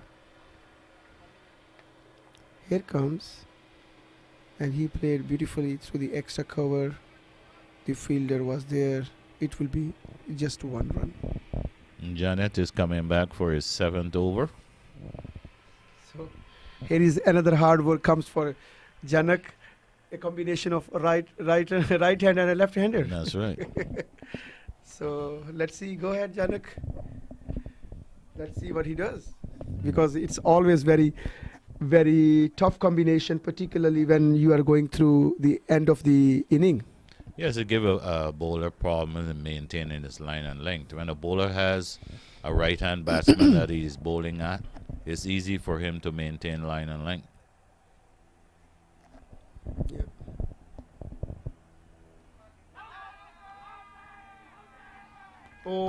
He's out caught behind. Oh, yes. Well done, Janak. Yeah. He bowled beautifully, and the keeper made no mistake to grab this ball. It was like very flighted ball, and Gary wanted to play through extra cover straight away, like a big drive coming, rather than just a little bit more defensive and coming closer to the ball. He played a little bit away from the body, and and ball went straight in hands of the wicket keeper. Yeah, he wasn't to the pitch of the ball to play that shot. He just got to the wicket. His duty was to give the strike to his captain, Mukesh, but he attempted extra cover drive, got a faint edge on the outside of the bat, and was caught behind for a duck. So Canada is in deeper trouble. 164 for 6 in the 36.2 overs. And they need some sort of a consolidation because they're into the tail. The U.S. bowlers are into the tail at 164 for 6. Yeah, there must be some teammate who can support Mukesh. Mukesh is by himself just facing whole Janak Patel's 11. And here comes Janak again. Beautifully played by the new coming batsman for 1. And score moves to 164 for 6 wickets. 36.2 overs gone. The run rate is not bad according to this pitch. I would say that is 4.51 right now. I think Mukesh needs the support. He needs some sort of a partnership. Here comes Janak again. He could not keep the ball on his bowler back drive, and batsman ran for 1. Canada at this time is in deeper trouble. They should be looking now to bat out these overs and to put a score close to 200 runs on the board. This one was short and punched through the covers. He gets 1. He's coming back for the 2nd. This could be a risky run, but unfortunately the throw was not good, so eventually he got 2 runs. How can you correct your throw at this time? Rohan? So the new batsman is Nasser. And Nasser played elegantly that shot for 2 runs actually, and within 3 balls he got 3 runs. It means that he is there to support Mukesh, and let's see how consistent he can be. He looks like a fairly good batsman. If he can support his skipper for the next couple of overs, Canada should be looking at a score close to 200 runs at 168 for 6. they possibly can get there, but they would have to accelerate their scoring rate very, very soon. Yes, Rohan, I mean, 8 more overs to go. So if we just being on the modest side, if we just calculate like 5 runs and over, so still we can add 40 runs in this inning. It means still they are crossing 200 runs, Yes, which is not a bad total on this wicket. I'm telling providing you. they don't lose any more wickets. I mean, that will be great, great thing to see if we do not lose wicket and get runs. But I mean, still, at the end of the day, you are able to add only 40 runs, and you get like 200 runs on the board. Yeah. It's a psychological pressure as well for the batting side. Yeah, it's a psychological advantage for Canada. Correct. Anything over 200 runs is a fighting target. Is a target that your bowlers can bowl and defend. Yeah, but the one beautiful thing is that Team USA, they have got very good batting side. They have got very good batting, and they have got all capabilities to chase this run, keeping in mind that in the second inning, wicket will play even more flatter, right? This is what we were talking about in the morning. Yeah, we are expecting the outfield to speed up because of the sun. There was some dew and moisture on the outfield this morning, so we can see the ball now is running away to the boundary. This is a full pitch that has been driven down to deep extra cover for a single. Yeah, I don't think the wicket would change. It would still play flat. There might be some turn for the spinners. There's no pace for the pacers, but the important thing is line and length on this wicket. Again, a short ball outside the off stump that was punched down to deep extra cover for 1. Yeah, they are playing wisely now. At least they have started to run a ball. It means minimum 6 runs, and over is going right now, but they are waiting for the bad ball. Here we go. So beautiful running between the wicket, and Nasser knows that his captain, he needs their support, so he is just tucking the ball and running straight away. That is the basic thing. So Well, this Nasser captain is an intelligent batsman. I'm sure he must have told him that I need most of the strike. We have about 7 overs to go. I need the strike. Give me pick up the singles and give me the strike. So he needs to give the skipper the strike so that he can have an opportunity to increase and accelerate the scoring rate. As you said, 200 plus runs could be a challenging score, despite the fact that the U.S. have some good prolific batsmen. They can be tested on this wicket with good bowling. Bowlers that bowl wicket to wicket, dot balls, put pressure on the batsman. yes, sir.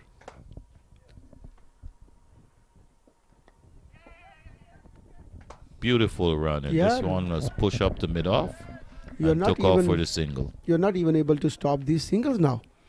They are just throwing the ball in the closest areas, nearest areas, wherever they think, and they're running because running is their intention.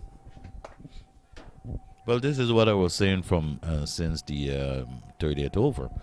If you have 2 good runners in between the wicket, you can get 6 runs without risking any dangerous shot across the line of the ball.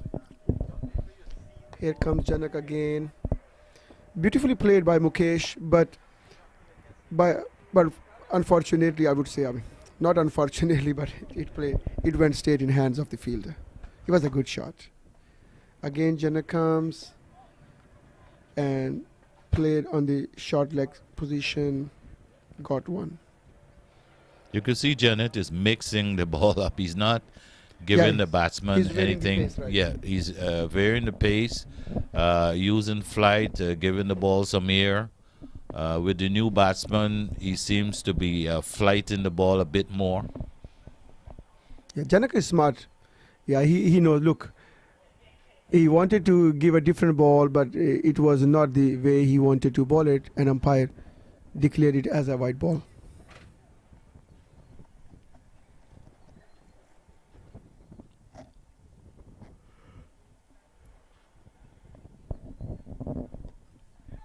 Here comes Janak again. Wanted to play towards the leg side, but could not get the room over there for no run. Janak is coming again to ball to Nasser. Flighted ball. And yeah, very good running between the wicket. The fielder could not stop the ball very cleanly. And meanwhile, batsmen, they run for one. This is good bowling by Janet. He has been containing the batsman. Hasn't been giving away any boundary. The single does not hurt the US team. There's been no boundary score for the last couple of overs. Correct. The Mikish back shortish and punch They are it out to planning deep. they are extra planning to cover. run for two, and they completed it safely. So with the addition of these 2 runs, so Team Canada, they are 178 for 6 wickets, 39 overs gone, with the average of 4.56 on the board. We were hoping that this run rate could have increased in the last 15 overs. They have slowly been increasing the run rate, and that is due to the quick singles they have been taking. They haven't been much boundaries in the last couple of overs. So I guess Canada, they're sticking to their plan. They're picking up those quick singles. They're not taking unnecessary risk by trying to hit boundaries. And they're looking to get their score at least close to 200 plus runs, which could become a challenge for the U.S. Batting side.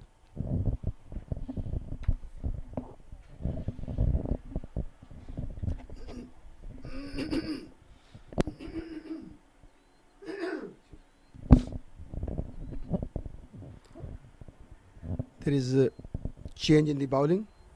The new bowler is David. He has already bowled his 7 overs and he gave 28, but he was not able to get any wicket today yet. So he is back in attack.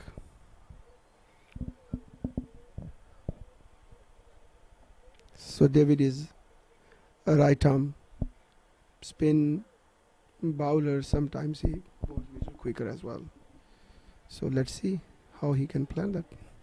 It appears that this wicket is suited for spin bowlers. The American team has played more spinners than medium pacers or pacers, and they have done well to restrict the Canadian scoring rate and total to 178 for 6 at a scoring run rate of 4.56 and over. Here comes Dave. Yeah, very gently bowled, but batsman was smart enough to get single on this one to change the strike and give strike to Mukesh, who is the senior partner right now, and he is ready to take the charge. Let's see what is running on his mind right now. Well, he has been scoring around a ball, and this is a beautiful it's a shot. Beautiful shot. Trust me, Rohan, Mukesh is really set now, and he is looking the ball like a football right now. Yeah, he's looking to accelerate the score. Fortunately for him, he got a full pitch and he put away a deep square leg. So he's looking to put away every bad ball, and he has decided to take a single off of every good ball. So this is a good plan. He could guarantee the Canadian team over 200 runs. And it was a bad ball, unfortunately. It did not go where the bowler wanted to, or skipper has provided the fielding to the bowler. It was no man's area, no man's land gone. Here comes Dave again. It's a better line. Yeah. This same team restrict the West Indies team to 161 yesterday. Correct. And now Canada has done better. They are 183 for 6. Yes. Here comes David again. Again, it was down the leg. But first, wide down the leg is a courtesy for is a forgiven actually. Yes, based on the playing rules in this tournament, the USA Master Tournament, that a ball down the leg side, if it's closer to the batsman, would not be called a wide. So just take it on the lighter side, Rohan. Hmm. So I mean, when we play cricket with kids, so we allow them that, hey, it's okay, it's a white ball, no problem, because you are a kid, you are learning cricket, right? Yeah. So at this stage, should we allow this white ball, Rohan? Well, this was the playing rules developed by the USA Master Tournament. It gives the team certain advantages because they know the players are over 50 and 60. No, but this way they have to bowl an extra ball. Well, that is true. But they're given a chance for the first wide not being called.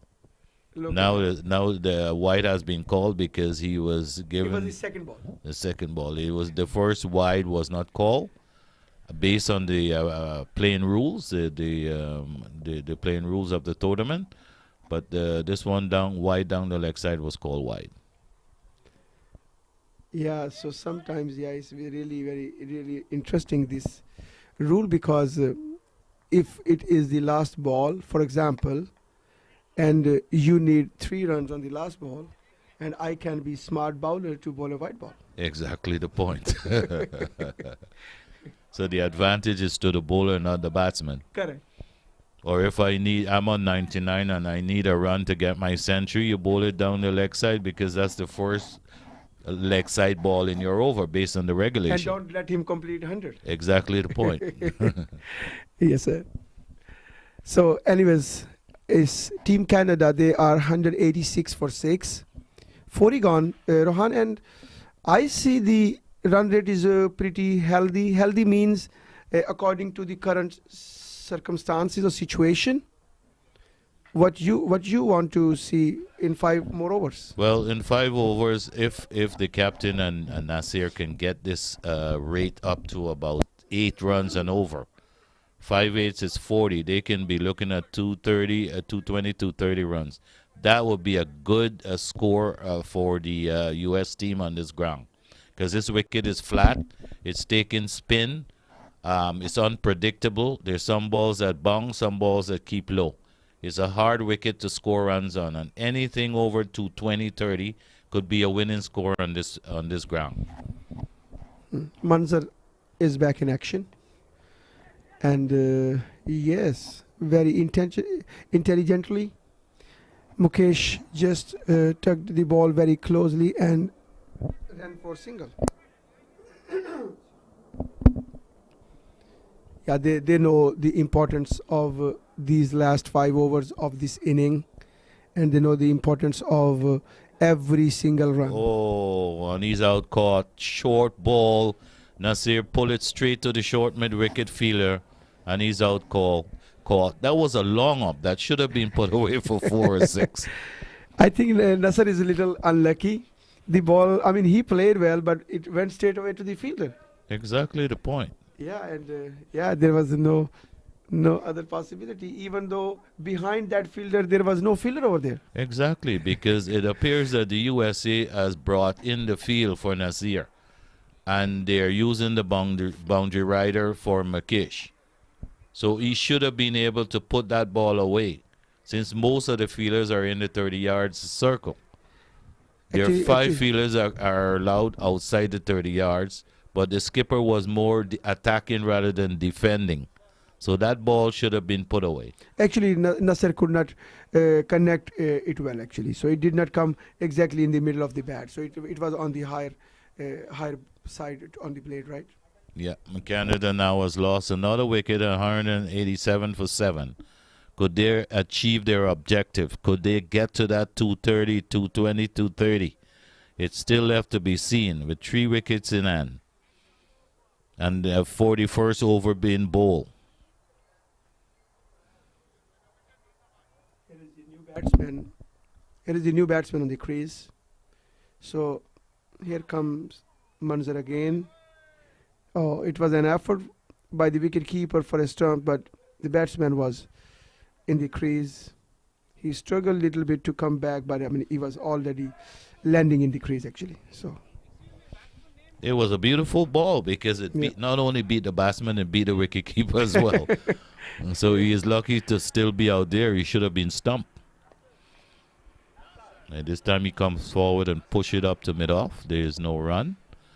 Manzar, 3.2 overs. He has just got his first wicket for 19 runs.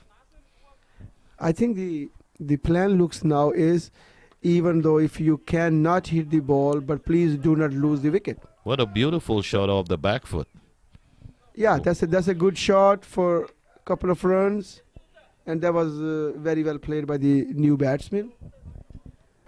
And I think the plan is that even if you cannot get runs, don't worry, you stay there. I will get some runs. So this is the plan from Mukesh's side. But definitely at this stage, Mukesh needs some support to get it double effort. I think the important point right now is to give the skipper the strike.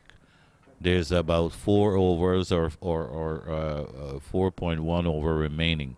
And the important thing is to give the skipper the strike so he can accelerate the scoring rate. They have 3 wickets in hand. They can take chances now. If they want to achieve that 230 runs total, they have to take chances. Mukesh has to take chances now. Yeah, last 4 of the innings are coming, Rohan. So the run rate is 4.63 right now. It has been increasing steadily, but has remained below that 5 runs and over.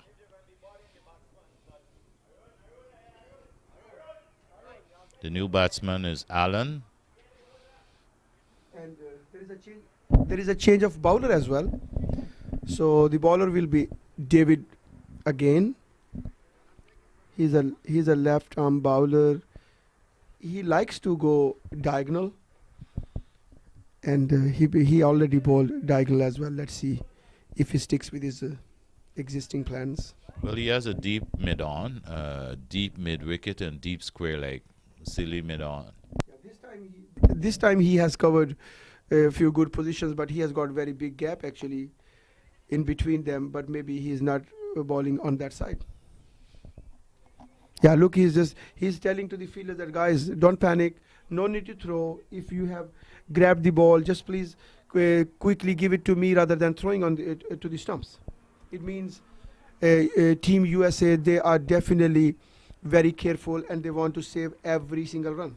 But they're doing the right thing. Give away the single to Mukesh rather than the boundaries and try to bowl at the new batsman. I think this is the plan, and it has been working. They strangled Mukesh from the strike, giving him the single of the first ball, and then attacked the new batsman. And Rohan, David has given 29 runs in 7.2 overs, which is not a bad bowling actually. I mean, although he had a couple of loose deliveries overall, but still this is very acceptable run rate from a bowler. Yeah, for a limited over. If you're under 6 runs and over, you've been bowling well. Correct.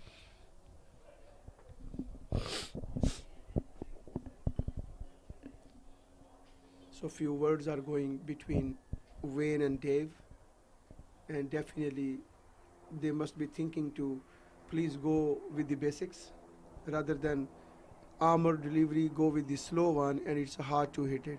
Look, this is the same what he's doing because there was a new batsman on the batting end. Yeah. But the new batsman Allen, he's smart enough. He just steals a single and come on the non-strikers end. Let's go, skipper.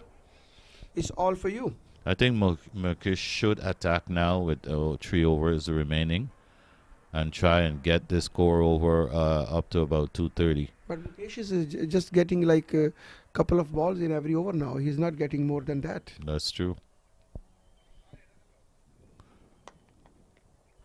Oh, well stopped. That was a long up outside the off stump. He managed to smash it back to the bowler for no run. Be careful, young man. Young David, be careful. We Asian people, we don't know how to play soccer. Don't worry. Here he comes, and he played beautifully, but the fielder is there, and batsman home comfortably for. And he With retained one. the strike as well. So he has 3 overs left. 3 overs left, and 192 is on the board. The run rate is 4.57. They must be trying to convert it at least 5 runs and over. But I think still it's like, I mean, they can try. Nothing is impossible, but still, I would say still close to 200, or even 1 run more than 200. That will give you a psychological pressure, sir. If I were Canada, I wouldn't be panicking because those runs are on the board. 192 is on the board. And I'm sure they can defend 200, 230. Here comes Manzar again. Very good ball, right on line. The fielder is there, but meanwhile the batsman complete 1 run. Manzar has bowled beautifully. He's been little unlucky to not to be able to get few wickets, but he is bowling as per their plan. Here comes Manzar again. Quickly, and say run out. Yes, there was a possibility of run out, and unfortunately the batsman struggled, because it looks like that it's a suicide run, because I mean or maybe they just stuck in the middle of the pitch. Right? I agree with you. With a suicide run, the ball was hit straight to the fielder. All he had to do was gather the ball and throw it to the bowler for the run out. But I would say, Rohan, because maybe the batsman wanted to give a strike to Mukesh actually. That was Obviously, the yeah, obviously. intention. If that was the plan, then it worked, despite losing the wicket. At 193 for 8, Canada is slowly creeping towards the 200 mark. Their run rate presently is 4.56, and 42.2 overs have been bowled. The new batsman, Bertram. So Bertram is the new batsman, and Mukesh is facing Manzar.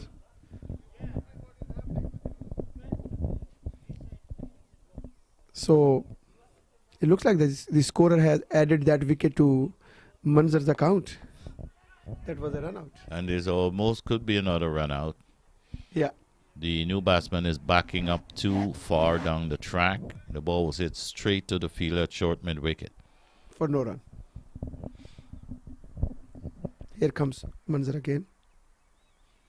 This time it's a It's a quicker long one. hop pull to deep mid wicket. Yeah, He quicker should one. be able to get 2. It was a quicker one, but could not get the real line where Manzar wanted to bowl. But batsman, he's well set. He's Mukesh. The best innings for today. He's already scored 74 runs on 76 balls. Yesterday he scored 73. Today he's on 74. Oh, very well. And this batted. is a good shot down to long on. He could get 2, but he has decided to take the 1. Obviously trying to retain the strike. Yeah.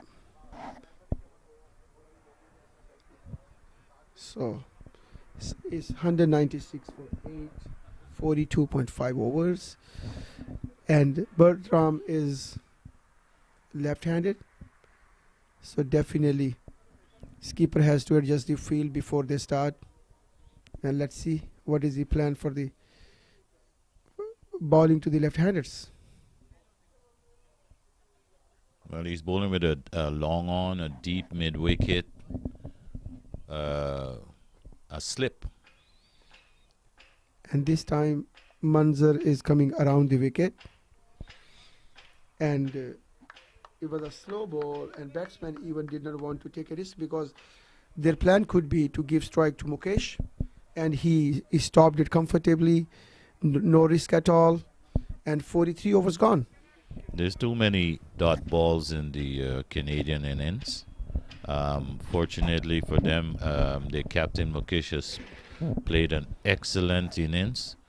Yesterday he was able to get 73 runs out of a total of 241. Today he's 75 out of a total of 196. So hopefully Canada could creep towards that 200 mark, which would be a psychological total for the USA.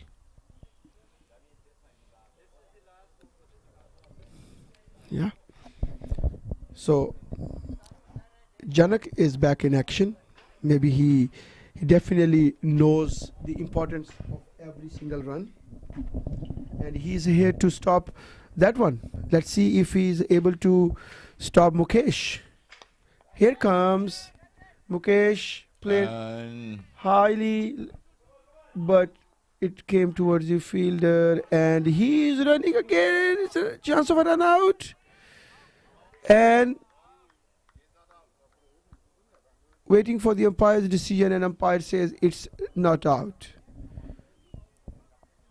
Yeah, it's nearly 2 runs because the batsman came in the middle of the pitch and then he went back, so he completed his own run, right? Could not get for the team, but his own practice is good. Well, he was lucky the umpire didn't put him out for changing, running across the wicket in front of the ball. Yeah, But that should have been 2 runs if Mukesh wanted to maintain the strike. correct. He has 5 balls remaining. Yeah, and the batsman was running right in front of the stumps. That's right. If you change direction Right. and affect the fielder, then it's up to the umpire whether he can put you out or not. If That he will be think- considered as obstruction of the yeah, field. if he thinks that you obstructed the field. Correct. Here we go. So, left-hander will face to the left armor. So left arm is going to bowl to the left-hander. Let's see what they do. Here comes Janak. He bowls it and he plays it, but there is a fielder, and they will stay with the single.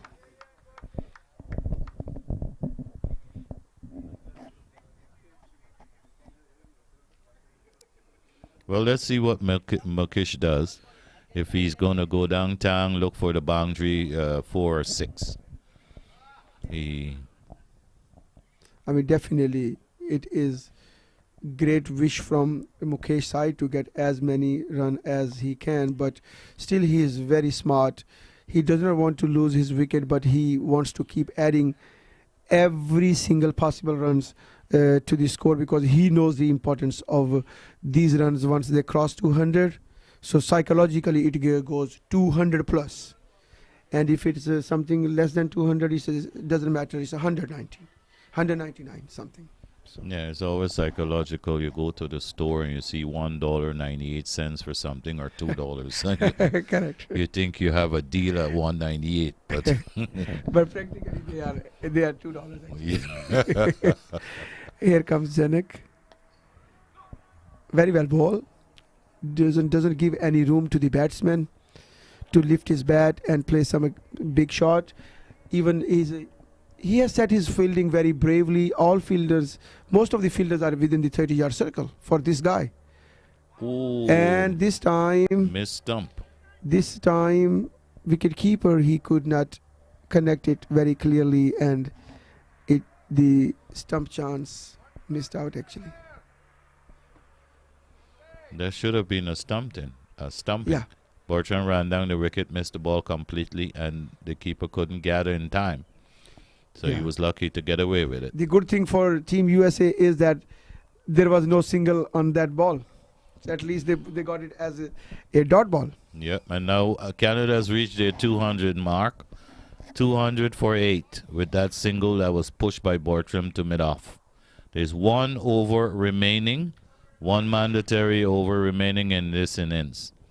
So I'm sure that the captain, McKish, can take the opportunity and chance to try and get at least 10, 15 runs in this last over. And Janak Patel, he has completed his allotted 9 overs quota, and he gave 51 runs, got 2 wickets. In the middle of his spell, couple of big shots where he was not able to stop those shots. That's why he's showing like 51. Otherwise, normally he bowls very well. But great effort from Team Canada, where Mukesh was on the attacking mode, and he exploited every single bowler. Yeah, his average is about 5 point something and over, which is not bad. 52 runs, 2 wickets. So it wasn't a bad bowling analysis.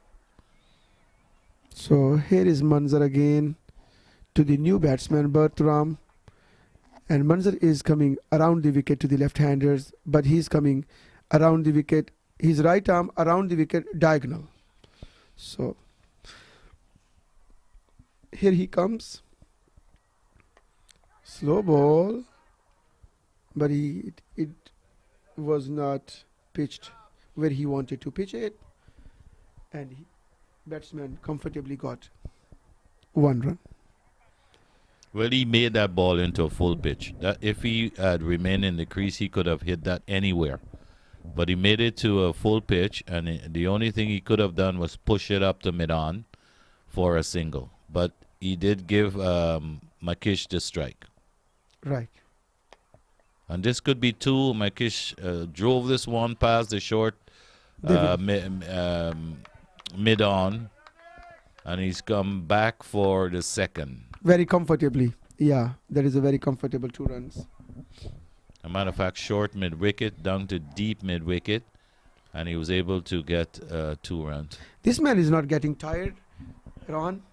Mukesh is not getting tired. He looks He's like a young man. very He looks determined. like he's in his 50s. Here comes Manzar again. And this could be a no Come on, ball. man. It could be a The- no ball, the high batsman full was- pitch. The batsman was going down the wicket. Let's see what umpire decides. Because batsman wanted to go down the wicket, and definitely that thing goes.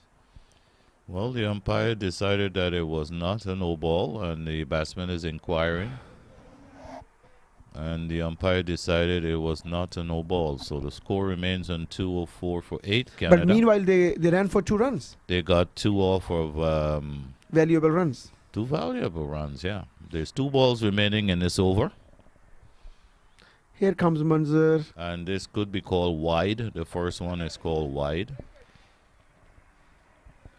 Manzar is being very much on the defensive side right now?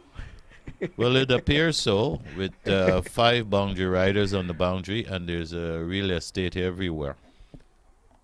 Here This comes one is short. comes Manzar, and Mukesh is still not tiring, and he got quick 1 run. He was intentioning to get double, but fielder was already there, so it will be the last ball of Team Canada's inning. It's already 206 for 8 runs on the board. Here comes Manzar. Big shot was the effort, but could not, and at the end it was converted in a dot ball. So here is the inning completion of Team Canada for 206 for 8 wickets in allotted 45 overs with the average of 4.58. What do you say, Ron? Well, it's still a defendable score, a challenging score. It depends on the Canadian bowlers. If they can maintain their line and length, put pressure on the U.S. batsman, orally pressure on the batsman. If they can get a few, 3-4 wickets in the first 15 overs, that can put pressure on the middle order U.S. batsman.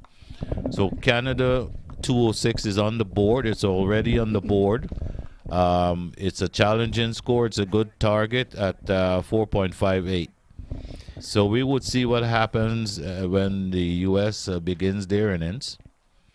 Yeah, Team USA, they must take this total as a serious total, and definitely they should go with the plan, not to lose early wickets, not to get under pressure, and once they need to build up few good partnerships in between, and every player needs to try to get support each other to be able to achieve this target. I noticed something. I think for me, I think Mukesh should be batting up higher in the order. I will put him at number 3, and he can stabilize the innings. He came in today at 4-5. He got 74 today. Yesterday he got 73. So for me, I think he should be batting number 3 and let the other batsmen bat around him and stabilize the innings. It's possibility that that score could have been looking at 230, 240. They lost the plot at the end of the innings. After 40 overs had been bowled, there were 5 remaining overs, which they could have increased and accelerate that scoring rate to 8 runs and over. Unfortunately, they lost wickets. But still, it is a good total, and we will be here to see the reply from the U.S. Yeah, so yeah, we are having the inning break. We are having the inning break, and we will come after the lunch break. See you then.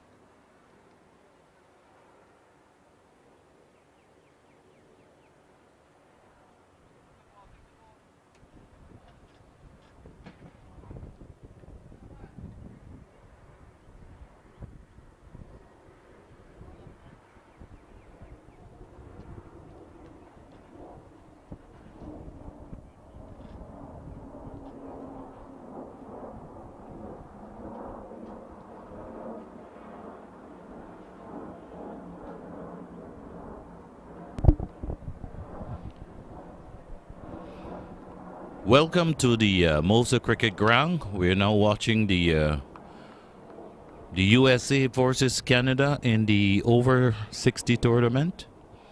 What a wonderful day for cricket. The US is now batting. They have just started their innings. They're 4 without loss in 0.5 over. It's another good ball from Kenneth outside the off stump. The batsman tried to cut it backward or square, made no contact, and went through to the keeper. So the US in reply is 4 without loss in the first over, and the run rate is 4.00. They are chasing a total of 206 made by Canada, 206 for 8 in the 45th over. They need 203 runs from 44 overs at a run rate of 4.61 run per over.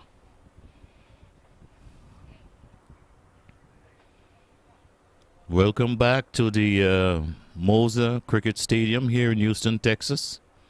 What a wonderful day for cricket. We have a temperature of 28 degrees outside. There's a slight breeze blowing across the northeastern side of the ground.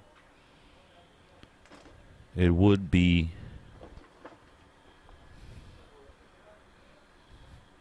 Kenneth to continue the bowling attack from the pavilion end.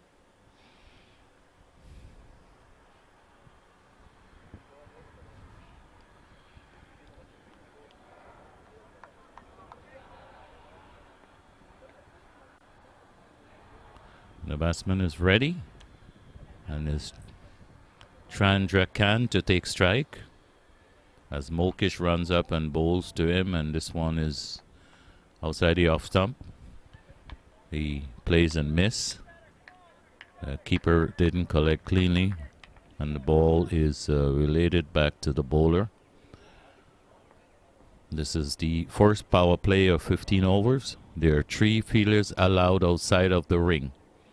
Moshishkam bowls, and this one is turned down to a fine leg for a single. The score move on to 5 without loss.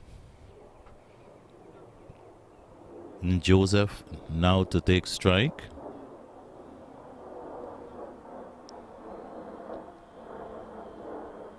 There's a ring of fielders on the 30-yard circle. There's just one deep fine third man. Mokish come forward, bowls, and Joseph push forward. An inside edge that goes down to a short square leg for no run. The field is a mid-off, mid-on. Cover, backward square, first slip, a gully, and a third man on the boundary. Short square leg. Okishkam bowls to Joseph, who tries to cut, makes no contact, and it goes through to the keeper.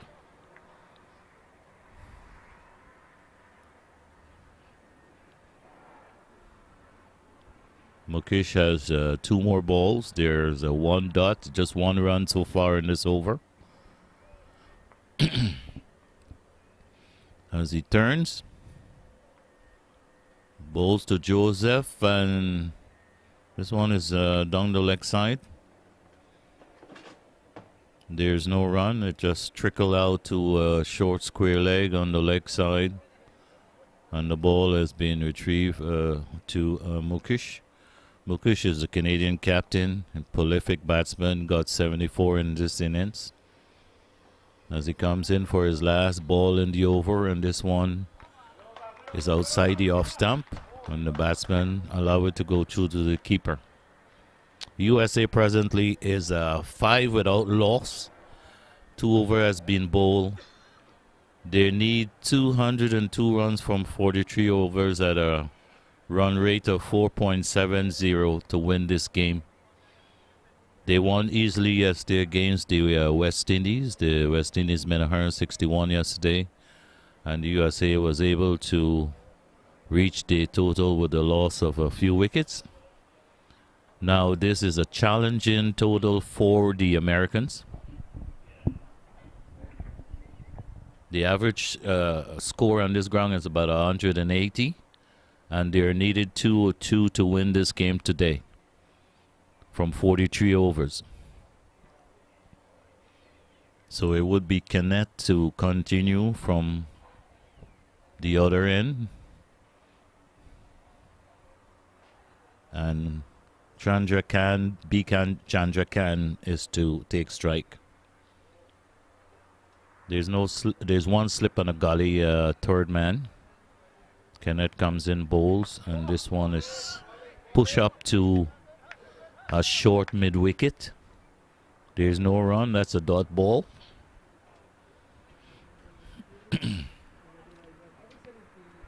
Canada this morning, they won the toss and they decided to bat.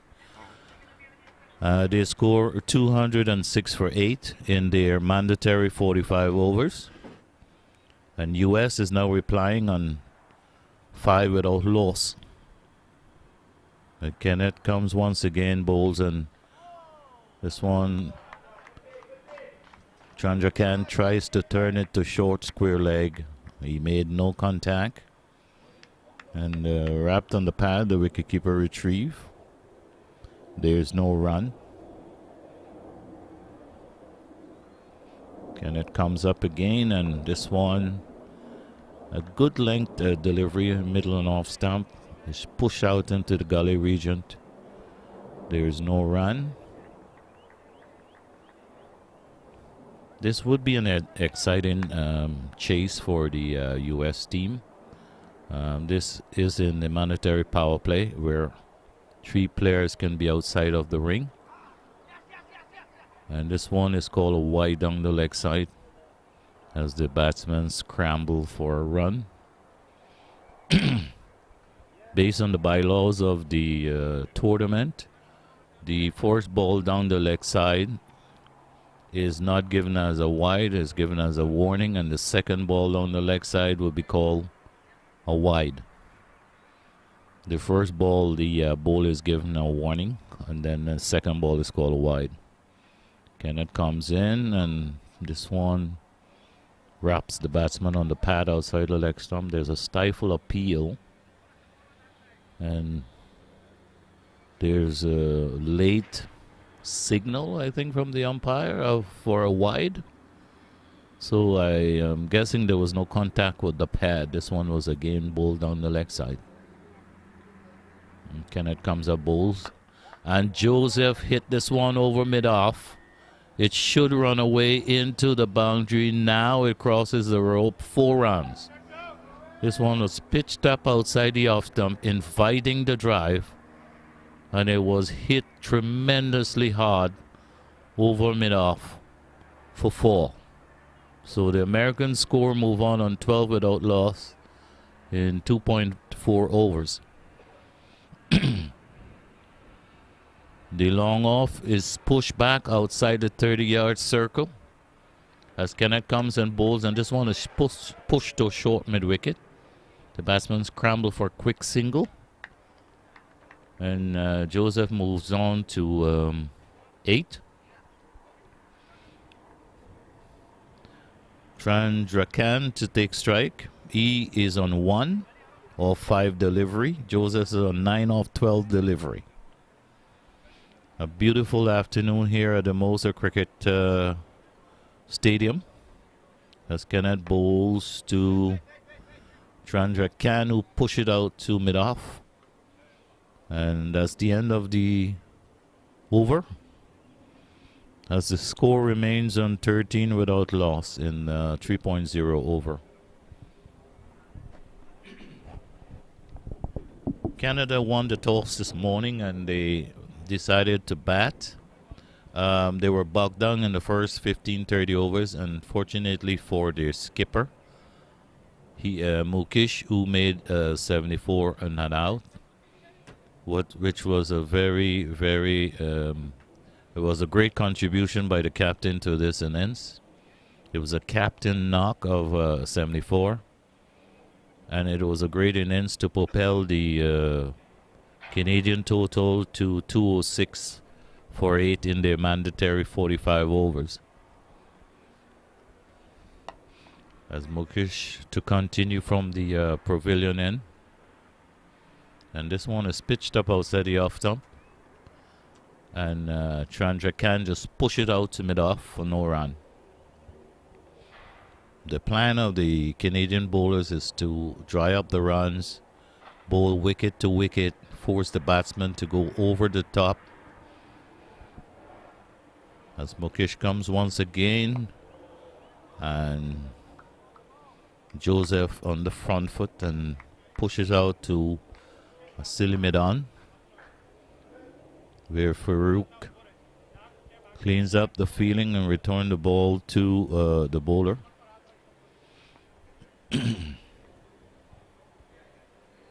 On a wonderful day today for cricket. And Mukesh, with a brilliant delivery, beat the batsman all ends up outside the off stump. He was lucky not to be stumped by the fast hands of Ranjay Krasika, which took off the bails, but unfortunately his back foot was grounded behind the line. As Mukesh comes in, and this one is pushed out to mid-on. There's a ring of fielders around the 30-yard circle. There's a mid-on, a mid-off on the 30-yard circle. There's a short square leg, a fine leg. There's a backward point, cover, extra cover, and a mid-off. Mukesh comes in, and this one is pushed on the onside, and he could get a single. There's a misfield, allowing him to go through for a single. Misfield by Eon. Fielding at mid-on, allow the batsman to go through for a single. The US score is 14 without loss on 3.5 overs. There's one ball remaining in this over. That's Chandra Khan to take strike. He's on 1, now 6 delivery. Mukesh turns, bowls, short outside the off stump. Chandra Khan tries to cut it back with a point, miss all ends up. Unfortunately, fortunately for him, he didn't get a touch, and it was taken by wicketkeeper Ranjay Krasika. The score remains on 14 without loss after the 4th over. Chandra Khan on 1 and 7, and Joseph 10 runs in 17. The Americans need 193 from 41 overs at a run rate of 4.71. For them to get to this total, someone needs to score 50 or 70 runs. They need to have consolidation and partnership to get to this total. As Kenneth bowls his 3rd over, and this one is short. And Chandra can back and push it out to mid-off for no run.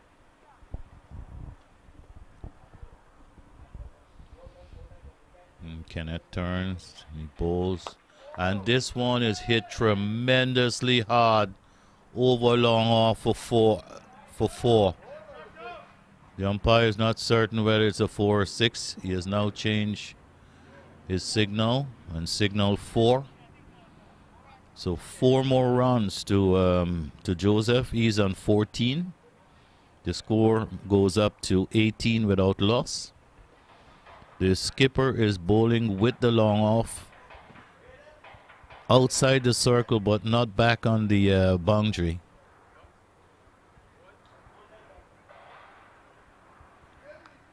If he's going to be bowling length ball, obviously you need to have the long off, long on in the V on the boundary. And he's using the deep extra cover. He's using a deep extra cover, a 3rd man, and now the long off on the boundary. So the field is the 3rd man on the boundary, the deep extra cover, and the long off on the boundary. And the rest of fielders around the 30-yard circle. The Canadians should be trying to be bowling wicket to wicket and contain the American batsmen. The key to winning this game is dot balls. They have to bowl as many dot balls as they receive in their innings. And Kenneth to Joseph. And this one is pitched up and it's a quick single as he pushes it out to cover. So he moves on to 15. And the score remains on 18 without loss.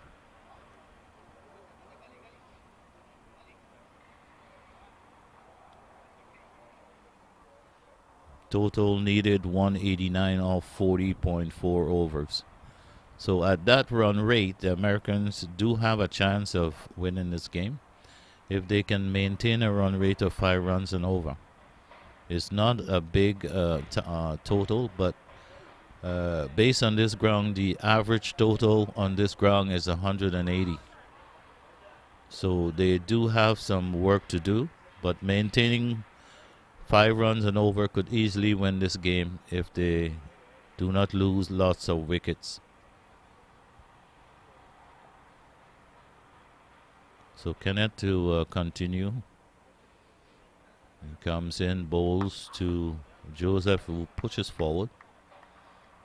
Carefully pushes the ball outside the off stump, which is retrieved by the keeper. There's no run.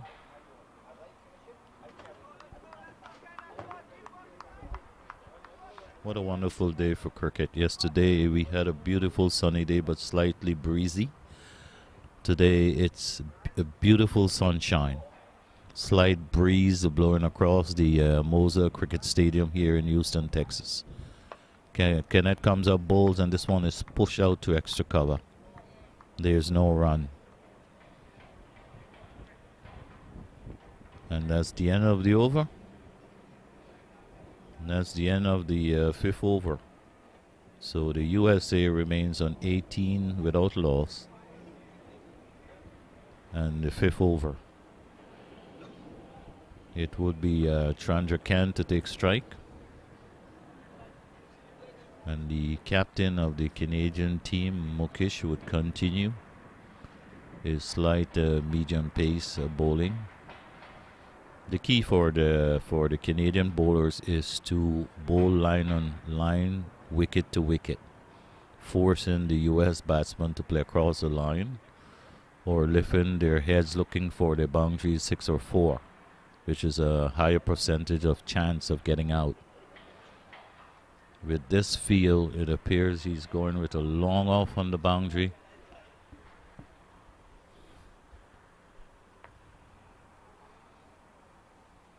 As Mukesh comes up, bowls to Chandrakan, who pushes the ball up to silly mid-off for no run.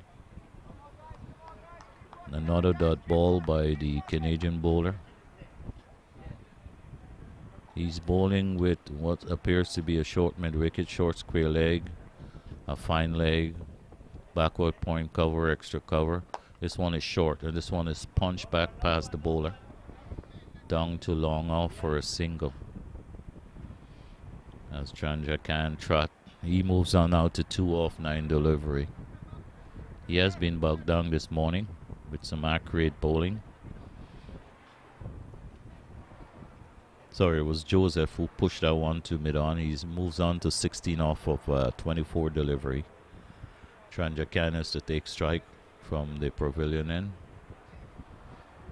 As Mukesh runs in. Bowls to him, and this one is turned to short square leg. There's no run. And the score remains on 20 without loss. The Canadian won their game yesterday versus the USAA. They made 241 and defended that total. Let's see if they can do the same thing today. And Americans also won their game yesterday versus the West Indies. As Mukesh comes and bowls to Chandrakan, he pushes forward uncertainly. The ball took the inside edge of the bat and bounced out to a Silimidon on the onside. There's no run. There's no front foot movement from Chandrakan, and he's lucky still to be there. As Mukesh comes, bowls him short outside the off him. This one is chopped down to a to a third man for 1 run, advancing the total on 21 without loss.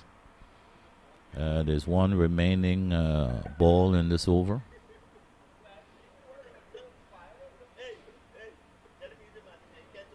In Canada, in their first power play of 15 overs, they were struggling, and they were able to gain some momentum in the 30th and between the 30th and 45 overs, ending up with a reasonable total of 206, which is a fighting target for which probably could win this game, depending on if Canada can dry up the runs, strangle the American bowlers, dry up the boundaries. I mean, the singles cannot beat them. They have to dry up the boundaries and put pressure on these batsmen. Early pressure on these batsmen.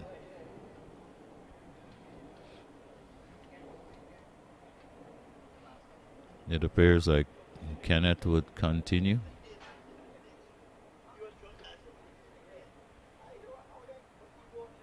Mukesh has bowled 3 overs for 4 runs.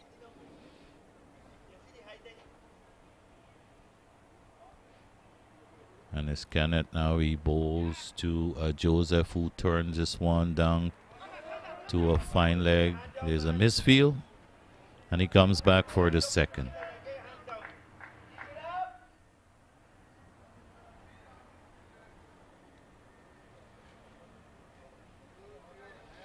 As a matter of fact, it was Chandrakan who turned that one down to a fine leg, and he came back for the second runs. As Kenneth bowls, and Joseph pushes one up to Silimidon for no run.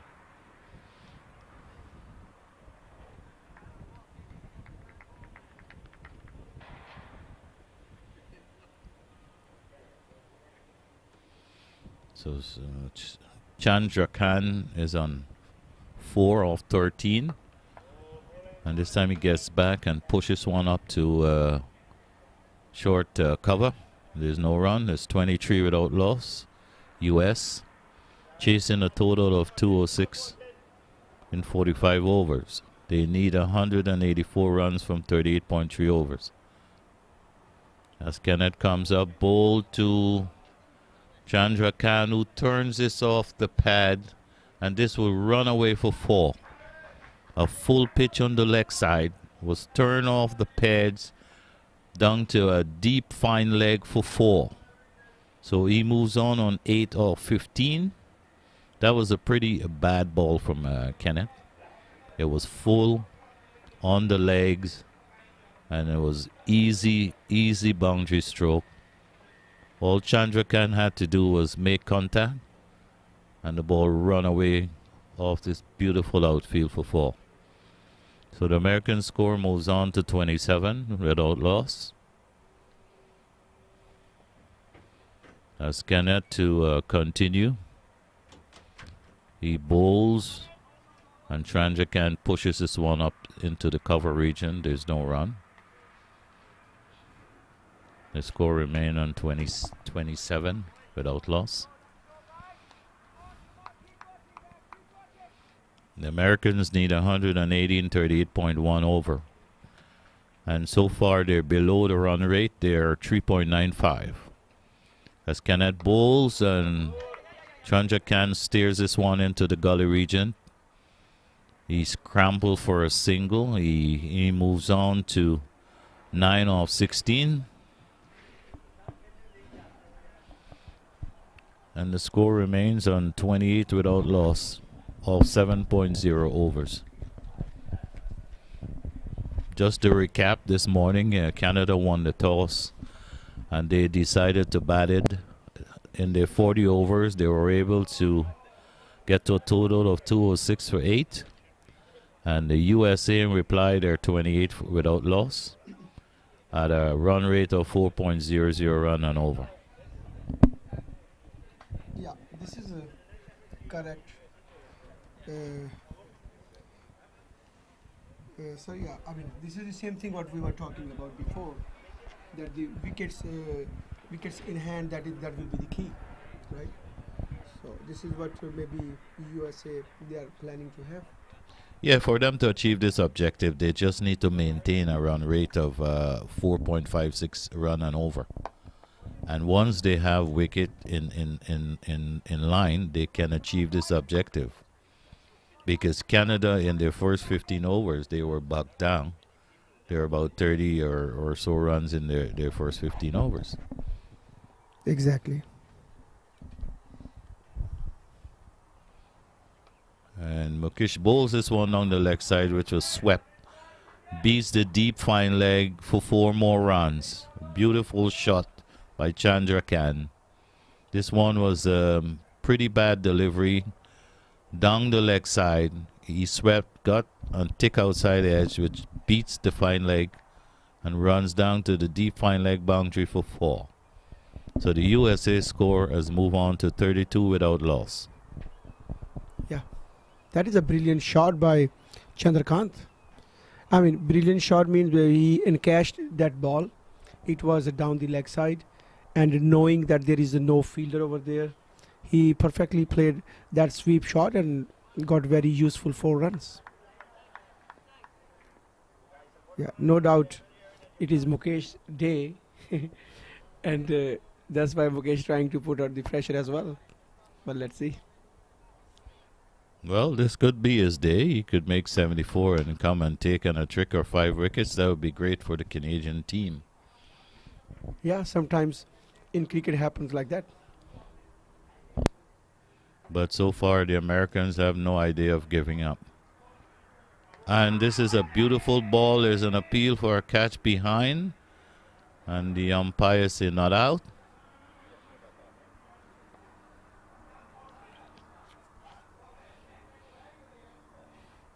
Chandra Khan was pushing forward, beating all ends up outside the off stump. Luckily not to have gotten a touch.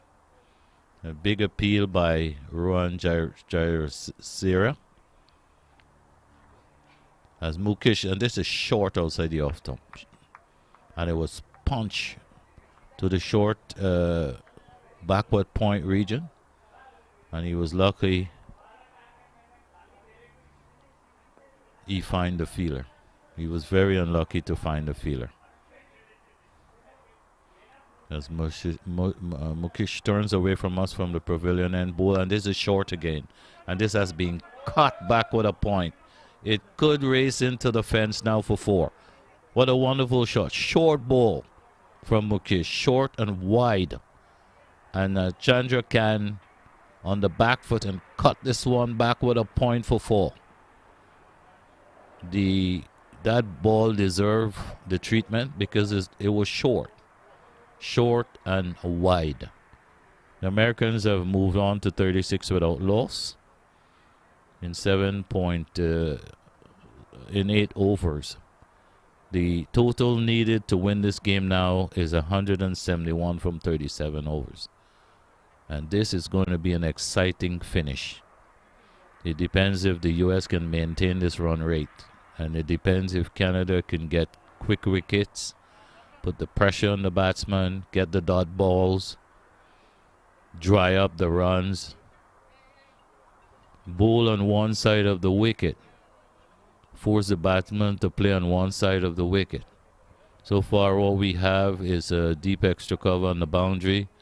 We have a long off, and we have a third man. Those are the 3 fielders that are allowed outside the 30 yards in the first power play.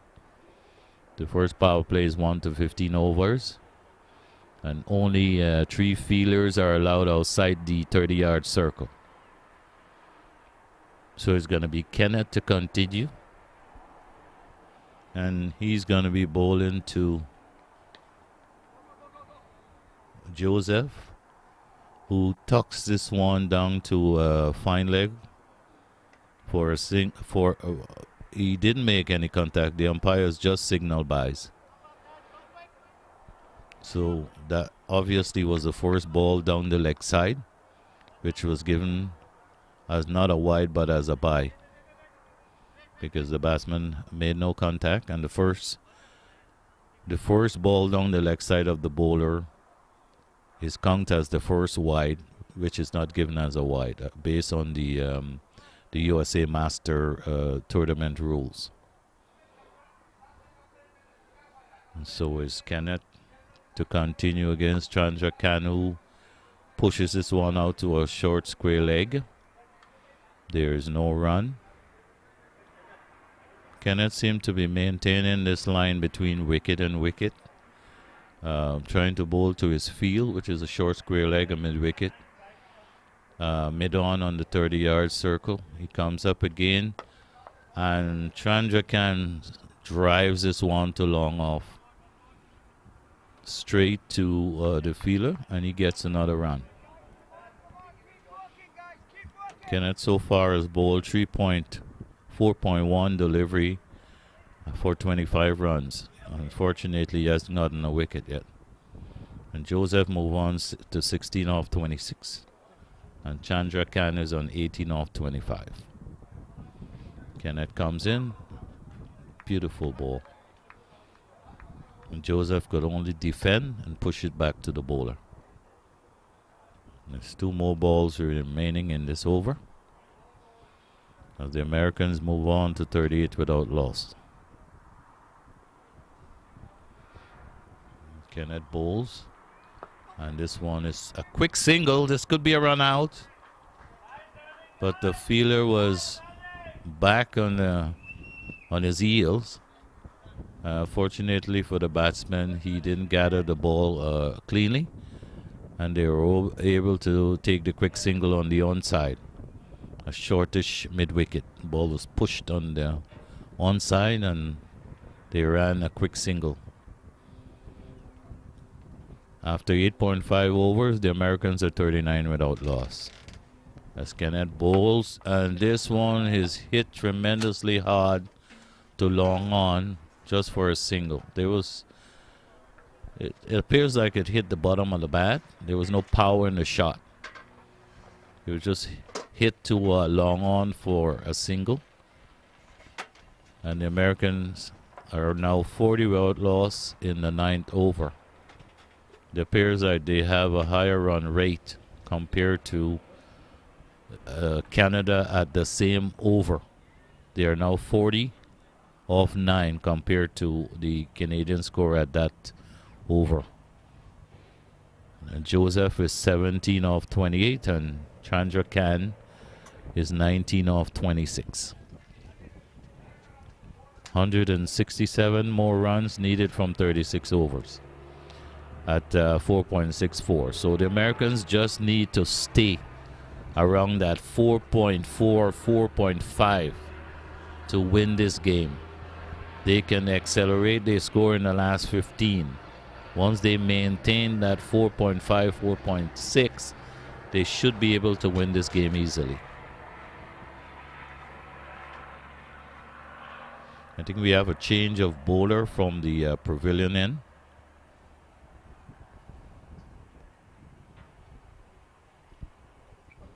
Farouk comes up and bowls to Joseph, who plays back and was beaten all ends up.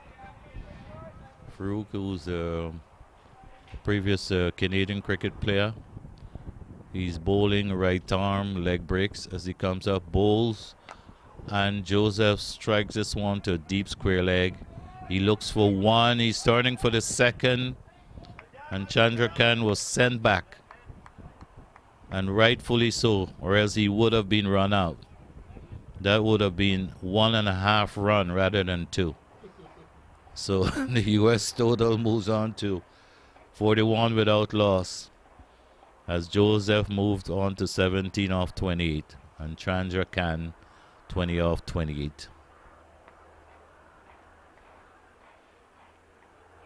Farouk comes up and bowls. And this one, very good length ball. A quicker delivery through the air. Was just pushed up to mid-off. And no run.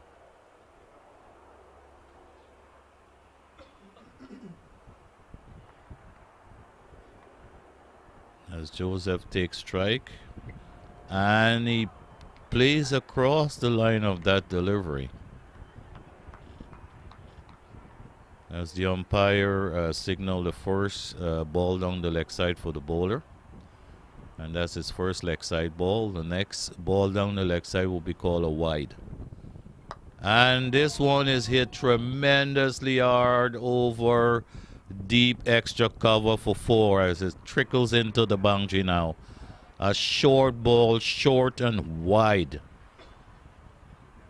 And Joseph made no mistake. He pounced on that one and hit it tremendously hard over deep extra cover for 4.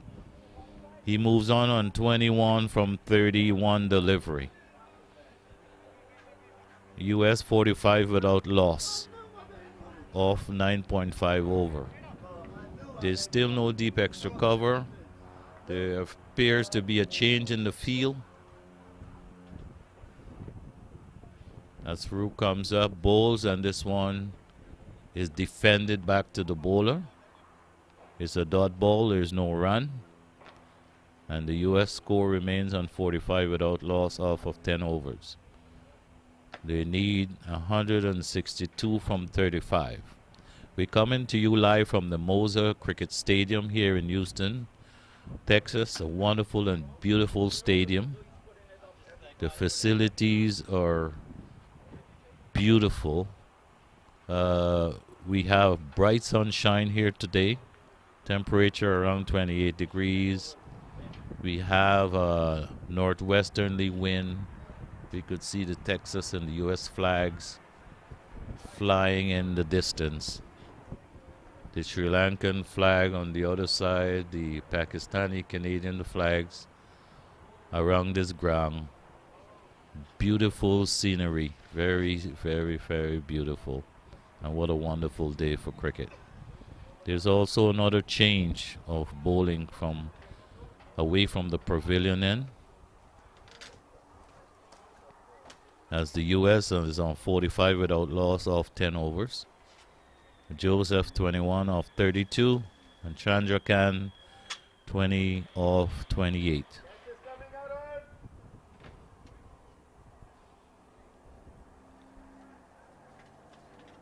And appears it would be run the race. As he comes and bowls, and this is a beautiful ball. This was just short of a length outside the off stump. Joseph tried to cut, but was beaten all ends up. Fortunate for him, he didn't get a touch on that one. As the bowler comes in and he drives out to cover. Takes a single off a misfield.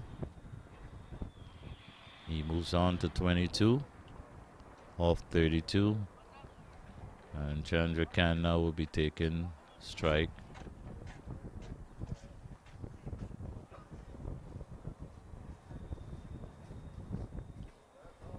US is approaching this score differently. They're trying to keep within that run rate of 4.6, 4.5. And there's appeal for an LBW. This one appears to be missing the leg stump. Probably umpire call on the leg stump, but the umpire said not out. 46 without loss. Bowler comes up again and bowls to Joseph, who pushes one in a vacant cover position and takes a quick single. Here's Krishna is the bowler. He bowled well yesterday, a medium pace bowler, trying to contain the American batsmen. And Canada is looking to win this game. Obviously, they would like to be in the semi-final.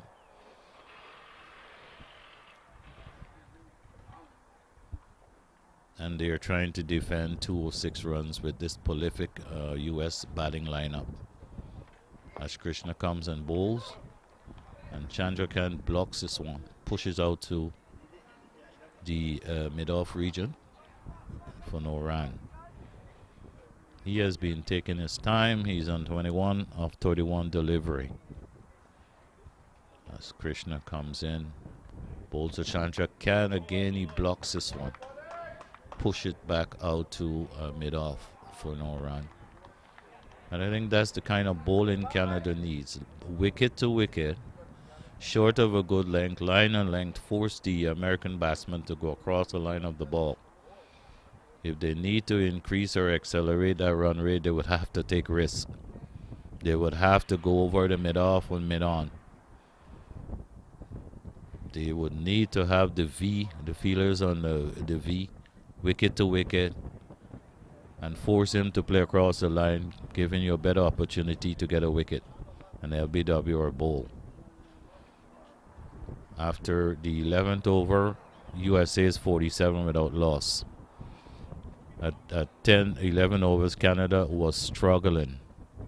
And they were able, with a great batting performance by their captain McKish, was able to get to a final score of 206 for 8. They would need to break this partnership early. They would need to get into the middle or the batting of the Americans if they need to win this game.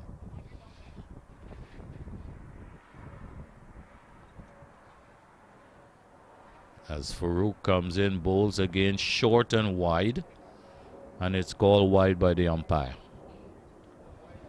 Short and wide, outside the off stump. He needs to have a better line and length. He needs to contain the batsman. As he comes again, and this is again short and wide outside the off stump, and it's signaled wide by the umpire. The Americans need, the Canadians need to reduce these extras. These extras can beat them in a game like this, a close game like this. And this one is hit tremendously hard through the covers for 4. Beautiful shot by Joseph. It was pitched up. He got to the pitch and he lengthened into it. It was hit like a tracer bullet through the offside into the boundary for 4. So the score move on. Americans has just reached their first 50 in 11.1 over. Score is 53 without loss. Joseph moves on to 26 of 35 and Chandrakant 21 of 32 delivery. The ball seemed to have eluded the boundary and is being retrieved by a spectator. And Farooq has been either too short or he has been pitching the ball off volley. He needs to get the leg break to drop and turn. He needs to find a line and length. And he's bowling without a deep extra cover. As he comes in, bowl to Joseph. And Joseph tried to play this through the onside. Get a thick edge, which rolls out to Silimidan. Farooq need to maintain that line and length. He need to get that ball to turn. As he comes again, and this one, and he's given out. Joseph is out, LBW. Farooq has just got his first wicket. This one was a flighted delivery, and Joseph, looking for the drive once again, made no contact and was adjudged LBW. So America, the US has lost their first wicket at 53 for 1 off 11.3 overs. They need 154 from 33.3. So this is becoming a very interesting game. They need to get into early to the middle order batting of the Americans. If not, this game can get away from them. Yes, finally, Team Canada, they have broken this partnership, and yeah, they were trying hard to stop this partnership, and they know how dangerous these both batsmen could be for them, because these batsmen, these both of them, like including Chandrakant and Joseph, they were like whenever the ball is like within their range, they were hitting hard. I mean, we have seen few good shots like like bullets. So definitely, Team Canada, they must be very happy and little bit more relieved right now. But the game is still on, and Team USA, they are 53 for 1 in 11.3 overs. The current run rate is 4.61, which is exactly what they require to get the rest of the trial. Like 154 runs needed in 33.3 overs with 4.60 run rate. So it means they are right on target, and let's see how much patience they have got to stay on the wicket and get this target. So yes, Ron. Yeah, I think the Americans, their idea is to attack this bowling within the first power play. Since there's only 3 fielders outside the 30-yard circle. So the idea was to put the attack to the Canadian bowlers, see if they can get them off their line. It did work for a period of time. They were 53 without loss. They just lost Joseph playing across the line of the ball, the line of a leg break, pitch in middle and leg stump. So they can still achieve their goals by keeping that run rate around 5 runs and over. The new batsman is Masood, and so the bowler is Rohan. The bowler is Farouk. I think the name on the so screen. they need to correct it, right? Yeah, it's So the Farouk. bowler is Farouk, who is, bowling little smartly. Yes. I mean, it looks like that maybe. I mean, he bowled a couple of balls outside the off stump, but suddenly he got his line, and now he is exactly putting his hard work on the money, and then he's trying to get few wickets. I mean, this is what he's planning. Yeah, it's Farouk Kormani is the bowler. He bowls a leg break. He gives the ball some here. He flights the ball, and he tries to deceive the batsman in the air with the leg break. Unfortunately for Joseph, he was playing across the line of the ball. And this one is down the leg side, which is swept down to deep fine leg. He comes to 1, he turns for the second. This could be close.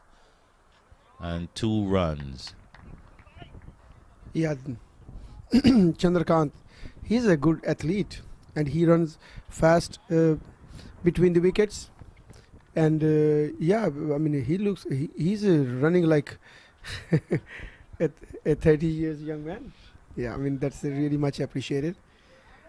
And the ball was actually down the leg stump, and he wanted to sweep it towards the boundary line, but not much connection with the bat with that. But finally, it was declared as a bye. So that was beaten by the wicket keeper, and they run for. Yeah, it just appeared the umpires just changed his signal. Correct. There was no contact with the bat. It was byes. Ball was down the leg side. Since it was the first ball down the leg side for the bowler, it was given as wide. So the Americans are 54 for 1 in the 12th over. Chandra Khan is on 21 off 32, and Masudu has just reached the wicket. He has 1 off 2 delivery.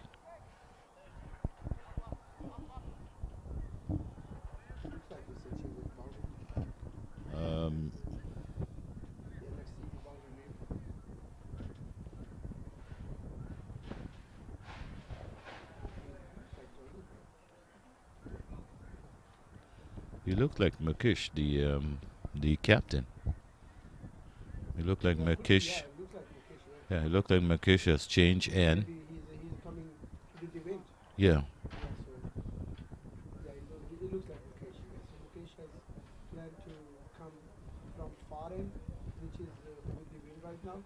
So he will be changing his planning, and let's see what he offers to the batsman.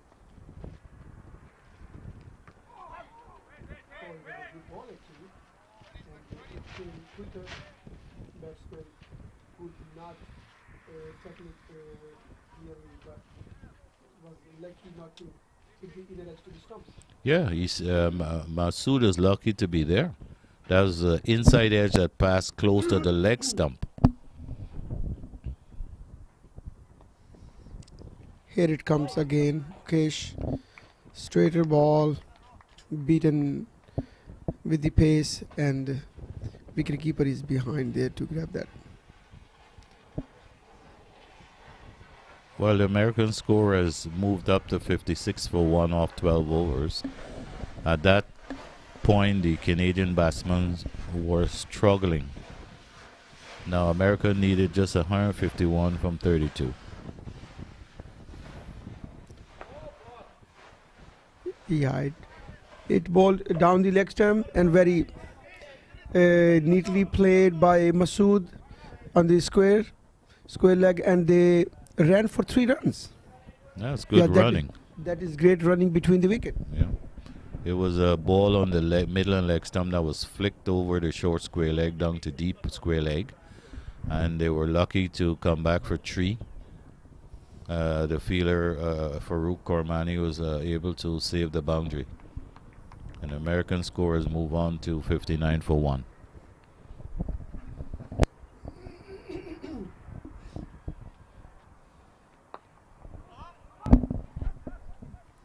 Yeah, Mukesh is trying to bring the ball in and quicker.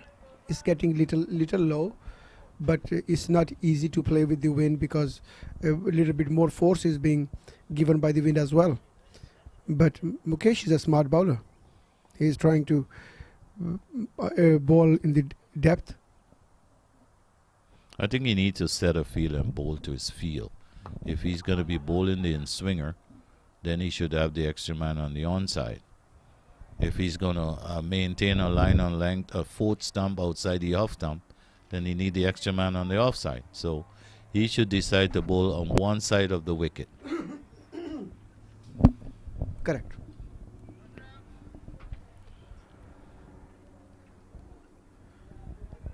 Now he has a 3rd man, 3/4 way to the boundary. He has like a gully, backward point, cover, mid-off, mid-on. And this one, short and punch through the covers. He would get 3, and he turns back now. He's thinking about 4, but has just changed his mind. Yeah, but it was not a bad throw actually, because he gave this ball to the other fielder, and other fielder was quick enough to convey that ball towards the bowling or batting end. Yeah, he prevented the 3rd run. Correct. So, in this sense, like Chandrakant was little bit more smarter to not to take any risk right now, because the average is already more than what they really need. So their current run rate is 4.85, and the required run rate is exactly 4.5. So just do not need to take extra risk for that. Yeah, that's true. You don't need to take unnecessary risk. You're above the run rate at 4.85. The run rate is 4.50.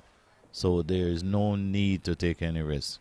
All these 2 batsmen need to do is to have some sort of a partnership consolidation and put the pressure on the Canadian bowlers. Correct. The key is the patience over here and steadiness. So they just keep calm, no unwanted shots, and definitely they are heading towards their target. I would say very comfortably, but let's see, still long way to go. And they should stay more focused. Still is a big match to be completed yet. Masood played that one off the back foot, which he should have been on the front foot. That was a flighted delivery. He lucky to have made contact and push it out to the offside. And this is a short, wide ball from Farouk that was hit tremendously hard to the deep extra cover. He's lucky to get away with that one. That should have been 4 runs, but it was placed, hit hard to the deep extra cover for 1. Yeah, the good thing is that the skipper, he has already placed 1 fielder on the extra cover, and at least the bowler is well covered, and he has got more option to just how we can say, like, give them a single rather than a boundary. There's a quick single taken as Masood pushes one to long off. The fielder was 2 back, could not prevent the single, the batsman from taking the single, and the scorers move on to 65 for 1. Down the leg, and being the first ball down the leg of the over, so it is considered like a fair delivery. Yeah, the bowler is allowed to bowl 1 ball down the leg side, but not extremely wide. If it's close to the batsman, it's allowed. It's on the As a discretion fair of the delivery, umpire, yes. the way he sees it, right? Yeah. But if, supposing the first ball that he bowls is wide, extremely wide of the batsman, then in the opinion of the umpire, he could call a Still that will be a wide. wide ball. Yeah.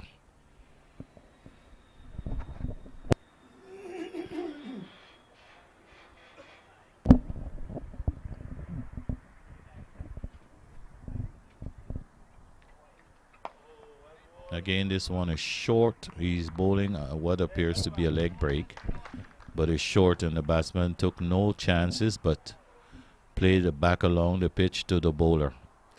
And I would admire Farouk's hard work. Actually, he's coming back in a good way. So as he's bowling every ball, he's getting even better line.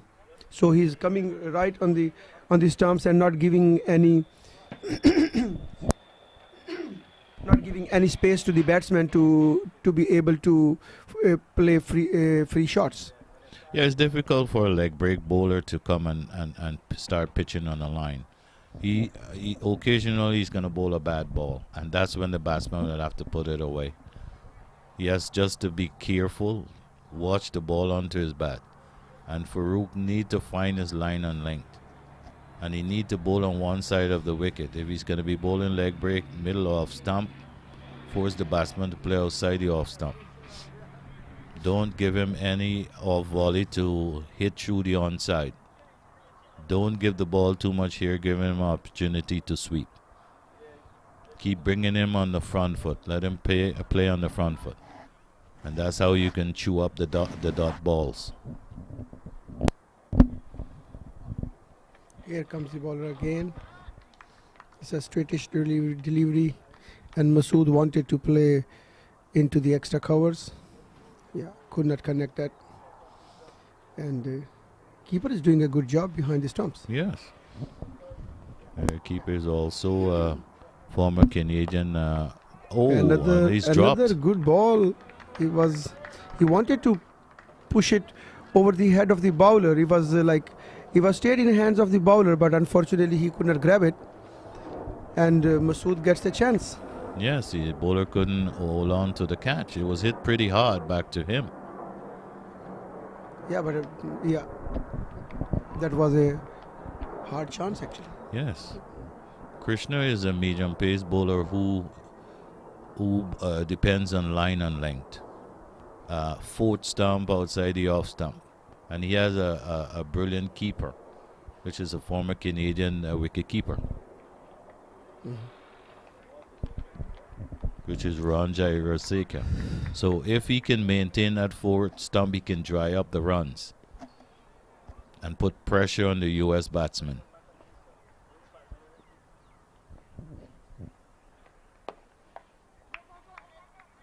Quick single down to long off. And the American total moves on to 65 for 1. And Krishna is here giving good effort and providing some good support to his skipper. This is his second over, and he has just given 3 runs so far. Yes, he's very economical. Yeah. And that's the end of his over. Yeah. So he gave only 3 runs in 2 overs. So we're back here at the Mosa Cricket Stadium in Houston, Texas. We're USA versus Canada in the over 60 cricket tournament.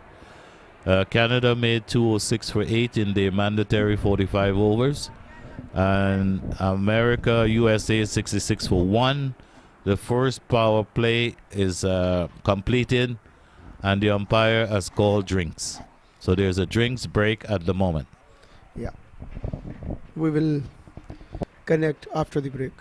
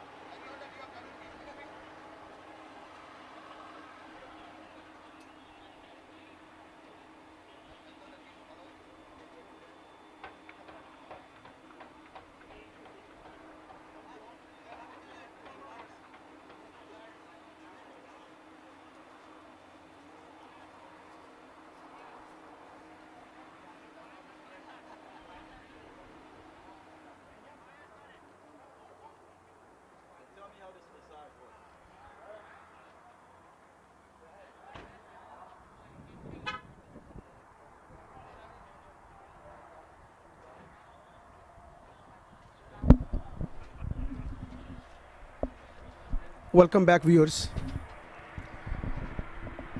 So the first drink break is over now, and the batsmen are ready to take for the second power play then.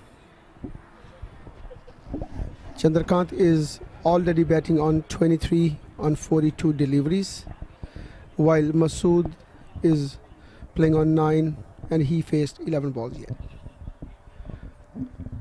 Overall till now, the game is fairly looking even. Right, Ron? Yeah, at this moment the game is balanced. America obviously is above the run rate, 66 for 1 in 15 overs. In 15 overs, I think the Canadians were about 30 to 40 runs. So the Americans is above the run rate. So this could be a close competition depending on if the Americans lose early wickets, the middle order batsmen. I think Canada has to apply the pressure, dry up the runs, bowl wicket to wicket, bowl to their field.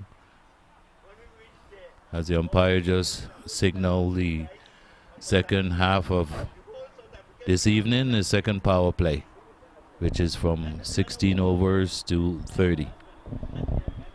So welcome back to the Mosa Cricket Stadium as Farouk is to continue from the pavilion end. And this is short and wide outside the off stump. Batsman tries to cut, makes no contact, and the ball goes through to the keeper. Yes, here come Farouk again. Oh, it's a good ball. And batsman got beaten from the inside within the bat and pads. He got it beaten, and keeper was not able to pick up the ball as well. Like it swing in the air, Ron. Yeah, it's a beautiful drifter rather than a leg break. I don't know normally if he bowl Roman or wrong one, but that beat the keeper and the batsman. Yeah, it looks like that Farouk is like trying more than one deliveries. He started with the leg breakish balls, and now he's looks like that he is drifting both the balls and bringing the off break inside. Look at that. So this was off spin, which went on down the leg actually. So he's being a clever fellow actually. Yes, he's So using. the purpose is just to get the dot balls. He's using different modes of delivery, leg break, off break, and probably one that slides through the air. That's a similar delivery. It will be a wide ball. Yeah, it was signaled wide by the umpire. This must have been the second ball down the leg side. He has to maintain line and length, and he has to bowl on one side of the wicket.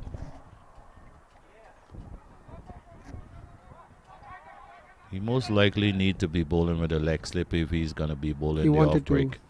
he wanted to glance down the leg, and umpire hasn't signaled anything. It means it was played.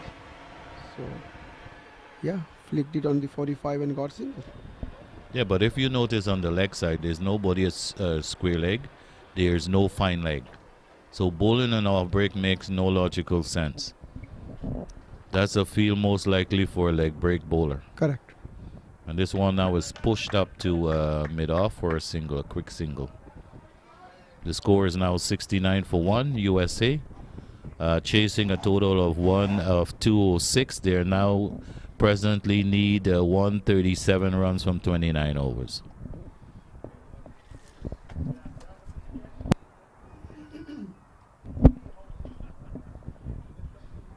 We had discussed before that the average run rate or score on this ground is 180. The Canadians got 206. Yeah, batting first, they set like more than 200 runs on the board. I think that is not bad total. That is a really, really competitive total. And it depends all on your disciplined bowling and fielding effort. And obviously, keep preserving your energy and try to stop them. That is the only key now. But over here, it looks like that Team USA, they are little bit having little bit better edge right now when we talk about the wickets, because they have 9 wickets in hand. And the way they are comfortably heading towards the target, it means they are looking very patient, and they look in no hurry actually.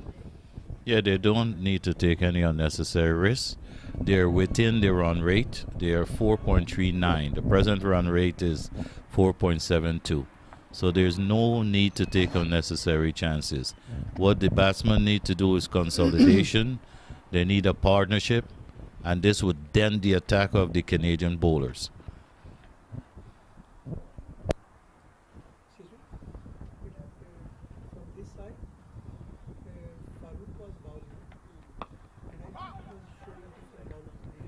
You were saying R. Jaraseka.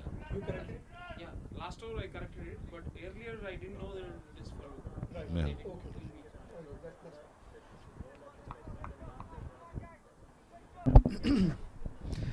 Yeah, Krishna is doing great job, and I would say that if wicket is the key, but if they are, Krishna is putting a big dent on the average, and he is slowly like a slow poison. He's doing his job. He's about to finish his third over, and he's given only 5 runs. Yeah, you need to continue to reduce the run rate, the American run rate, put pressure on the batsman, dry up the runs. More dot balls are needed at this point in time. This is a bad ball, short outside the off stump, which is punched through the covers. He gets 1 for that. The Americans move on to 73 for 1. Yeah, it was a misfielding by the fielder, otherwise maybe it could not be a single. Well, that's something also the Canadians have to do. They have to feel well. They have to bowl well if they want to win this game today. Absolutely right. Yeah, another good over by Krishna, and he has given only 6 runs in 3 overs. And on the other end, from the pavilion end, Farooq is bowling really good. In his last over, he gave a couple of extra runs which were not needed really, but overall he was bowling very well. If the Canadian bowlers can get the over, if the Canadian bowlers can get that run rate to like 5 or about 5, they could easily win this game.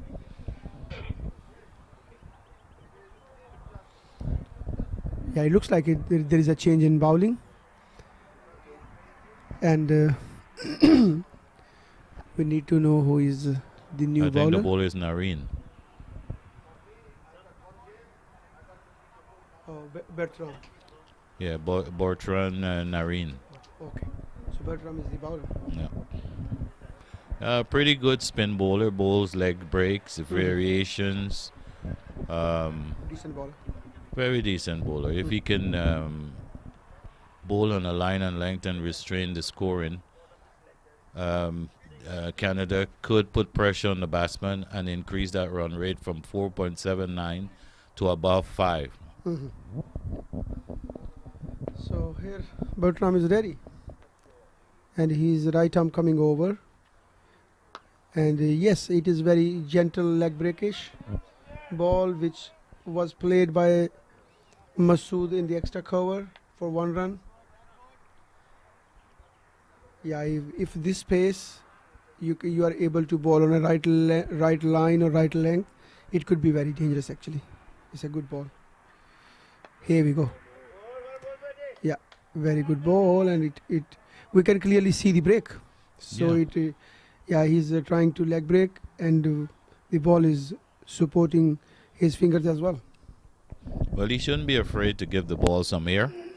Try and beat the batsman through the air. So far, he's been bowling short. And there's another short ball that has been pulled to a deep square leg. He takes 1, he comes back for the second. Yeah, very well played, and good watched by Chandrakant.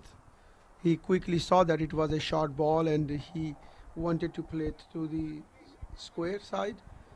It touched with fielder's hand and reduced the speed of the ball, otherwise it could have gone to the boundary line.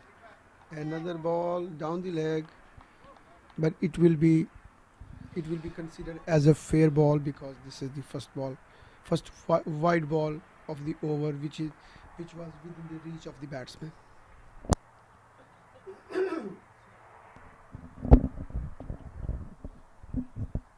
Here he comes again. And got beaten in the air.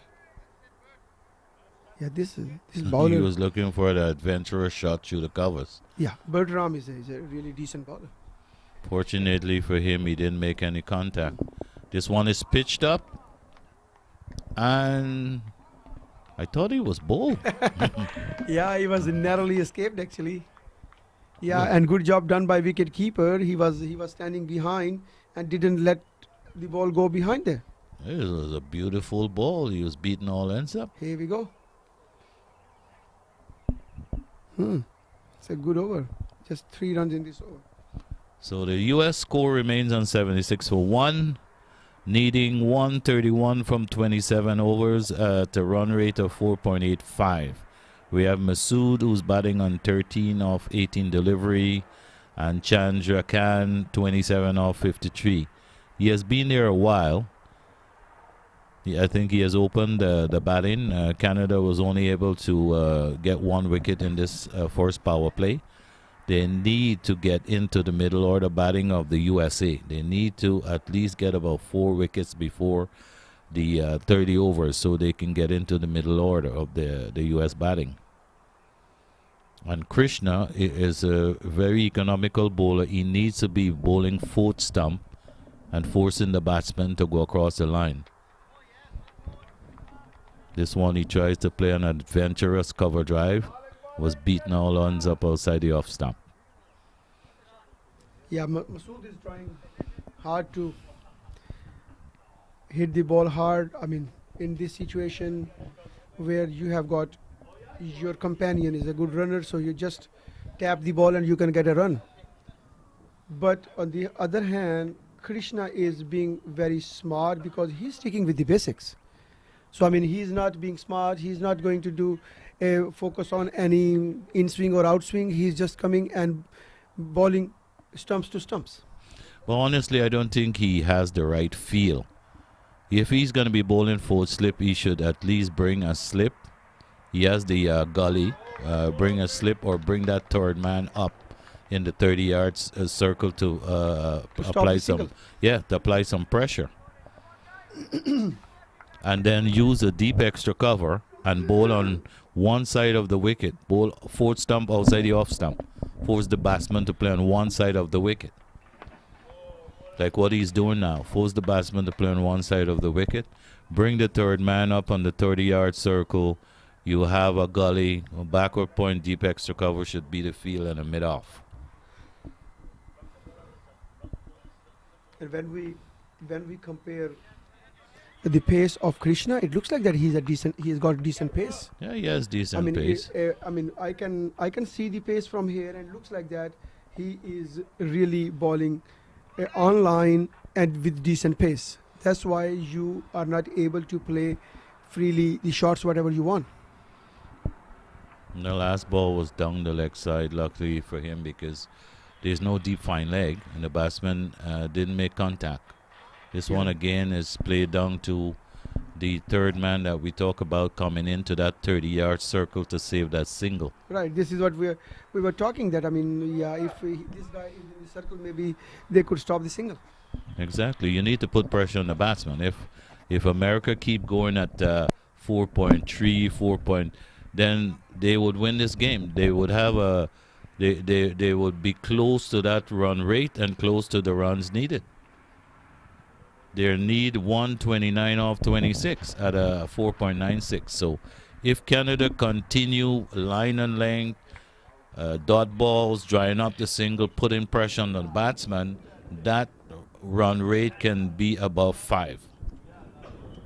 Right. A beautiful ball from Bertram Narayan. Leg break, drifting away from the batsman. And this is short. Again, and he wanted to cut it through gully and point, but it went straight to the fielder.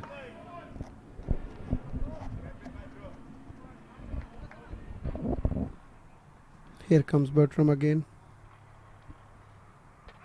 No. Got him. He's bowled. Exactly. He's bowling with not the leg break, but appears to be a googly.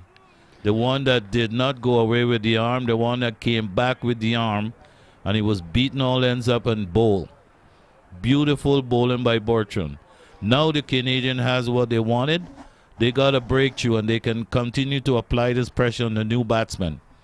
The U.S. now is 78 for 2 in 19.3 overs.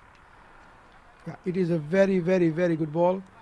And it looks like that the batsman, he was planning something different on this ball. Maybe he was pre-planning for this shot. If it comes, maybe he could loft it over the circle or whatever. And he just got double-minded. But I can see from here, look. It appears he was playing for the leg break and got bowled. Yeah, he wanted to play something different. And it appears it was a faster ball as well. Correct.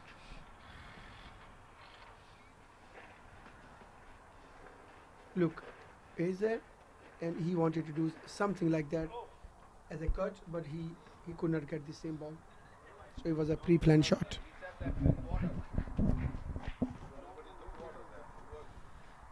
So Canada, they have got another crucial wicket. And the total is 78 for the loss of 2 wickets. And 19.3 overs have been bowled. Well, this game is being posed for an interesting finish. And let's hope this can be an exciting finish. So far, this game is evenly balanced at 78 for 2 off of 19.3 overs. This game is evenly balanced. It could go either way.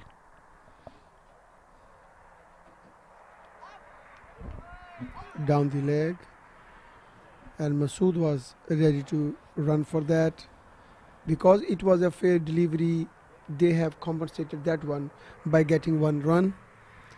And yeah, this is what they need. It should be signaled by, and the umpire is now signaled by.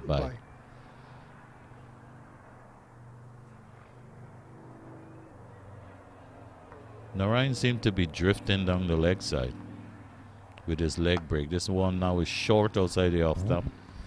Has been punched down to a deep extra cover for a single.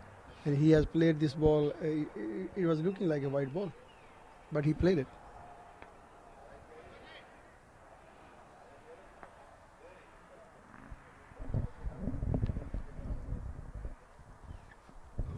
Well, another very good ball. He's another out. very good ball, yeah. He's given out LBW a beautiful flighted delivery. Appears to be the other one, the wrong one. Not turning away from the batsman, but going straight on. And he's adjudged LBW by the umpire. So the USA has lost another wicket. They're 80 for 3. And they're starting to struggle, chasing a total of 206 for 8 wickets by Canada. Just a recap, Canada this morning won the toss, decided to bat.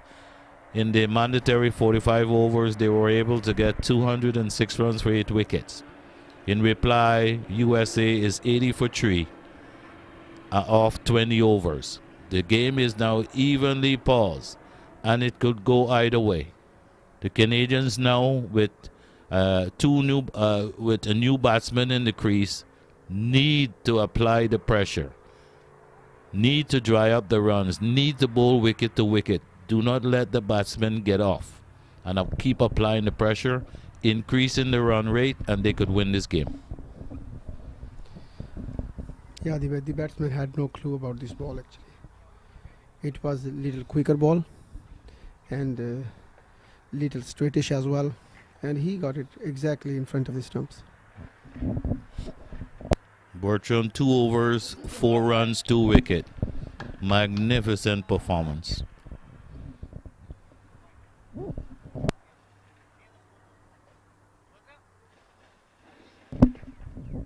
Team USA, they have pretty decent batting side actually. Few other players are following who can play some good shots.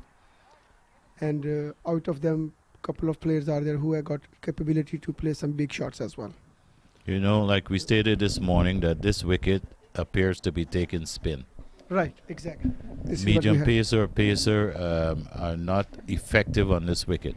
But if you have two decent spinner that can maintain line and length, And they can make a difference. they can make a difference in this game. Here comes, what was his name? This ball. Krishna Ramnares.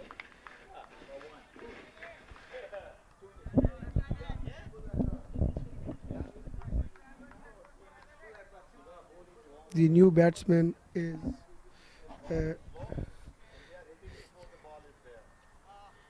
Kirit Singh. Kirit Singh, eh? What is his exact name? Kirit Singh, right? So Kirit Singh is the new batsman. He is left-handed, and Mukesh is setting up the fielding for the left-handed. And you know that the left and right-hand combination is always very, very difficult ask for the skipper to manage fielding, particularly when we are running against the time. And with finishing allotted overs within the designated time, it is really hard with this type of combination. Krishna comes in, bowls to the new batsman, and a pretty good ball. He had no idea about that ball. Luckily, he got a thick edge into the pitch and went out to first slip at 81 for 3. Krishna comes in, bowls to the new batsman. He's bowled. He's bowled him. He played back rather than forward, a flighted delivery. He attempted to play back rather than forward and was bowled. So the Americans didn't for the trouble at 81 for 4 off 20.3 overs. And Ron, you remember I was talking that Krishna has got a decent pace, and he is beating these batsmen straight away, because it looks like that he is just coming with a couple of steps start like run up, but his shoulder, he is putting his shoulder down and pushing a little bit more force and hitting the deck hard, and the ball is skidding. Obviously, you cannot hit a bouncer over here. Yeah. So instead of going the short pitch one, the ball is skidding and getting pace, and he is coming with the wind. Probably the batsman was deceived with the pace off the wicket, but Correct. that ball seemed to have drifted. He should have been on the front foot, but he elected to play back and got bowled. Correct. So it in combination of a bad shot and a good ball. Now the run rate, as we stated before, is 5.14 per over. Yeah, the batsman was not ready at all for this type of ball, little quickie. If Canada could keep containing, apply the pressure, and bring this run rate per over up to 6, then this could be an interesting game. The pressure is on the batsman now. At 81 for 4 off 20. The new batsman is Mansad. And Masood is on 16 off 22 delivery.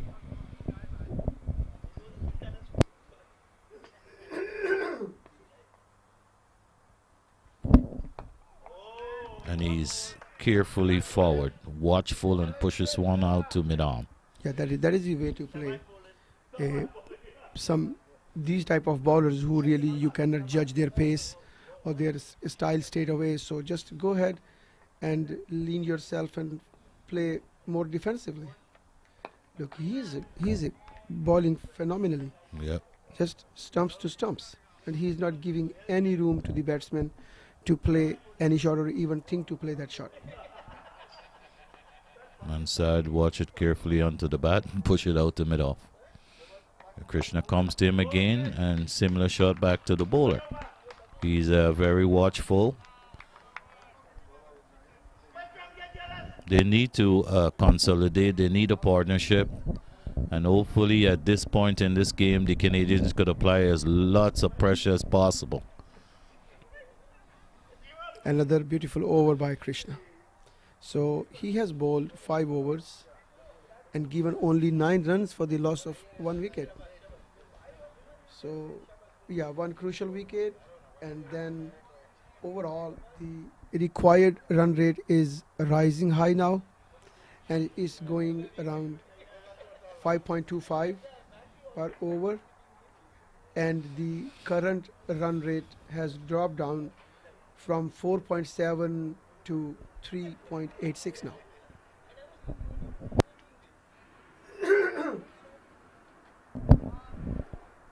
Suddenly, Canada has shown their commitment and shown their professionalism, and they have pushed Team USA on a back foot right now. Let's see, until any successful partnership comes out, it will be hard for US to cover up this loss actually.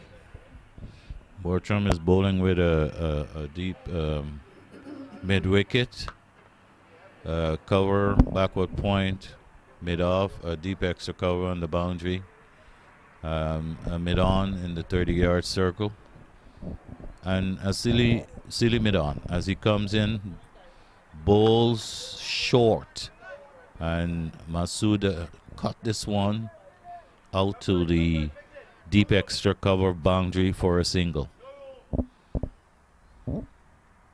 He has to decide on which side of this wicket he wants to bowl. If he's going to be bowling the leg break, you need that deep extra cover on the boundary. Apply the pressure. He doesn't need a slip, but a gully, a backward point, a man in the cover.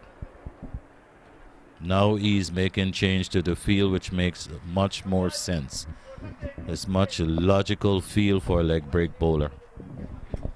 Bertram had few words with Mukesh and requested to provide with him like one more fielder within the 30 yards so he can bowl freely the way he wants. Oh no, a misfield has just caused him a run. It's a misfielding. Yeah, you cannot take it easy until the game is over. So you will have to be very much attentive, like, since you get everything. Oh, it's a good shot by Masood, and it's rolling over to the boundary line. Beautiful shot. Looking at that, there is nobody out of the circle, and Masood took the full advantage of the full pitched ball and played it over the 30-yard circle, and there was no possibility for the fielder to pick up the ball. Very important 4 runs. Yeah, but look at this field. He's supposed to have a long off on the boundary, the deep extra cover, which is correct. The mid wicket is just for a bad ball. The mid wicket on the boundary is just for a bad ball. Bring in a short mid wicket in the 30-yard and force the batsman to play outside the off stump. If he wants to play across the line of the ball, it gives the bowler a higher percentage of getting him out. Bowl him, and he's... No, unfortunately, he's lucky. I thought he was bowl. This one went on with the arm. Yeah, because Narayan is bowling actually leg break, so it does not make big sense to get a mid wicket over here because they are not playing any high shots. That's right. A mid wicket's for a bad ball. So if you are going to be bowling leg break, you're looking at off stump going away. You need the long off with the deep extra cover. Backward point, no slips but a gully. Let him play on one side of the wicket. A short mid wicket on the 30-yard circle for a ball that is short if he tries to pull. Correct. And that's a better feel. This is the second power play. 4 players can be outside the 30 yards ring. So use the power play as sensible as possible. There is a change of bowler.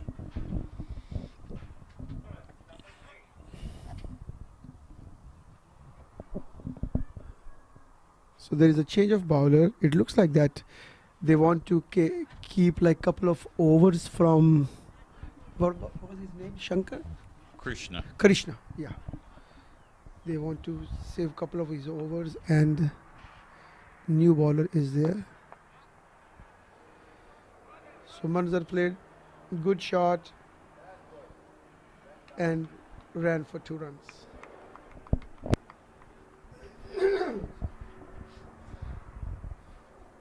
I believe if you have a team on the defensive, why take the bowler off? I mean, the new bowler now was Wilson, but Krishna was bowling well. Why take him off? Now the runs seem to be coming. This is 4 more runs. Short ball by Wilson was pulled backward of square for 4. What's the point of taking off Krishna? If he just got a wicket, he's applying pressure to the batsman. Why take the bowlers off? I don't understand the logics. It was a very risky but very brave, or very bravely played by Manzar Butt, and the result is positive. He got 4 runs. So there is another quick run. So this new bowler is already given 7 runs in 3 balls.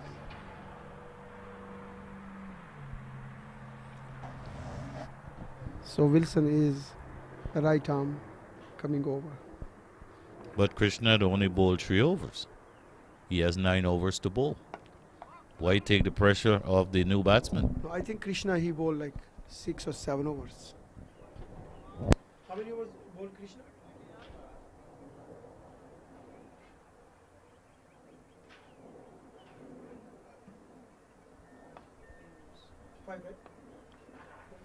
Five. He could have.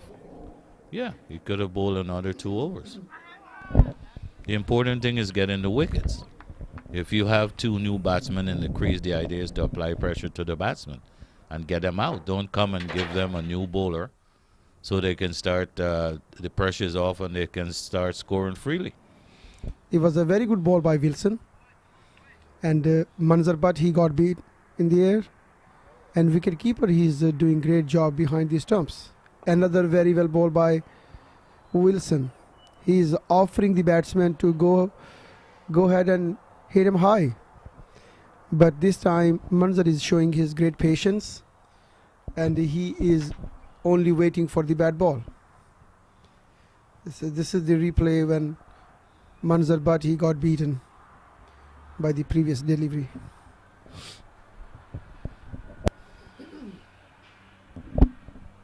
USA 95 for 4 in reply to 206. They need another 112 runs off 22 overs. So this could be an interesting final period in this match. So again, we are talking the same thing, Ron. It looks like the patience is the key here, right? I mean, 112 is looking good runs, but once they are less than 100, psychologically, it does not give you much pressure. That is true. Yeah, and if you have like 5 or 6 wickets in hand, you definitely will go for that. That's why I was saying, why take the pressure off the batsman and take Krishna off the ball? Yeah, he was bowling very well. Yeah.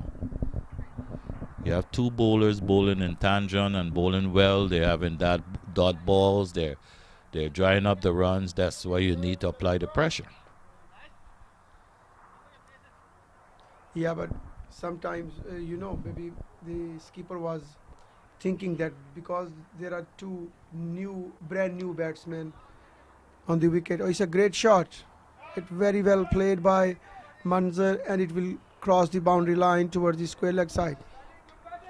So sometimes the skipper thinks that there are brand new batsmen on the wicket, and then he can quickly try to bring his casual bowlers and few overs, and then he will bring his regular bowler back. But on the other hand, you lose the pressure. So I mean, if I was there, I would continue with the same bowler and getting more wickets rather than saving his overs. Oh, yes, it sounds much more logical to me. Again, it's very well played, and ball is going towards the boundary, the third man boundary, and Manzar is looking for third run, and he ran very fast and he completed it. It is great running between the wicket, and they are trying to get back and taking the pressure off, and couple of good shots, they take the pressure out. Well, America has reached their 102 for 4, chasing a total of 206 runs. Runs needed 105 and 21.4. As Bortram continue from the pavilion end, good ball, good leg break. Little and off stump. Manzar comes forward and push it up to Selim it off. No run. It was a good ball. All they need to do is get 2 more wickets here, and America could be in trouble. Similar shot. He carefully watched the ball onto the bat. It slides down into a gully region for no runs. Bertram has been very economical, 3.4 overs. He has taken 2 wickets for 17 as he comes again, runs away from the pavilion, and this is short. And he's lucky that it wasn't put away. Short and wide. The batsman is asking for the wide ball, but it got low actually. And it was a fair delivery. He comes again. This one is tossed up and driven in the covers. A quick Oh, it's run a out. very risky And run. he's run out. And He result. is run out. A risky run. The ball was played very hard to the fieldsman who collected, and with a brilliant throw over the stumps, he is run out. So Manzard is run out on 8. America has just lost their 5th wicket. It is Yes, he's totally a out. Yeah. It is totally a suicide run. And the beauty of this run out is the point fielder has got beautiful arm, and he quickly delivered the ball to the. Oh, he was Mukesh himself, so he's skipper, and that was a beautiful throw. Look, Yeah. exactly what we needed. And the batsman was like right behind the line actually, so he was nowhere. Yeah, the umpire doesn't need the 3rd umpire. He's run out by a yard. Yeah, he was right behind the line. I mean, he was nowhere close to the crease. Look at that. Yeah. His bat was in the air and he was still running. Run out by a yard.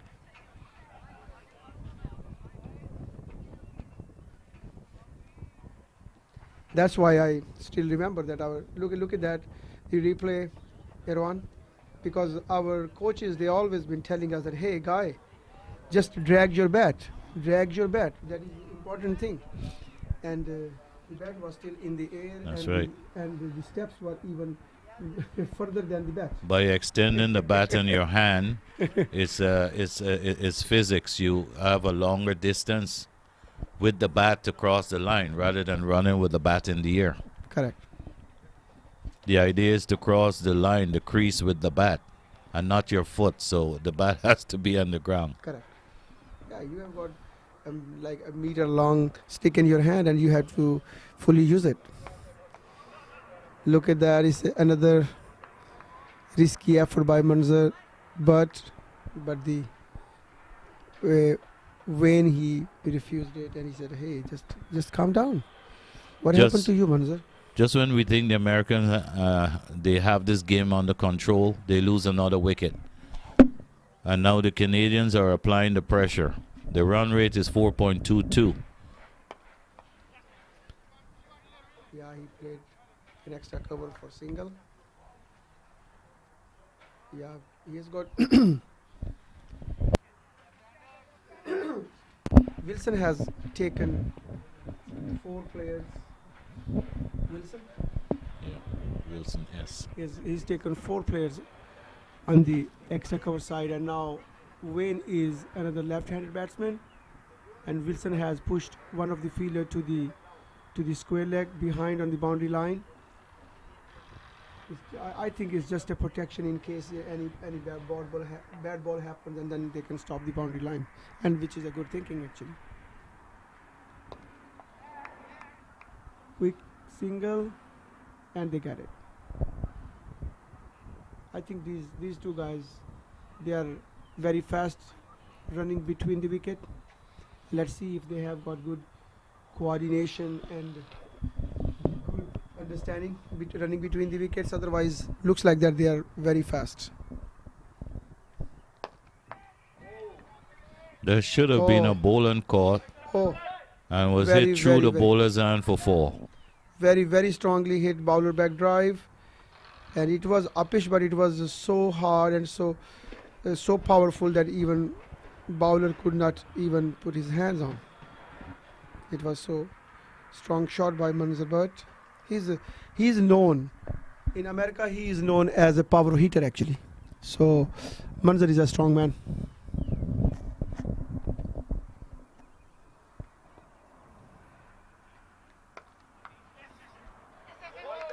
Another good shot and very well fielded by the fielder in the extra cover. It looks like that it's a point, right? Yeah. He fielded very well on point. But Well, a he good certainly saved about 3 good runs. effort.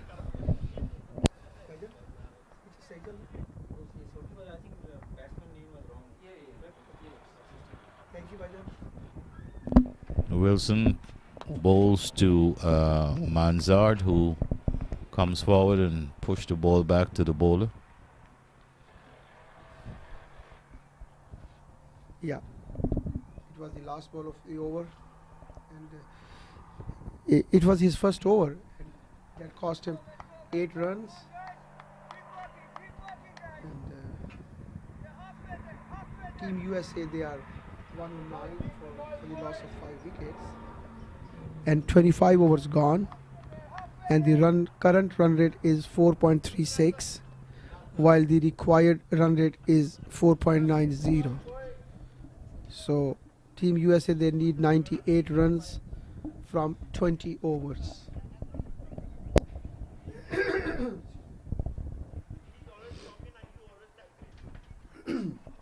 98 runs from 120 balls, and that's gettable with a run rate of only 4.90 run and over. So it just takes a couple bad overs for them to be equal with the required run rate. As Bertram comes in, and this one is pushed up to mid-on for a quick single. The batsman Scample for a quick single. The score is 110 for 5 off 25.1 overs. And as you think that the Canadians are ahead in this game presently is evenly balanced between these two teams. There's numerous possibilities. 2 quick wickets can bring this game back into the Canadian favor, or a partnership here could take this game away from them, because 97 runs on 120 balls is gettable. And this one is short, and this was pulled wide of mid-on. Good feeling by the fielder who saved 2 runs. The batsman wants to come back for the third but decided against it. That would have been suicidal. That would have been 2.5 runs, obviously. Yeah, brilliantly played by Wayne. It was a low ball, but he watched it and played on the back foot. And there was a power behind the shot. And these two batsmen who are right now on the crease, they have got really good experience of these type of hard situations, and they are really good with the bat as well. What So a beautiful Roman by Bertram. Narayan, that's one drifted away from the left-hander. It was a beautiful ball. Drift through the air and off the wicket, beating the batsman. Yeah, Bertram Narayan is bowling fantastic today. He wanted to loft it over the square leg, but finally he got a sweep. This could be a run and out. It will be a very Oh. quick, but safely home. Yeah, the throw was not powerful enough. I'm guessing the fielder has a shoulder injury. If that ball had been related over the stumps, then it could have been a possibility of a run out. Right. Here comes Narayan again. Beautiful, this The- guy's Roman. The wrong one. That turn away from the left-handed batsman. Here is where the Canadian can apply the pressure. This is a new batsman, and they should attack him.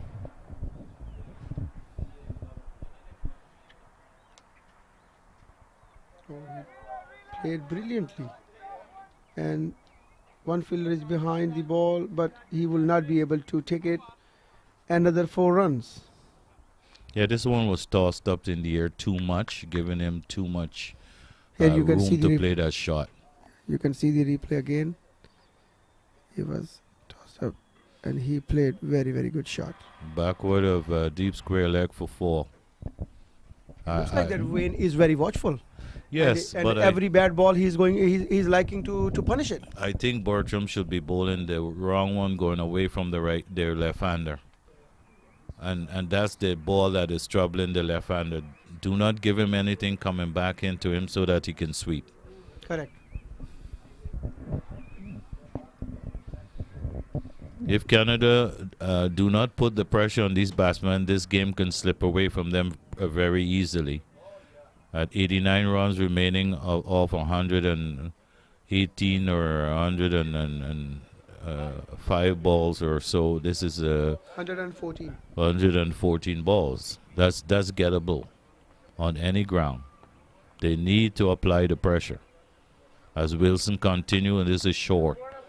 Oh, it's a good shot again. Short and pull to deep mid wicket for 4.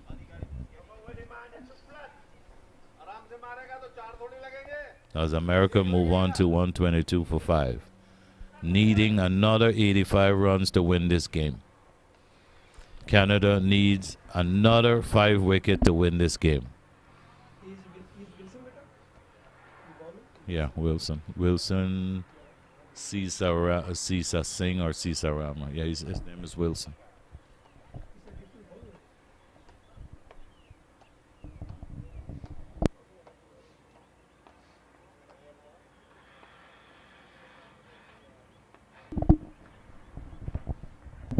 Yeah, Wilson again. And with open blade, Manzar Bhatt is playing very comfortably. It looks like he is not in a rush. And he wants to play only his selective shots and want to play whatever is needful actually. Good comeback by Wilson. 2 dot balls and didn't give any chance to Manzar Bhatt to play any shot on those. He's coming again. Oh, that was a simply ball and caught, and he dropped it. That's the wicket Canada was looking for. Short ball outside the off stump was punched back to the bowler, but he was unable to hold on to it and give the batsman another chance. As the score remains on 123 for 5 in 26.4 overs. And this feeling and extras can always kill a bowling team when trying to defend a low score like 206 runs. And this time the batsman is watchful and plays it out to the onside for a single. He attempted a run out, and there could be some overthrows. There's one overthrow as the ball run down to a long on position. And Ron, it looks like that Manzar is not feeling very comfortable while running. It looks like that he has got some slight cramp, and while he's walking or running, it looks like that he's limping a little bit. You see that? Probably he has been playing with an injury. Yep. And No, one over before it looks like that he twisted his leg over there while he was in a quick run. okay. Yeah, and he's looking like that he's not very comfortable, but he's not showing off actually. Yeah, you know, sometimes we get injured playing the games, but we do not have to show the opponents. Mm. And yeah, we need to show ourselves brave and committed. This is what maybe he's trying to do.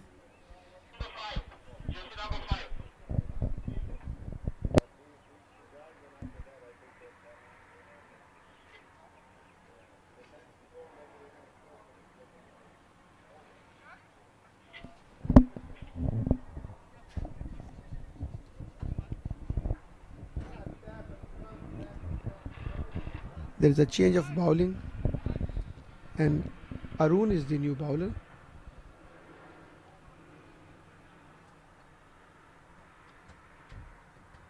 And he's right arm coming over the wicket.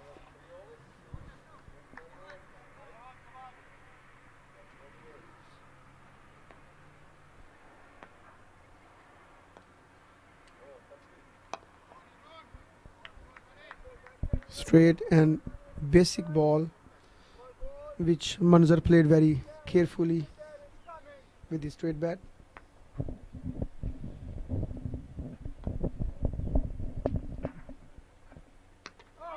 Here we go. Bowl him. Manzar is bowled by Arun. A beautiful ball flighted. He attempted a big loft over mid-off and comprehensively beaten and bowl. So America has just lost their 6th wicket, 125 for 6 of 27.2 overs. And once again, the game is shifted in the Canadian advantage. Canadian 75-25 percentage winning. Let's see if they can maintain this pressure. There's a new batsman. They need to maintain this pressure. Cut off the singles, dot balls, dry up the runs, bowl wicket to wicket, and apply the pressure to the new batsman coming in.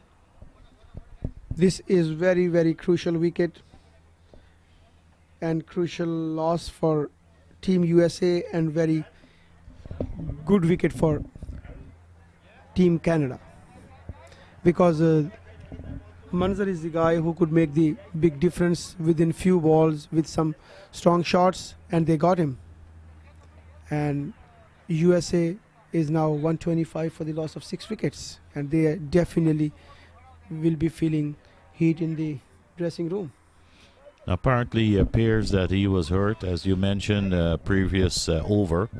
He appeared he had twisted his ankle, so he played across the line of this ball, wicket to wicket, played across the line, and was comprehensively bowled. The new batsman is the captain, Janak Patel, and on the other side, on the non-strikers end, is Wayne, who is playing on 12 runs. He faced only 10 deliveries yet. Here comes Arun. So down the leg, and that is called a wide ball. The fielder is running to get the ball. He's behind the ball, and it looks like that they will be happy with the 2 balls on a no ball. And the whole foot has gone out of the line, so it is clearly a no ball, signaled by the umpire, and it will be a free hit. Yeah, these type of runs, they really damage and break your rhythm, whatever you get it. Unfortunately, he wasn't punished from the free hit. Yeah, The batsman was bowled with the next ball. it's really hard for a batsman. You know, sometimes you are just a new batsman and you get the very first ball as a no ball, but then suddenly you have to go for a big one, even though you were not prepared for that. Oh, that's part of the game. That is part of the game, and Janak was not ready for that actually. He played it. Oh, that was a gift given to Janet, the captain. Correct. But he was just able to push it to mid-on. A gift like that, any ordinary batsman should put that away for 4. America is now struggling at 129 for 6 in 27.4 over. And Arun continues from the pavilion end. He will be bowling to Wayne. He's bowling with a mid-off on the 30-yard fence, cover, a backward point. And Wayne comes forward watchfully and pushes back up to the bowler. There is no run.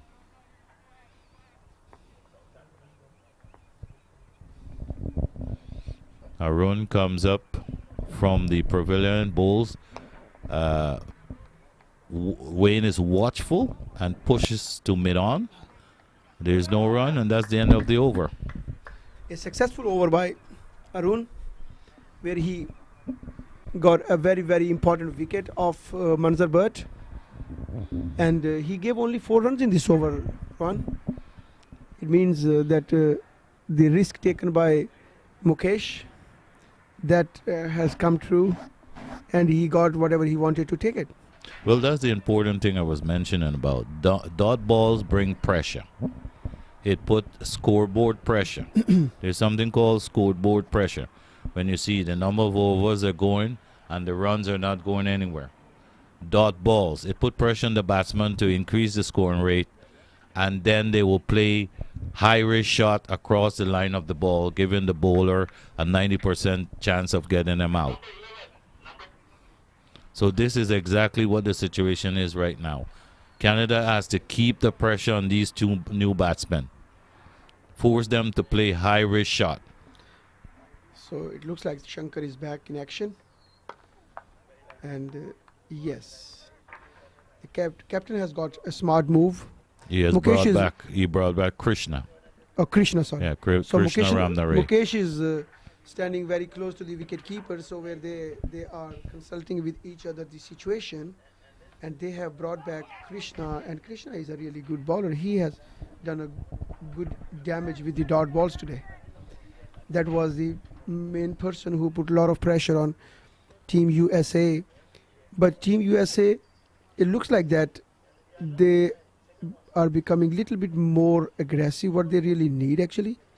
The situation does not require or need to go so aggressive for long hittings, because it is less than what you need. So you need only 77 runs on the board, while exactly 100 balls remaining. Yeah, they can maintain a run rate of 4.67 run and over with singles. There's no need to take high risk shot. Correct. And there's a lot of space out there. There's a lot of gaps. For instance, that's one more score from a short ball from Krishna, short outside the off stump, and there's an overthrow, giving the batsman extra run, putting the U.S. score in 132 for 6. These are the things that can make a team lose a game by giving away too many extras. Right. Krishna was not ready. Krishna was not ready at all to grab the ball, because the fielder that he threw the ball towards the bowling end, and he was not nowhere else close to the ball. Well, someone should have been backing up the stumps. It's basic cricket. Correct. Basic schoolboy cricket. Yep. The bowler has to back up the stump. The fielder behind the bowler has to cover. This is another good ball, dot ball, and this could be a single, easy run. The ball was pushed up to mid-off. The fielder was late in coming around to stop it and give the batsman ample time to scramble for a single. And the batsmen are really vigilant, and they are looking wherever they find a gap. They feel no hesitation to run for the run, and this is what Janak and Wayne is doing. And I think that will put a lot of pressure on Team Canada, because these type of runs, they always hurt you. Yes, giving away extra always hurt. Giving away extra is like an extra batsman in a team. If the extra is 30 runs, I mean 30 runs is a lot of runs for extra in a limited over game. Correct. This is the last over before the third power play. Oh, what a good attempt for a catch, as this one was struck back with a point. It runs away to the boundary. The batsman is able to complete two more runs to the American team. This should have been caught. It was hit back with a point in the air. It was in the air a pretty long time. The fielder dove, but unfortunately couldn't hold on to the catch. And two more runs. It looks like that Wayne is a batsman who can get any runs anytime, and he can play any shot anytime. He's playing very sensible actually. Well, he looks correct in his defensive. He's not going blind, and he's not going slogging straight away. If he finds any loose balls and he's trying to get runs on that or punish it, otherwise he's playing very calm. Look at that. The way he plays, it means he's right on the target. And again, Ron, the patience is the key. That is true. Yeah. If you maintain a run rate, you would win the game, regardless whether you're hitting boundaries or not. So right now, the run rate of the U.S. is 4.61. They are above the required run rate of 4.58. Correct. So Canada is slipping away. They're letting this game slip away from them by giving away extras and too many runs. There's an appeal for caught behind, declined by the umpire. Arun has bowled 1.5 over, 7 runs with a wicket. So it depends on after the water break what the consensus of and the plan of the Canadians to win this game in the last 15 overs. Yeah.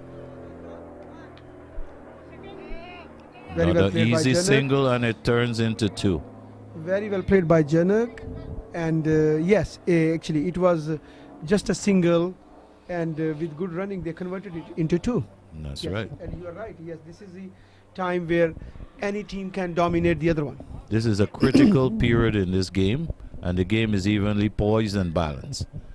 Whoever wants it the most would win it.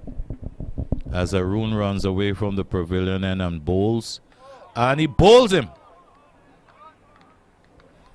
Is he bowl? Yes, he got bowled out. Or a little shade from the wicketkeeper pad? No, I think he got bowled out. Yes, he is walking now, or the umpire's called time for water break. Yes, he's out. America has just lost their 7th wicket. 138 for 7 just at the water break. Just at the 30 over mark, they have lost another wicket. So the score 138 for 7. Yes, bowl. He was bowl. Oh, that was a quick Comprehensively, delivery. comprehensively beaten and bowl. Comprehensively beaten, and then straight away it looks like that it acted like a dusra. It looks like that. I mean, for Janak he went straight to stop it, but it just got beaten in the air, like a slight outswing. It was a beautiful delivery. Right. So the picture is here, spectators. The Team USA, they are 138 for the loss of 7 wickets. 30 overs gone. Current run rate is 4.60. We need 69 runs from 15 overs, which makes 90 balls. And the required run rate is 4.6. Earlier, Team Canada, they batted and got 206 runs for 8 wickets in their allotted 45 overs. So it's a drink break. Rohan, any message? And Well, this go is for pause break? for an interesting finish. So when we come back, we're looking forward to an interesting last 15 overs of this game. Stay tuned.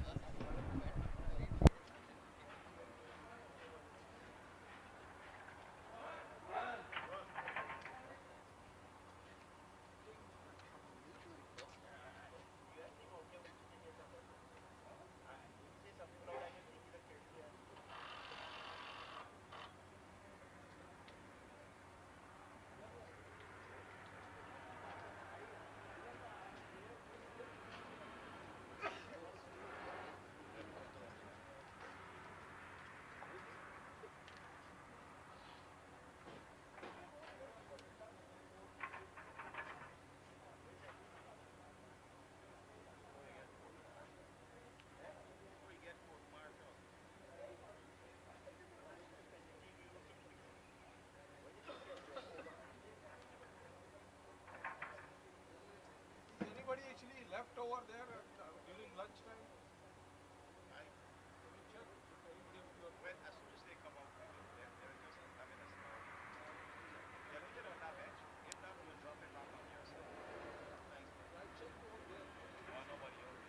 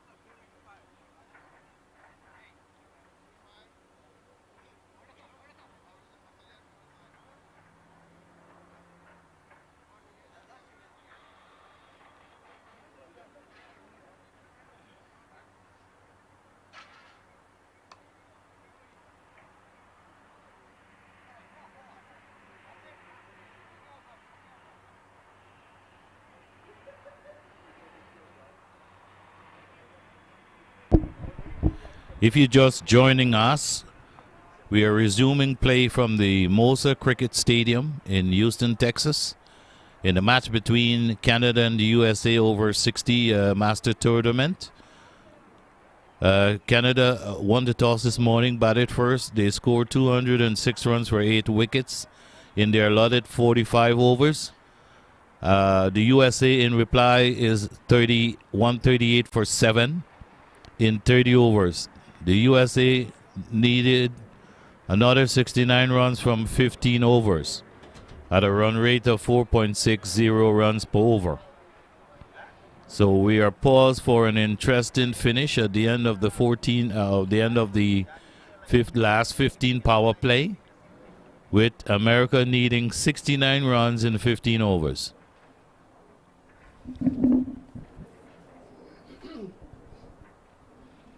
Really interesting phase of the game. So although Team USA, they are 7 wickets down, but still the required target is quite achievable. Only key is the patience and just focus on the game. Let's see. But overall, Team Canada, they are looking a little bit more dominant at this time right now, and Krishna is adding the dents on this situation because he is still very, very economical bowler, and he's given only 13 runs in 6 overs. Well, the captain has decided to go back with one of his main bowler, Krishna. So far, he has bowled 6 overs for 13 runs with 1 wicket, and his first ball has just been pushed into the point position for a single.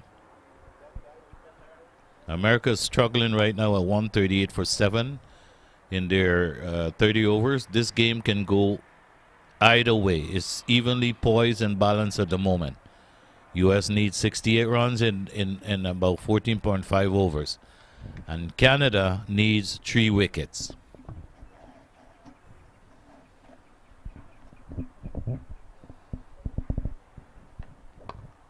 Here comes Krishna. It's a good ball, but for nothing. Batsman was not interested in running at all. And it looks like that the Canada, they are having a little bit more energy, and they are very positively looking forward to get the rest of the wickets.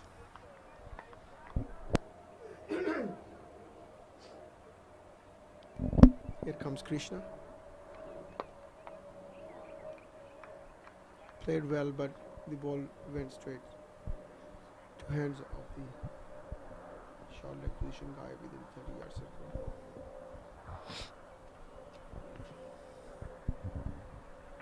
Krishna.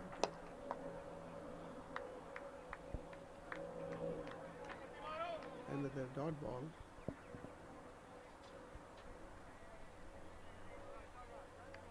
It looks like the Canadian bowlers are attacking. There's only one man on the deep mid-wicket boundary, and everyone is in the 30-yard circle. As Dashraj attempted a lofted shot over mid-off, didn't connect, and the ball trickled down to a short square leg, bringing an end of the over. Another very successful over by Krishna. His figures right now, they are 7 overs, 14 runs, 1 wicket. And Team USA under 39 for 7 wickets, 31 overs gone. So Rohan, actually the required run rate, or the run rate, is actually really not a big deal right now.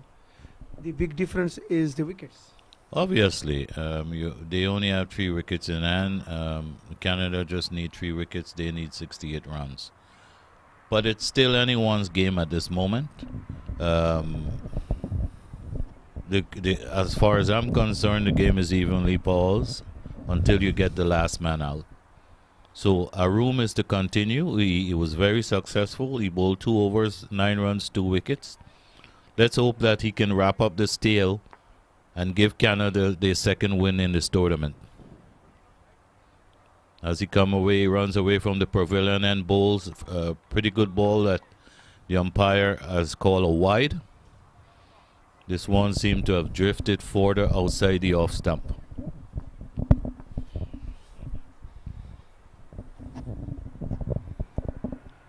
He comes in again. This one is pitched up, driven to mid-off, where the bowler retrieved the ball.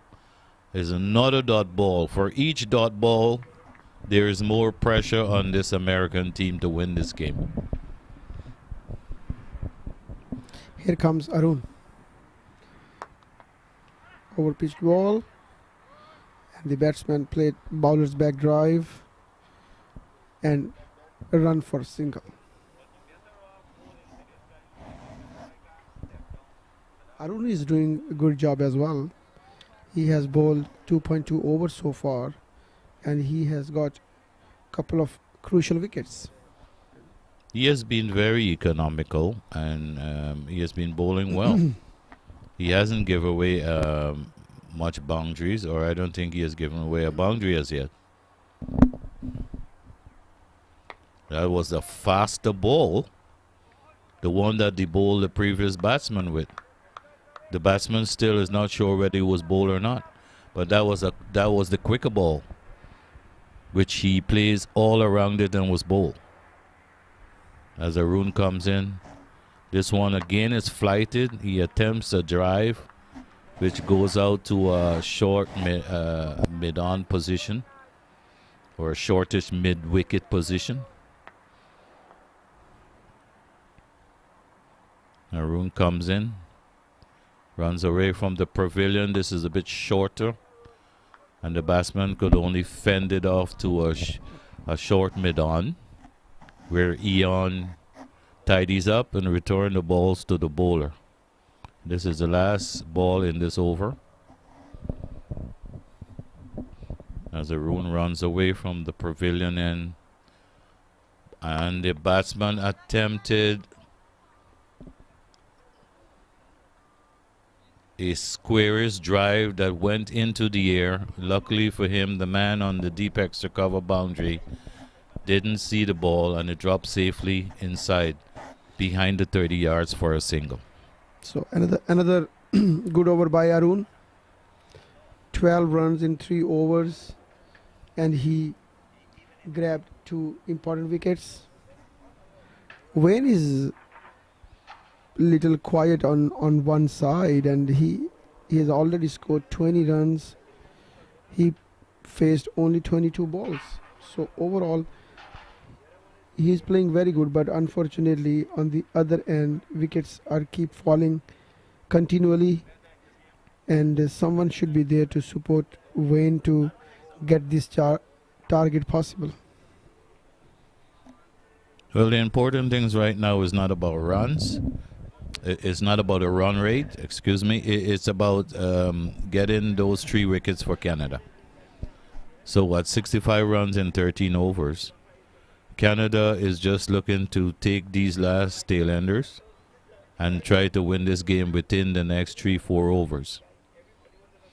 And America is trying to bat out the 65 overs in the intention of trying to achieve that target of 206. So there has been another change at the far end, and it looks like it will be Farouk Kormani to replace Krishna from the far end. He will be bowling to Wayne, and Wayne has been pretty prolific. He's on 20 runs off 22 balls. So if USA needs to win this game, Wayne has to be there. So for this bowler, he has set the fielding as long off, extra cover, deep mid off, point, long third man. Well, but the third man is within the 30-yard circle actually. And yes, and the other 2 fielders, 3 fielders are in the circle as well, 1 on the square leg, that's it. So he been bowling very attacking bowling actually, Farouk. Yeah, he has been bowling with an attacking feel. Yeah. They know that the require run rate is not a problem for Canada. What Canada needs to do is take these 3 wickets and wrap up this innings. As for who comes in, bowls, and this one wraps Wayne on the pad. There is no run. Another dot ball, and is applying more pressure onto the U.S. batting.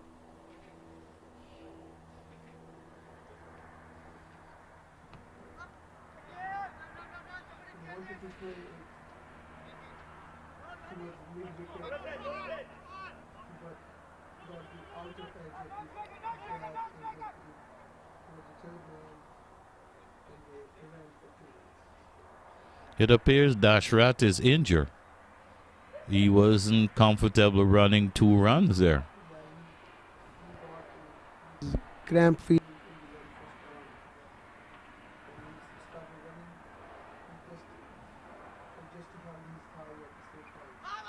So there would not be any quick singles in between these 2 batsmen.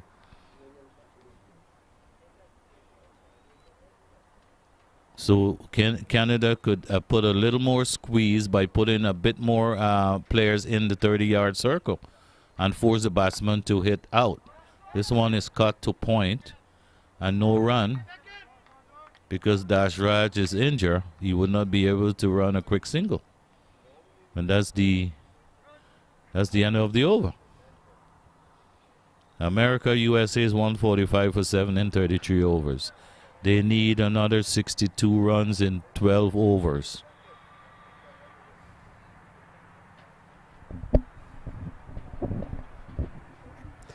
Yeah, another 62 runs in 12 overs means 5.17 is the required run rate. But obviously the required run rate will keep mounting if we are not even going to take 5 runs in over. So the current run rate has dropped down to 4.39, which is not really a big difference. Couple of boundaries, they will equalize the difference, or a few good runnings, they will make the difference. But right now, the batsman Dashrath is not looking, because everyone said that he's limping in the middle of the crease. So maybe he will depend on hitting shots only rather than quick runnings. And you can see the Canadian players are running within the field and trying to back up each other and support each other, because they are looking that their destination is clear or very close. So they are really feeling very comfortable for the time being, but obviously focused in the game. Well, they should be attempted to throw the ball at Dashrat end because they know he's injured. So any throw from the outfield should be going towards his end if they're attempting a run or 2 runs. Yes. And more players should be brought in from the boundary into the 30-yard to put pressure on this batting team. Yep. Arun has been bowling quite negative to Wayne, getting the slider to move away outside the off stump.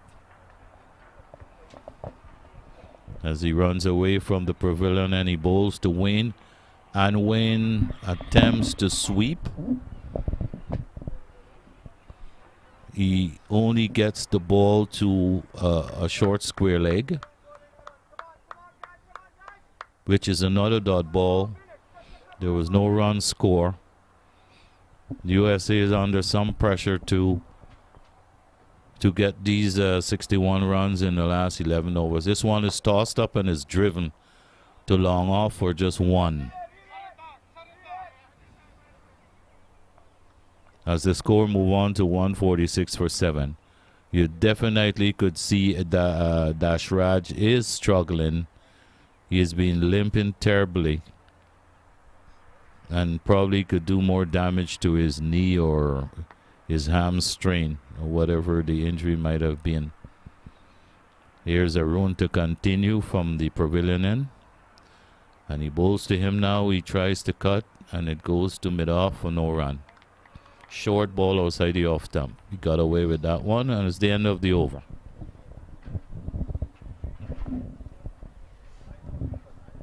Yeah. Arun bowled another good over. 14 runs, 2 wickets in 4 overs. And Wayne is still on the crease. And we are hoping if there are a few good shots come in, then that can make difference. But it looks like that the pressure is on Team USA right now. 60 needed in 11 overs. And the required run rate is about to go to 5.5 per over.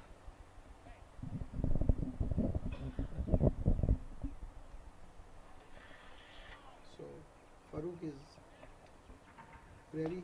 Ball from the far end. Here comes Farooq. And ball to. Come on, there's a misunderstanding. Oh, but with Dashrath, he was bold to. He was very brave to go for the double run, and he completed it. Yeah, it was a ball that was pitched up that Wayne drove all the way down to long on, and he got 2 runs for it.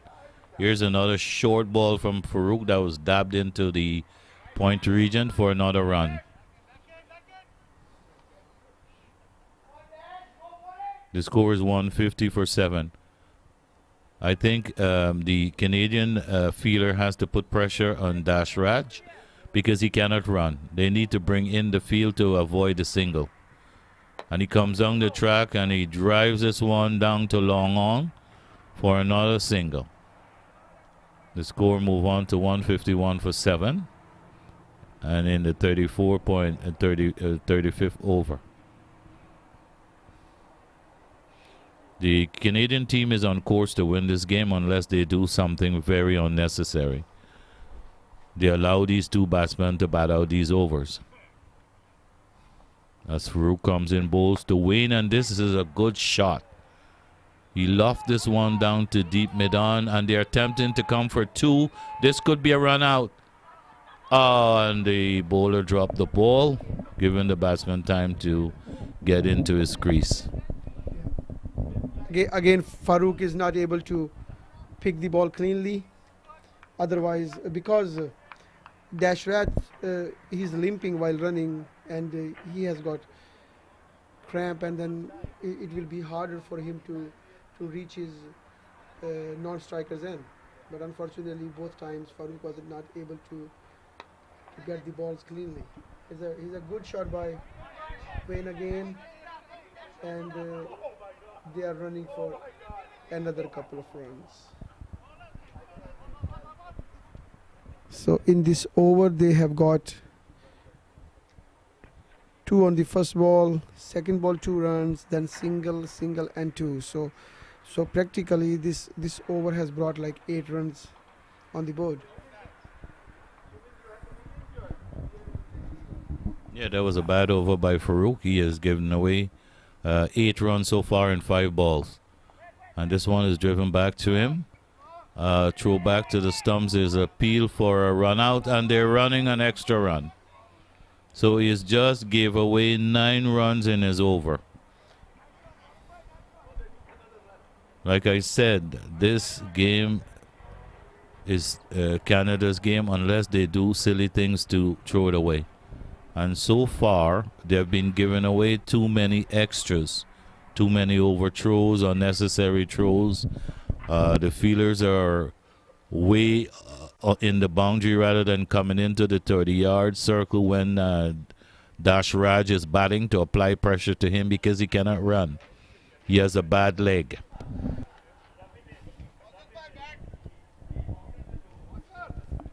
Yes, Ryan. So it's 51 needed in 10 overs. And even though Team Canada, they need 3 wickets, but on the other hand, 51 in 10 overs, maybe it will be turning out like in a little tough ask, because without good running or without going for at least one shot in an over, it will be really hard to get it. Yeah, with two batsmen running like they're hurt, we know for sure that Dash Raj is hurt. Wayne also is not running fully committed during the singles or the twos. So you have two injured batsmen running. And I think it's imperative that you bring in the men in the 30 yards circle to prevent the batsman from taking any singles or two. Let them try to go for the boundaries. It would give you a higher percentage of getting them out. Because they cannot run singles, they have to hit 6 and 4s. So the idea is to squeeze the singles out, dot ball, bowling wicket to wicket, and apply the pressure.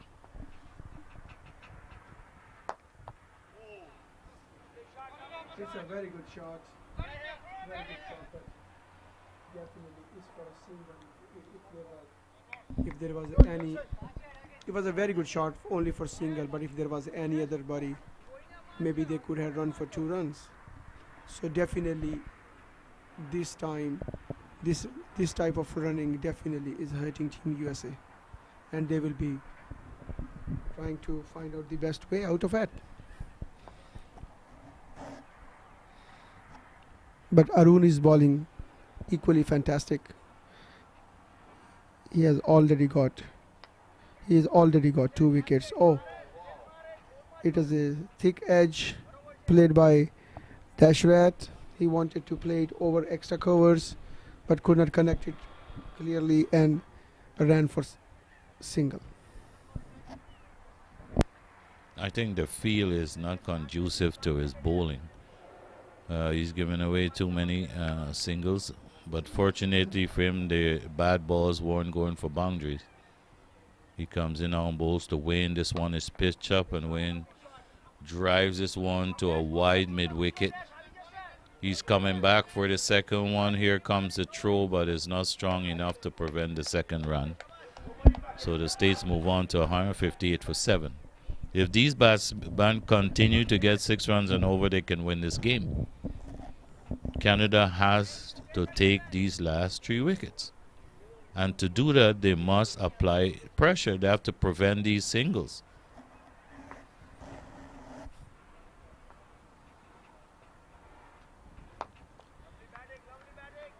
Very good ball bowled by Arun, which was played back to the bowler. There's 2 balls left in this over. 2 dot balls here would continue the pressure on the American batting. And this one, he attempted to turn down the leg side. There's an appeal for LBW, which was turned down by the umpire. As USA move on to 160 for 7 in their allotted 36 overs. 1 ball remaining in this over.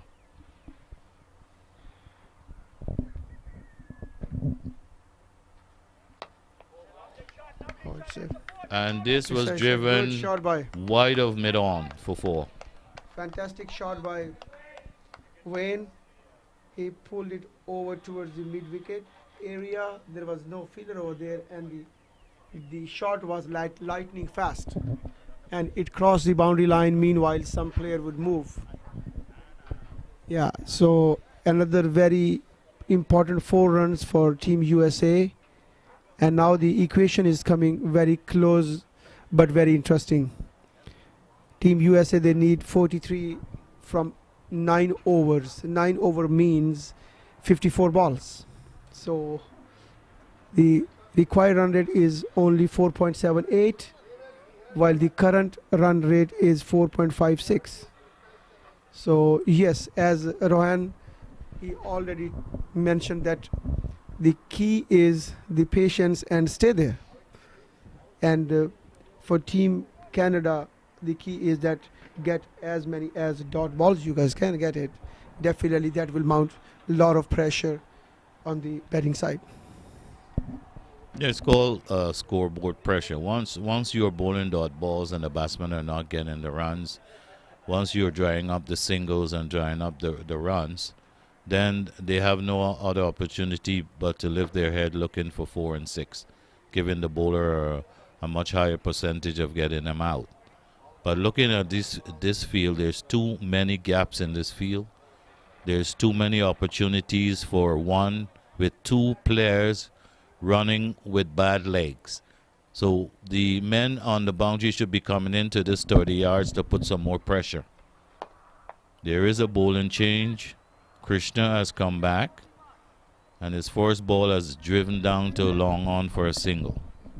This was a good shot by Dashrath, even though he's not in a good shape to run, but he's playing a little courageously, right? I mean, he has not accepted any wrong option. And he said that, hey, yes, I can do that. And come on, Wayne. Yes, we can do that. And Janak Patel, the very experienced fellow, he's right on the boundary line with water and obviously taking care of the batsmen and giving them few good opinions and suggestion that, hey guys, come on, we can do that. It's not much left. But on the other hand, when we see Krishna is doing a wonderful job today, and he has already bowled 7.2 overs, given only 16 runs, and have got 1 wicket. So that is a beautiful example of a disciplined bowling by a Canadian bowler. Again, the score is keep moving slowly and slowly. 166 for 7. Here comes Krishna, and exactly the ball is right on money. Dash, he played the bowler's back drive and he stopped himself. Goes to his run up, turn, and ready to bowl again to Dash. Here we go, and he played a lofted shot. It was a good, powerful shot. Oh, it can be very dangerous, but unfortunately the fielder was not attentive at all, and he could not even notice that the wicketkeeper end is totally empty and nobody's even the picture. Yeah, but the ball was hit to deep mid-wicket on the boundary, and he allowed a guy with an injury to run 2. He should have come off the boundary, collect the ball, and get it in as quickly as possible to the wicketkeeper. Here's another attempted shot over mid-on, which was placed up to seal him it off. No run. This is what Krishna has to do. He has to bowl dot balls and put the pressure on the batsman. This is another good ball that was driven past the bowler down to long off for another single. As Dashrath up to the other end on a one leg. And that appears to be the end of the over. USA 169 for 7. Yeah, it was a good shot by Dash actually, like a brave shot. If he has clearly decided to go on, because he knows that he cannot get these runs by running, and definitely his partner Wayne must have advised him that, hey, you go with your shots and I will take care of the rest. So this is what they are going to do right now, and yeah, very bravely he's running around, and Team Canada, they are planning to get some quick breakthrough again, which will put another dent on Team USA and come closer to the match finishing. So it's 169 for 7 in 37 overs, 38 needed in 48 balls. It's only 4.75, but let's see who will be the man of the day. Well, Bortram Narayan is back into the attack. He comes in, bowls. This one is pitched up and is driven to deep square leg. They're running 1. They're coming back for the 2nd. And they're attempted to run 3. But Dashrath decided against it. And there's 2 runs off the first ball of Bortram Narayan. Yeah, that was a little offline delivery actually down the leg, you know. and yeah, and it gave a possibility to get at least 4 runs, but the batsman could not hit it well. Oh, it's a good shot by Dash again, right in the circle, but yeah, but it will be only 1. The ball was in the air for a long time, but fortunately for him, no fielder was in the vicinity to take the catch. But that was another good ball, a leg break that he played across the line of the ball and skied it up to what would have been mid-on in the 30-yard circle. Now the field again has changed. There's a long off, long on, deep mid-wicket. There's a deep extra cover, and now a man is being brought in to the backward point position.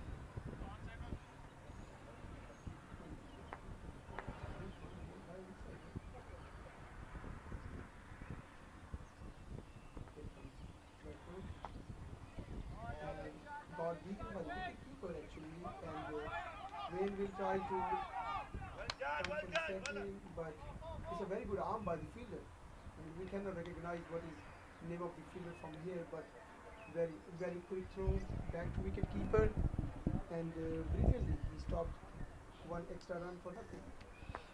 Well, this game is as close as we thought. It's 34 more runs off 7.3 overs. And Canada still needs 3 wickets. US need 34 runs. And this is...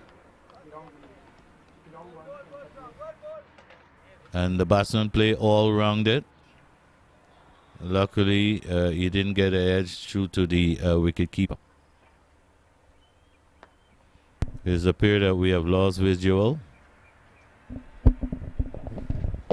Bortram comes in again. This one is tossed up and driven to and it could have been a run out, and he's out, run out. He's out, run out. Dashrat is out, run out. The ball was played to a shortish mid-on position, and he was up and through for the run, and it was a good throw by Eon to the bowler, and he's given run out. So America has lost their 8th wicket, needing about 3 runs to win. So once again, there's another twist in this game. Canada needs 2 wickets, and the USA needs 4 runs.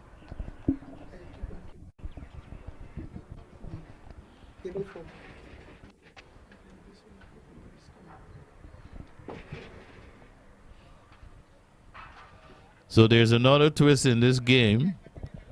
Dashraj has just been run out, attempting to run a quick single with a hamstring injury. He was run out by Eon, who collected the ball and returned it to Bortram Narayan, which run him out. So Canada needing 2 wickets. America needs 34 runs to win this game. And it's still pause. Any of these 2 teams could win this game. That's part of the exciting thing about cricket. The game is finished until the last run is made or the last batsman is out. So it could go either way. America needs 34 runs to win this game.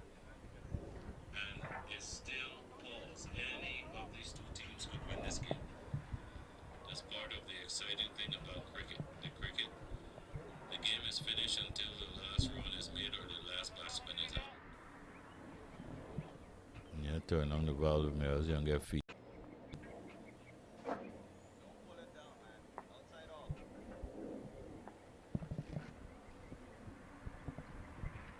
As Bertram to continue from the pavilion end, the first ball is pushed out to mid-off for a single.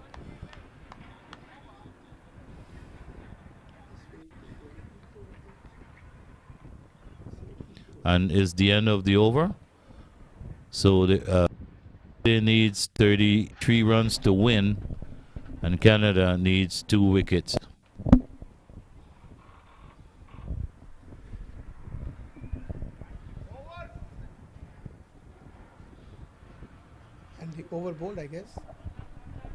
Bertram's over is completed.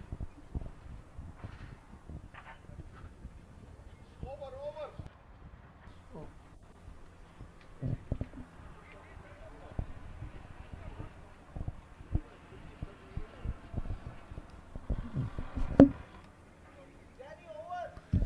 So the captain has brought back his most experienced bowler, Krishna. He would be bowling to the new batsman, Dave. Wayne is on 41 or 43 balls. USA 174 for 8. They need 33 runs off of 7 overs. This would be a very interesting and exciting finish in this match between the Canada in the USA Master Tournament. As Krishna bowls, this ball is pushed up by Davy to slim it on, no run. A deep square leg, deep mid wicket, long on the boundary, deep extra cover, and deep long off. The rest of the fielders are in the 30 yards circle. As Krishna runs in from the far end, bowls to Davy, who push it back to the bowler, attempted to go for a run, but decided against it. And Rohan, this is Krishna's last over. But still 7 overs to go. So definitely skipper will be thinking that who will be the best option in his absence. Krishna comes in again, bowl a shortish ball outside the off stump, which Wayne tries to cut. It cuts it into the ground and was fielded by Farouk at backward point. The score remains on 174 for 8 in 38.3 overs. As Krishna runs away from the far end, he bowls this one, is pitched up on wicket to wicket, which is defensively played back to the bowler. There are 2 balls remaining in this over. And if these are 2 dot balls, could apply more pressure to the USA batsman, but he has to go for runs. And this is appeal is given out. Wayne is given out LBW by Krishna. A faster ball in which he played back and was adjudged LBW. yeah, The USA has lost their 9 wicket, 174 for 9. this was very good ball by Krishna. The right on money, because he saw Wayne was on the defensive way and he bowled quickly within the stumps. Because it looks like that the Wayne was knowing that this is Krishna's last over. Yeah, so he suddenly changed his batting. Otherwise, maybe he could have played something different shot. Yeah, but he was trapped on the crease with a faster ball. He wasn't playing forward or backward. He was just trapped on the crease and beaten all his end up by the pace of the ball. Correct. If he were on the front foot, that ball probably would have edged down to a slip region, gully region for a single or probably 2 runs. But he played tentatively, probably, as you said, thinking that this is Krishna's last over, and he would play him out and then see if it's possible he could attack the other bowlers. But Krishna has 1 ball remaining. This is his 2nd wicket. He has 2 now for 19 runs. And this could be the end of the game. He has 1 ball left to the new batsman.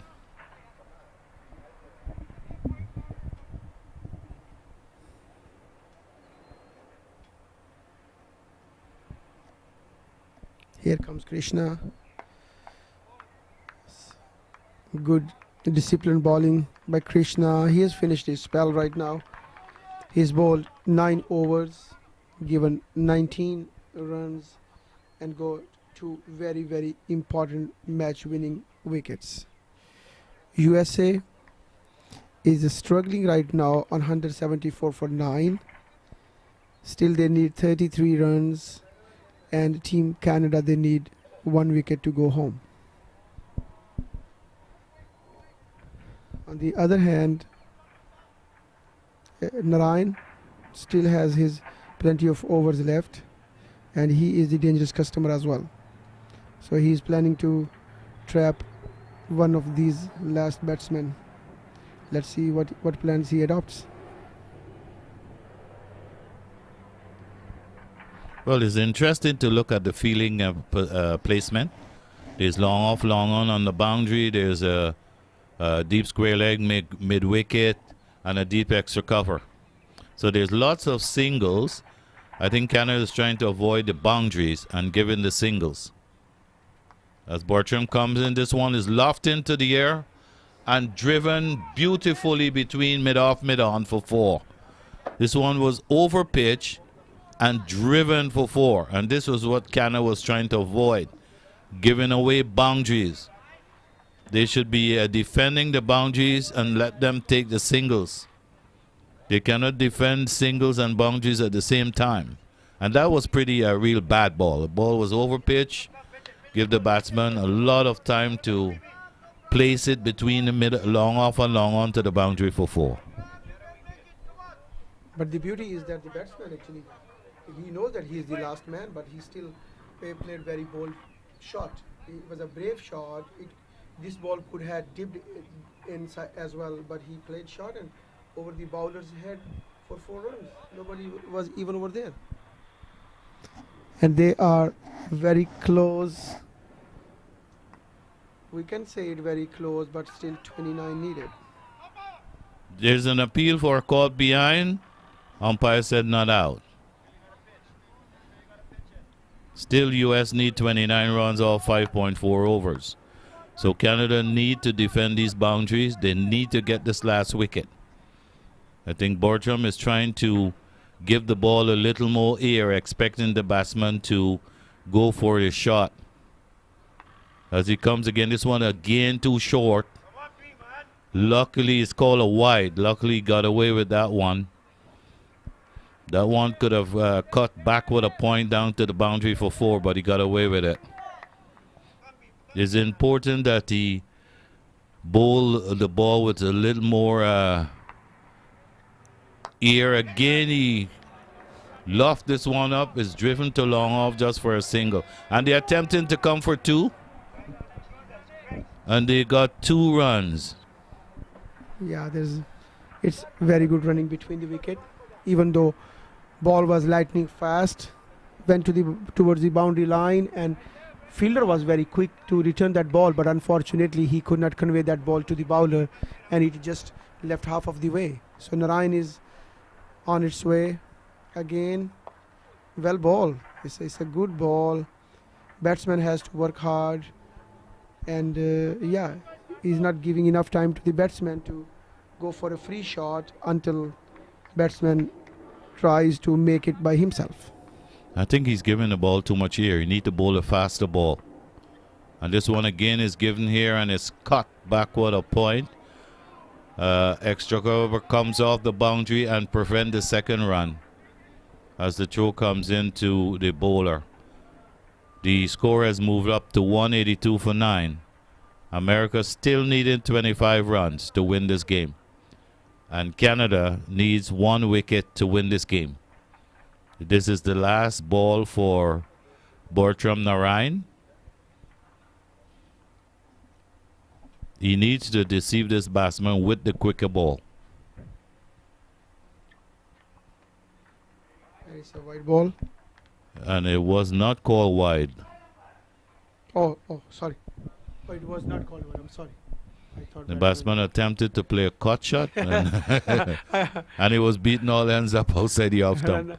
No, I thought umpire was going to call it. So there's 25 runs needed, 1 wicket needed for Canada, 25 runs, which is 5 runs and over needed to win this game by USA. 5 runs and over, and Canada need 1 wicket. Still at this stage, the game is really on, but only the key difference is the wicket. So at this stage, Team USA, they have lost more wickets. If they would have saved a little bit more wickets, at least 2 or 3 more wickets, maybe they could have gone more bravely to chase this target. But unfortunately, they are right now, they are definitely in double-minded. They should go for a high, they should go for run, they should go for single or double or save wicket. So right now they are trying, but I mean, they have nothing to improvise right now besides of this. So Well, they can bat out the overs, picking up 5 runs and over and win the game. So they do not need to go for big shots. There are a lot of singles in between the gaps. 5 singles could win you the game. So Canada has to go semi-defensive here. They have to bring some people more off the ring to prevent those singles.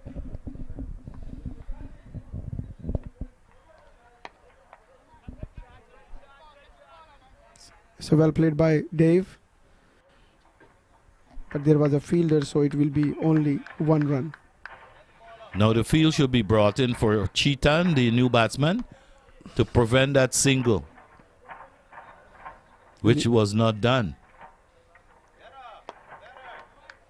And he gets the single to put Dave back on strike.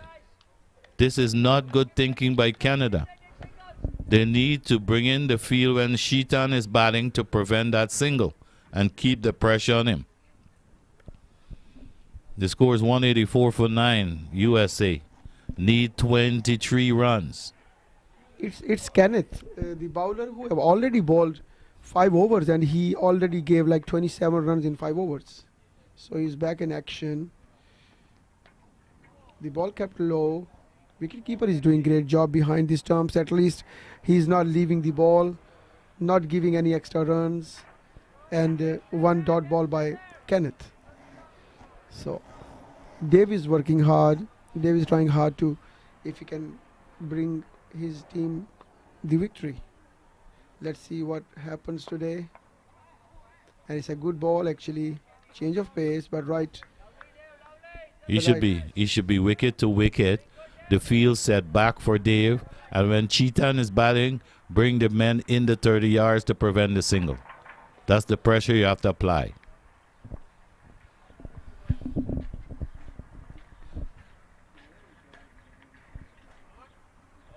Down the leg, but it's a fair ball. Being the first wide ball within the reach of the batsman is considered as a fair ball as per the US Masters rule. And Kenneth comes again, coming to ball to David.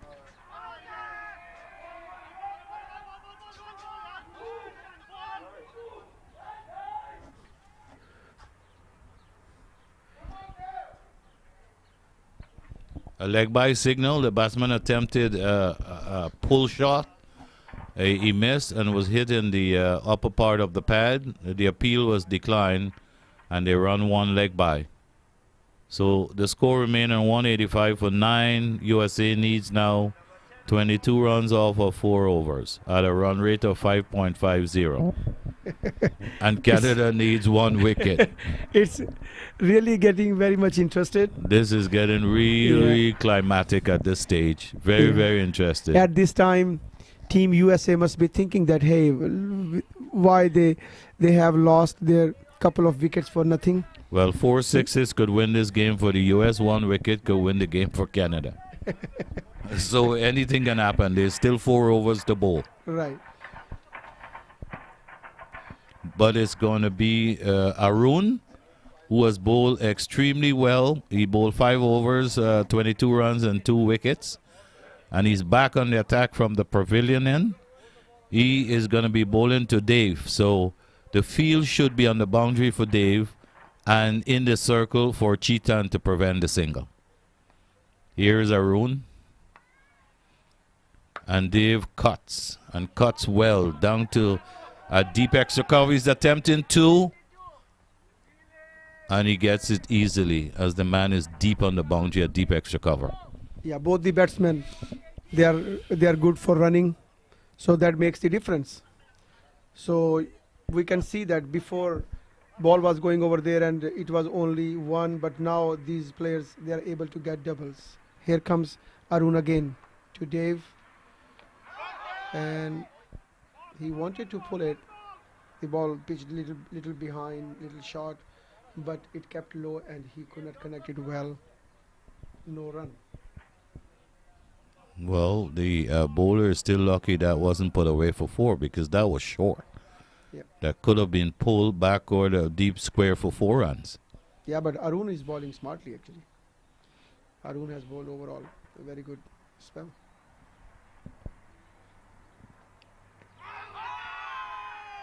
And this one is pitched up. He's hit on the pad. A loud appeal. Umpire said not out. Seemed to be drifting down the leg side. The overall umpires' decisions, they have been excellent. I mean, we can see that they are very much justified, and until they were not 110% sure, they were not making their decisions, which is the quality of cricket here in the United States. And yeah, There could have been a run out. The batsman attempted to scramble for a single, which was brilliantly fielded in the cover region, and the fielder prevented the single. So America needs 20 runs with 1 wicket remaining. And this is short again and has been smashed past the cover fielder down to the boundary. The fielder saved stop at a beautiful stop. He saved 2 runs. yeah. It was a bad ball for Maroon, too short, and was hammered past the cover region, wideish down to wideish long off. But the fielder did great job. He saved certain 2 runs, and he quickly sent the ball back to the fielder as well. So 2 runs been added to the score of Team USA, and now they need only 18, but they have just 1 wicket in hand. And this Well, it's not over until the fat lady sings, but so far it's 18 runs remaining and 1 wicket for Canada to win this game. and this is Arun's last ball as well.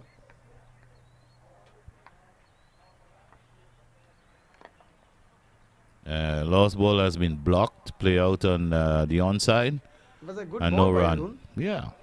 and he actually invited Dave to go for a big shot, but David was like little smart in this sense. He watched the ball till the end.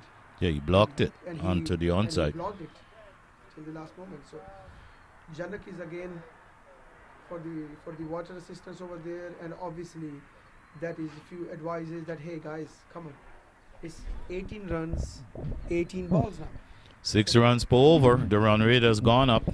This is first time in the whole game that the run rate is 6, whether it is the required or it is playing first.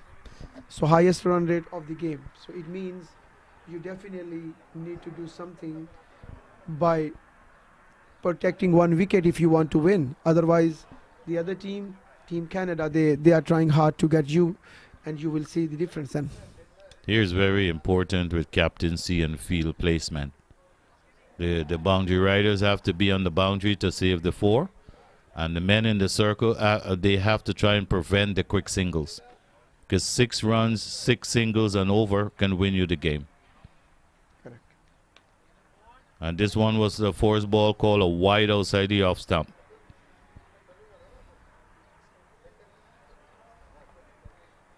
by Kenneth. This is Kenneth who's bowling from the far end. He came. And this one is Oh. edge past the gully fielder, is running down to the boundary, and it reaches the rope for 4. Oh, So this is very interesting. There's no the short gully in the 30-yard circle, and and Chetan got 4 lucky runs, Chetan, prodigious runs down to a deep third man. Chetan, he wanted to. Here comes Kenneth again, and Chetan is the batsman. And he steals another single. Very crucial 5 runs taken by Chetan. And now Dave is facing to Kenneth. Kenneth overall has been little expensive. Right, sir? Yes. Yeah, so let's see what Oh he does. no, this is a full toss, but wasn't called a no ball. It's hit down to a deep mid wicket, and the batsman scrambled for 2. So far, 8 runs off of 4 balls.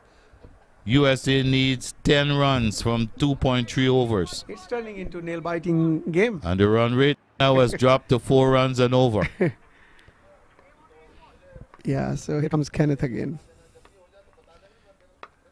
And Oh. this one is smashed down to Good the shot by Dave. short extra cover for another single. So this has been 9 runs so far off of this over. It's a good shot by David, but luckily it went straight away in hands to the batsman for 1 run. Beautiful shot. Here comes Kenneth again to Chetan. And this is hit. He lofted it over, but it was safe, and they got another single. Overall, this over has been turned into very productive one. 10 runs and over. And still is 1 more ball remaining. 11.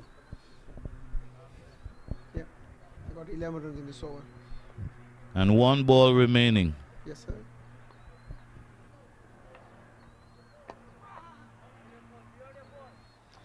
Dave wanted single, but Chetan, he stopped him because the ball was very straight and very close to the fielder, and spectators, it looks like that the game is turning up in a very, very interesting stage.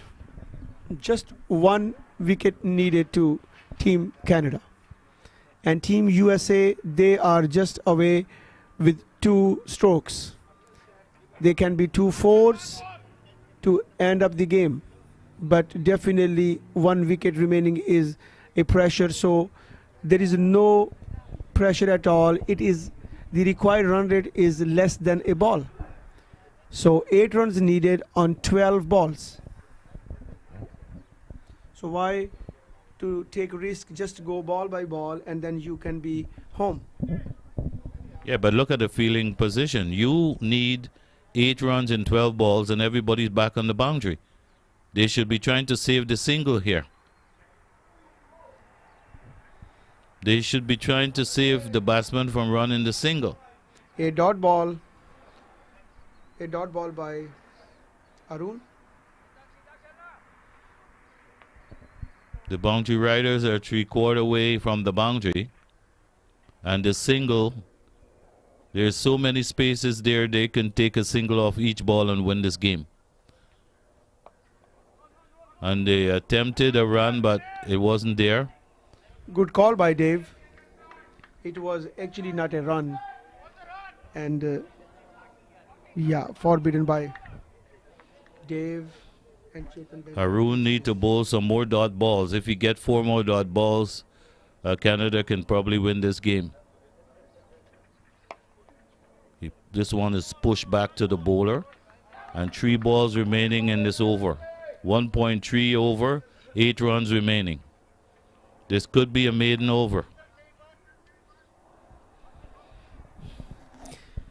Here Arun comes, and he's going to bowl to Chetan. And Hey, it's hit up in the air. It went in the air, but there was no one to grab it. And Team USA feeling lucky in the sense that there was no one to grab this. But still, I mean, they got 1 run. So they need 7 runs to go home, 6 to tie and 7 to win. Here comes Arun. Again to David.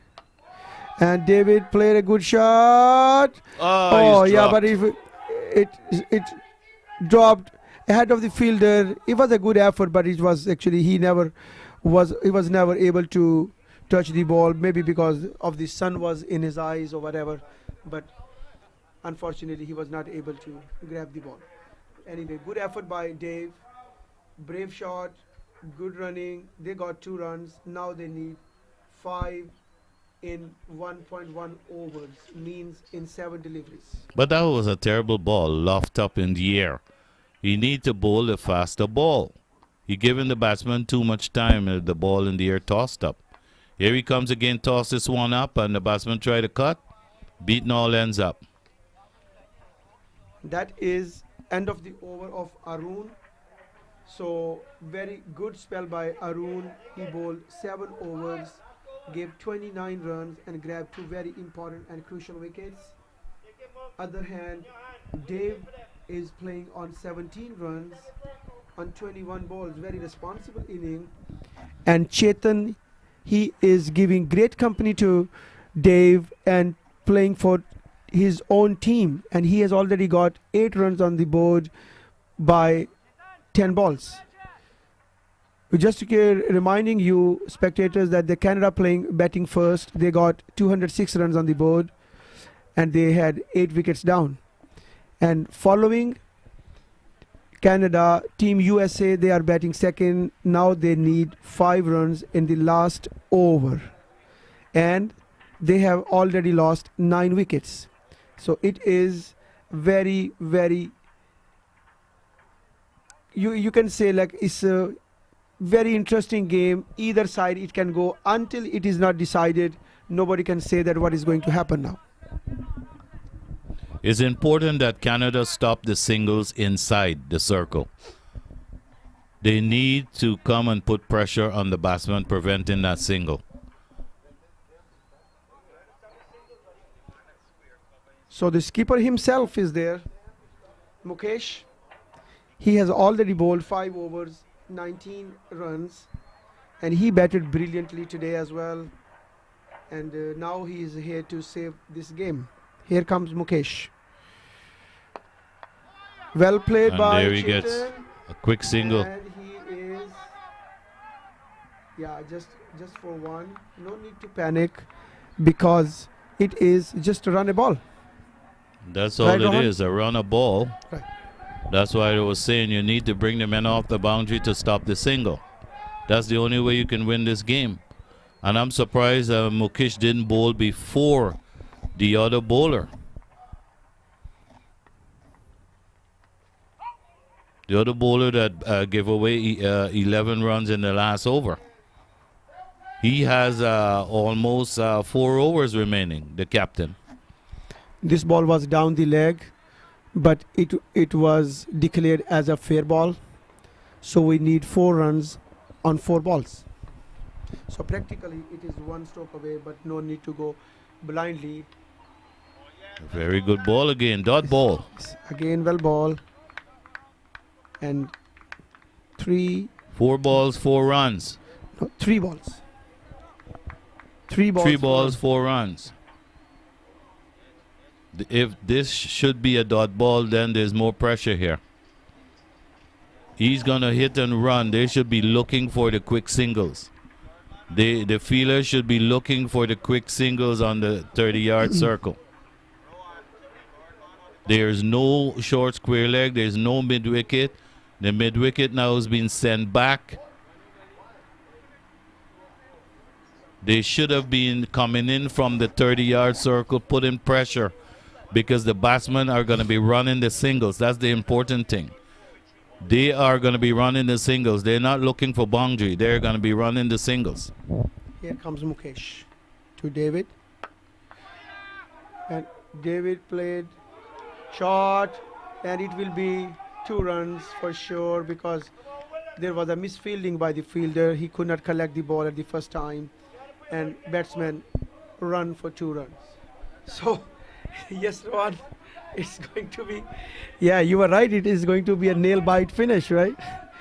2 runs, 2 balls. No, but with 1 run, they are going to tie. I don't think so. The advantage is in the batting I'm team. saying with 1 run, they will tie it. And first of all, they should go for the 1 run to make this game tie rather than losing. You see, if that fielder were inside the 30 yards, that would have been a catch.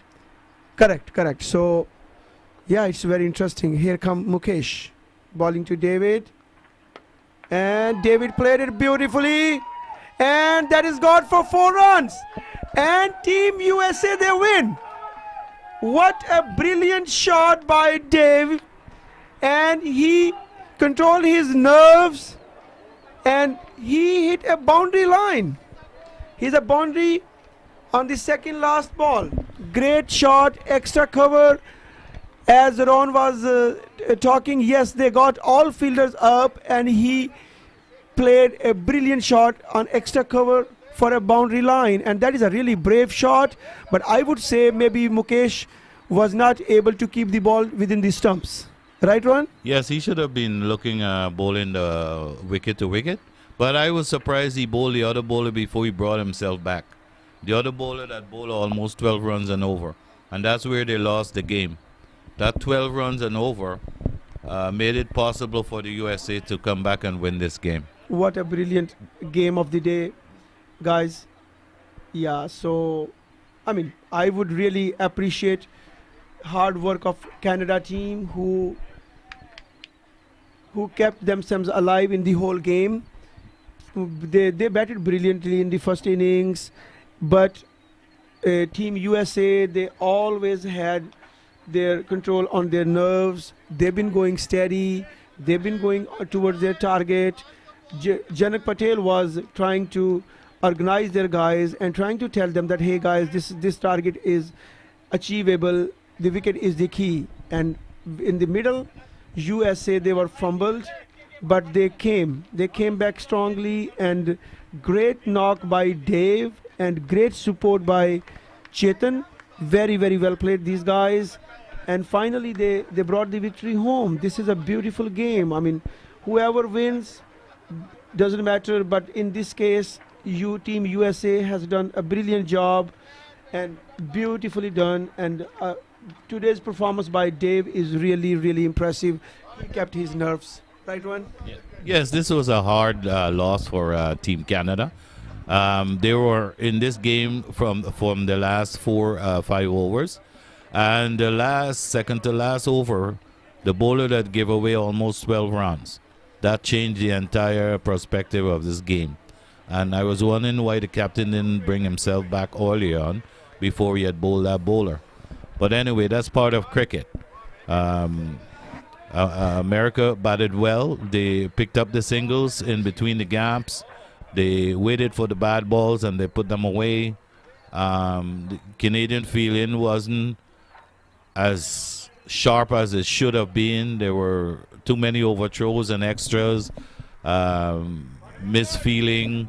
So the extras give away a lot of extra runs that caused them to lose this game. To start today's game, I really appreciate Sir Ron. He came early in the morning to give me company. Although he is definitely, his heart is beating with Canada's team because it is very natural. And I am playing for for American national cricket team over 50 as well. But being over here at the commentary box, we are trying to be as honest and fair and like a team person, a game person. We were trying to be honest and fair. And I really appreciate, gentlemen, Sir Rohan, thank you very much for staying with me. No problem. As It is commentators, my honor. A lot of learnings from yourself, and yes, we enjoyed whatever Exactly. any cricketer can expect. Exactly. Although the result was not in favor, but overall Yeah. the game was a great game, and at the end of the day, cricket wins, not Exactly. persons. Exactly. As commentators, we have to be impartial. So regardless of whoever win or not as commentator, Correct. or as umpires, you have to be impartial. So the better team won today. Canada had it in the bag. They let it go. The second to last over was a terrible over. It cost them 12 runs, which reduced the score to about 6 runs or 5 runs for the last over. And some inconsistent bowling caused them to lose this game today. They should not have lost this game, having 9 wickets down and the last 5 overs to bowl. Anyway, that's part of cricket. The better team won today, and the U.S. persevere and brought the victory home. So today's beautiful game is ended now. From tomorrow onwards, we have got other very, very important games, which will be over 50s, and they are really important games between Team USA, between Team West Indies and Team Canada. All teams are really strong. Few international players are over there from Caribbean side as well, like Sir Colin Croft and these type of superstars over there. And we have got like good experience talking, meeting and learning and playing cricket with us. Please stay tuned with us, and we are looking forward to see you spectators tomorrow. And Yeah, well, it was good commentating with you. I'm Rohan Weatherspoon from Montreal, Quebec. And it was nice having the opportunity to watch an exciting finish, an exciting game. As you said, cricket was the winner today, and we all enjoy this game. It is the agony of defeat, but then there's pleasure in the winning. So that's part of the game. so because we are living in Texas, so I would like to say that muchísimas gracias. Gracias por venir. Gracias para mirar y todos. Entonces nos miramos mañana. Muchísimas gracias. Adiós. And in French we call it bonsoir, au revoir, and yeah, say some words. Merci. Rohan. And merci beaucoup. Beaucoup merci à tout le monde. Tout le monde. C'est un bon jouet très intéressant. Ouais. Merci. Puis Yeah. And- shukriya. शुक्रिया and Shukran. शुक्रान and जितने भी मेरे देखने वाले दोस्त हैं उनके लिए उनका बहुत बहुत शुक्रिया. Thank you very much gentleman. कल मिलेंगे और तब तक के लिए जो है ना वो good evening, good night and Allah.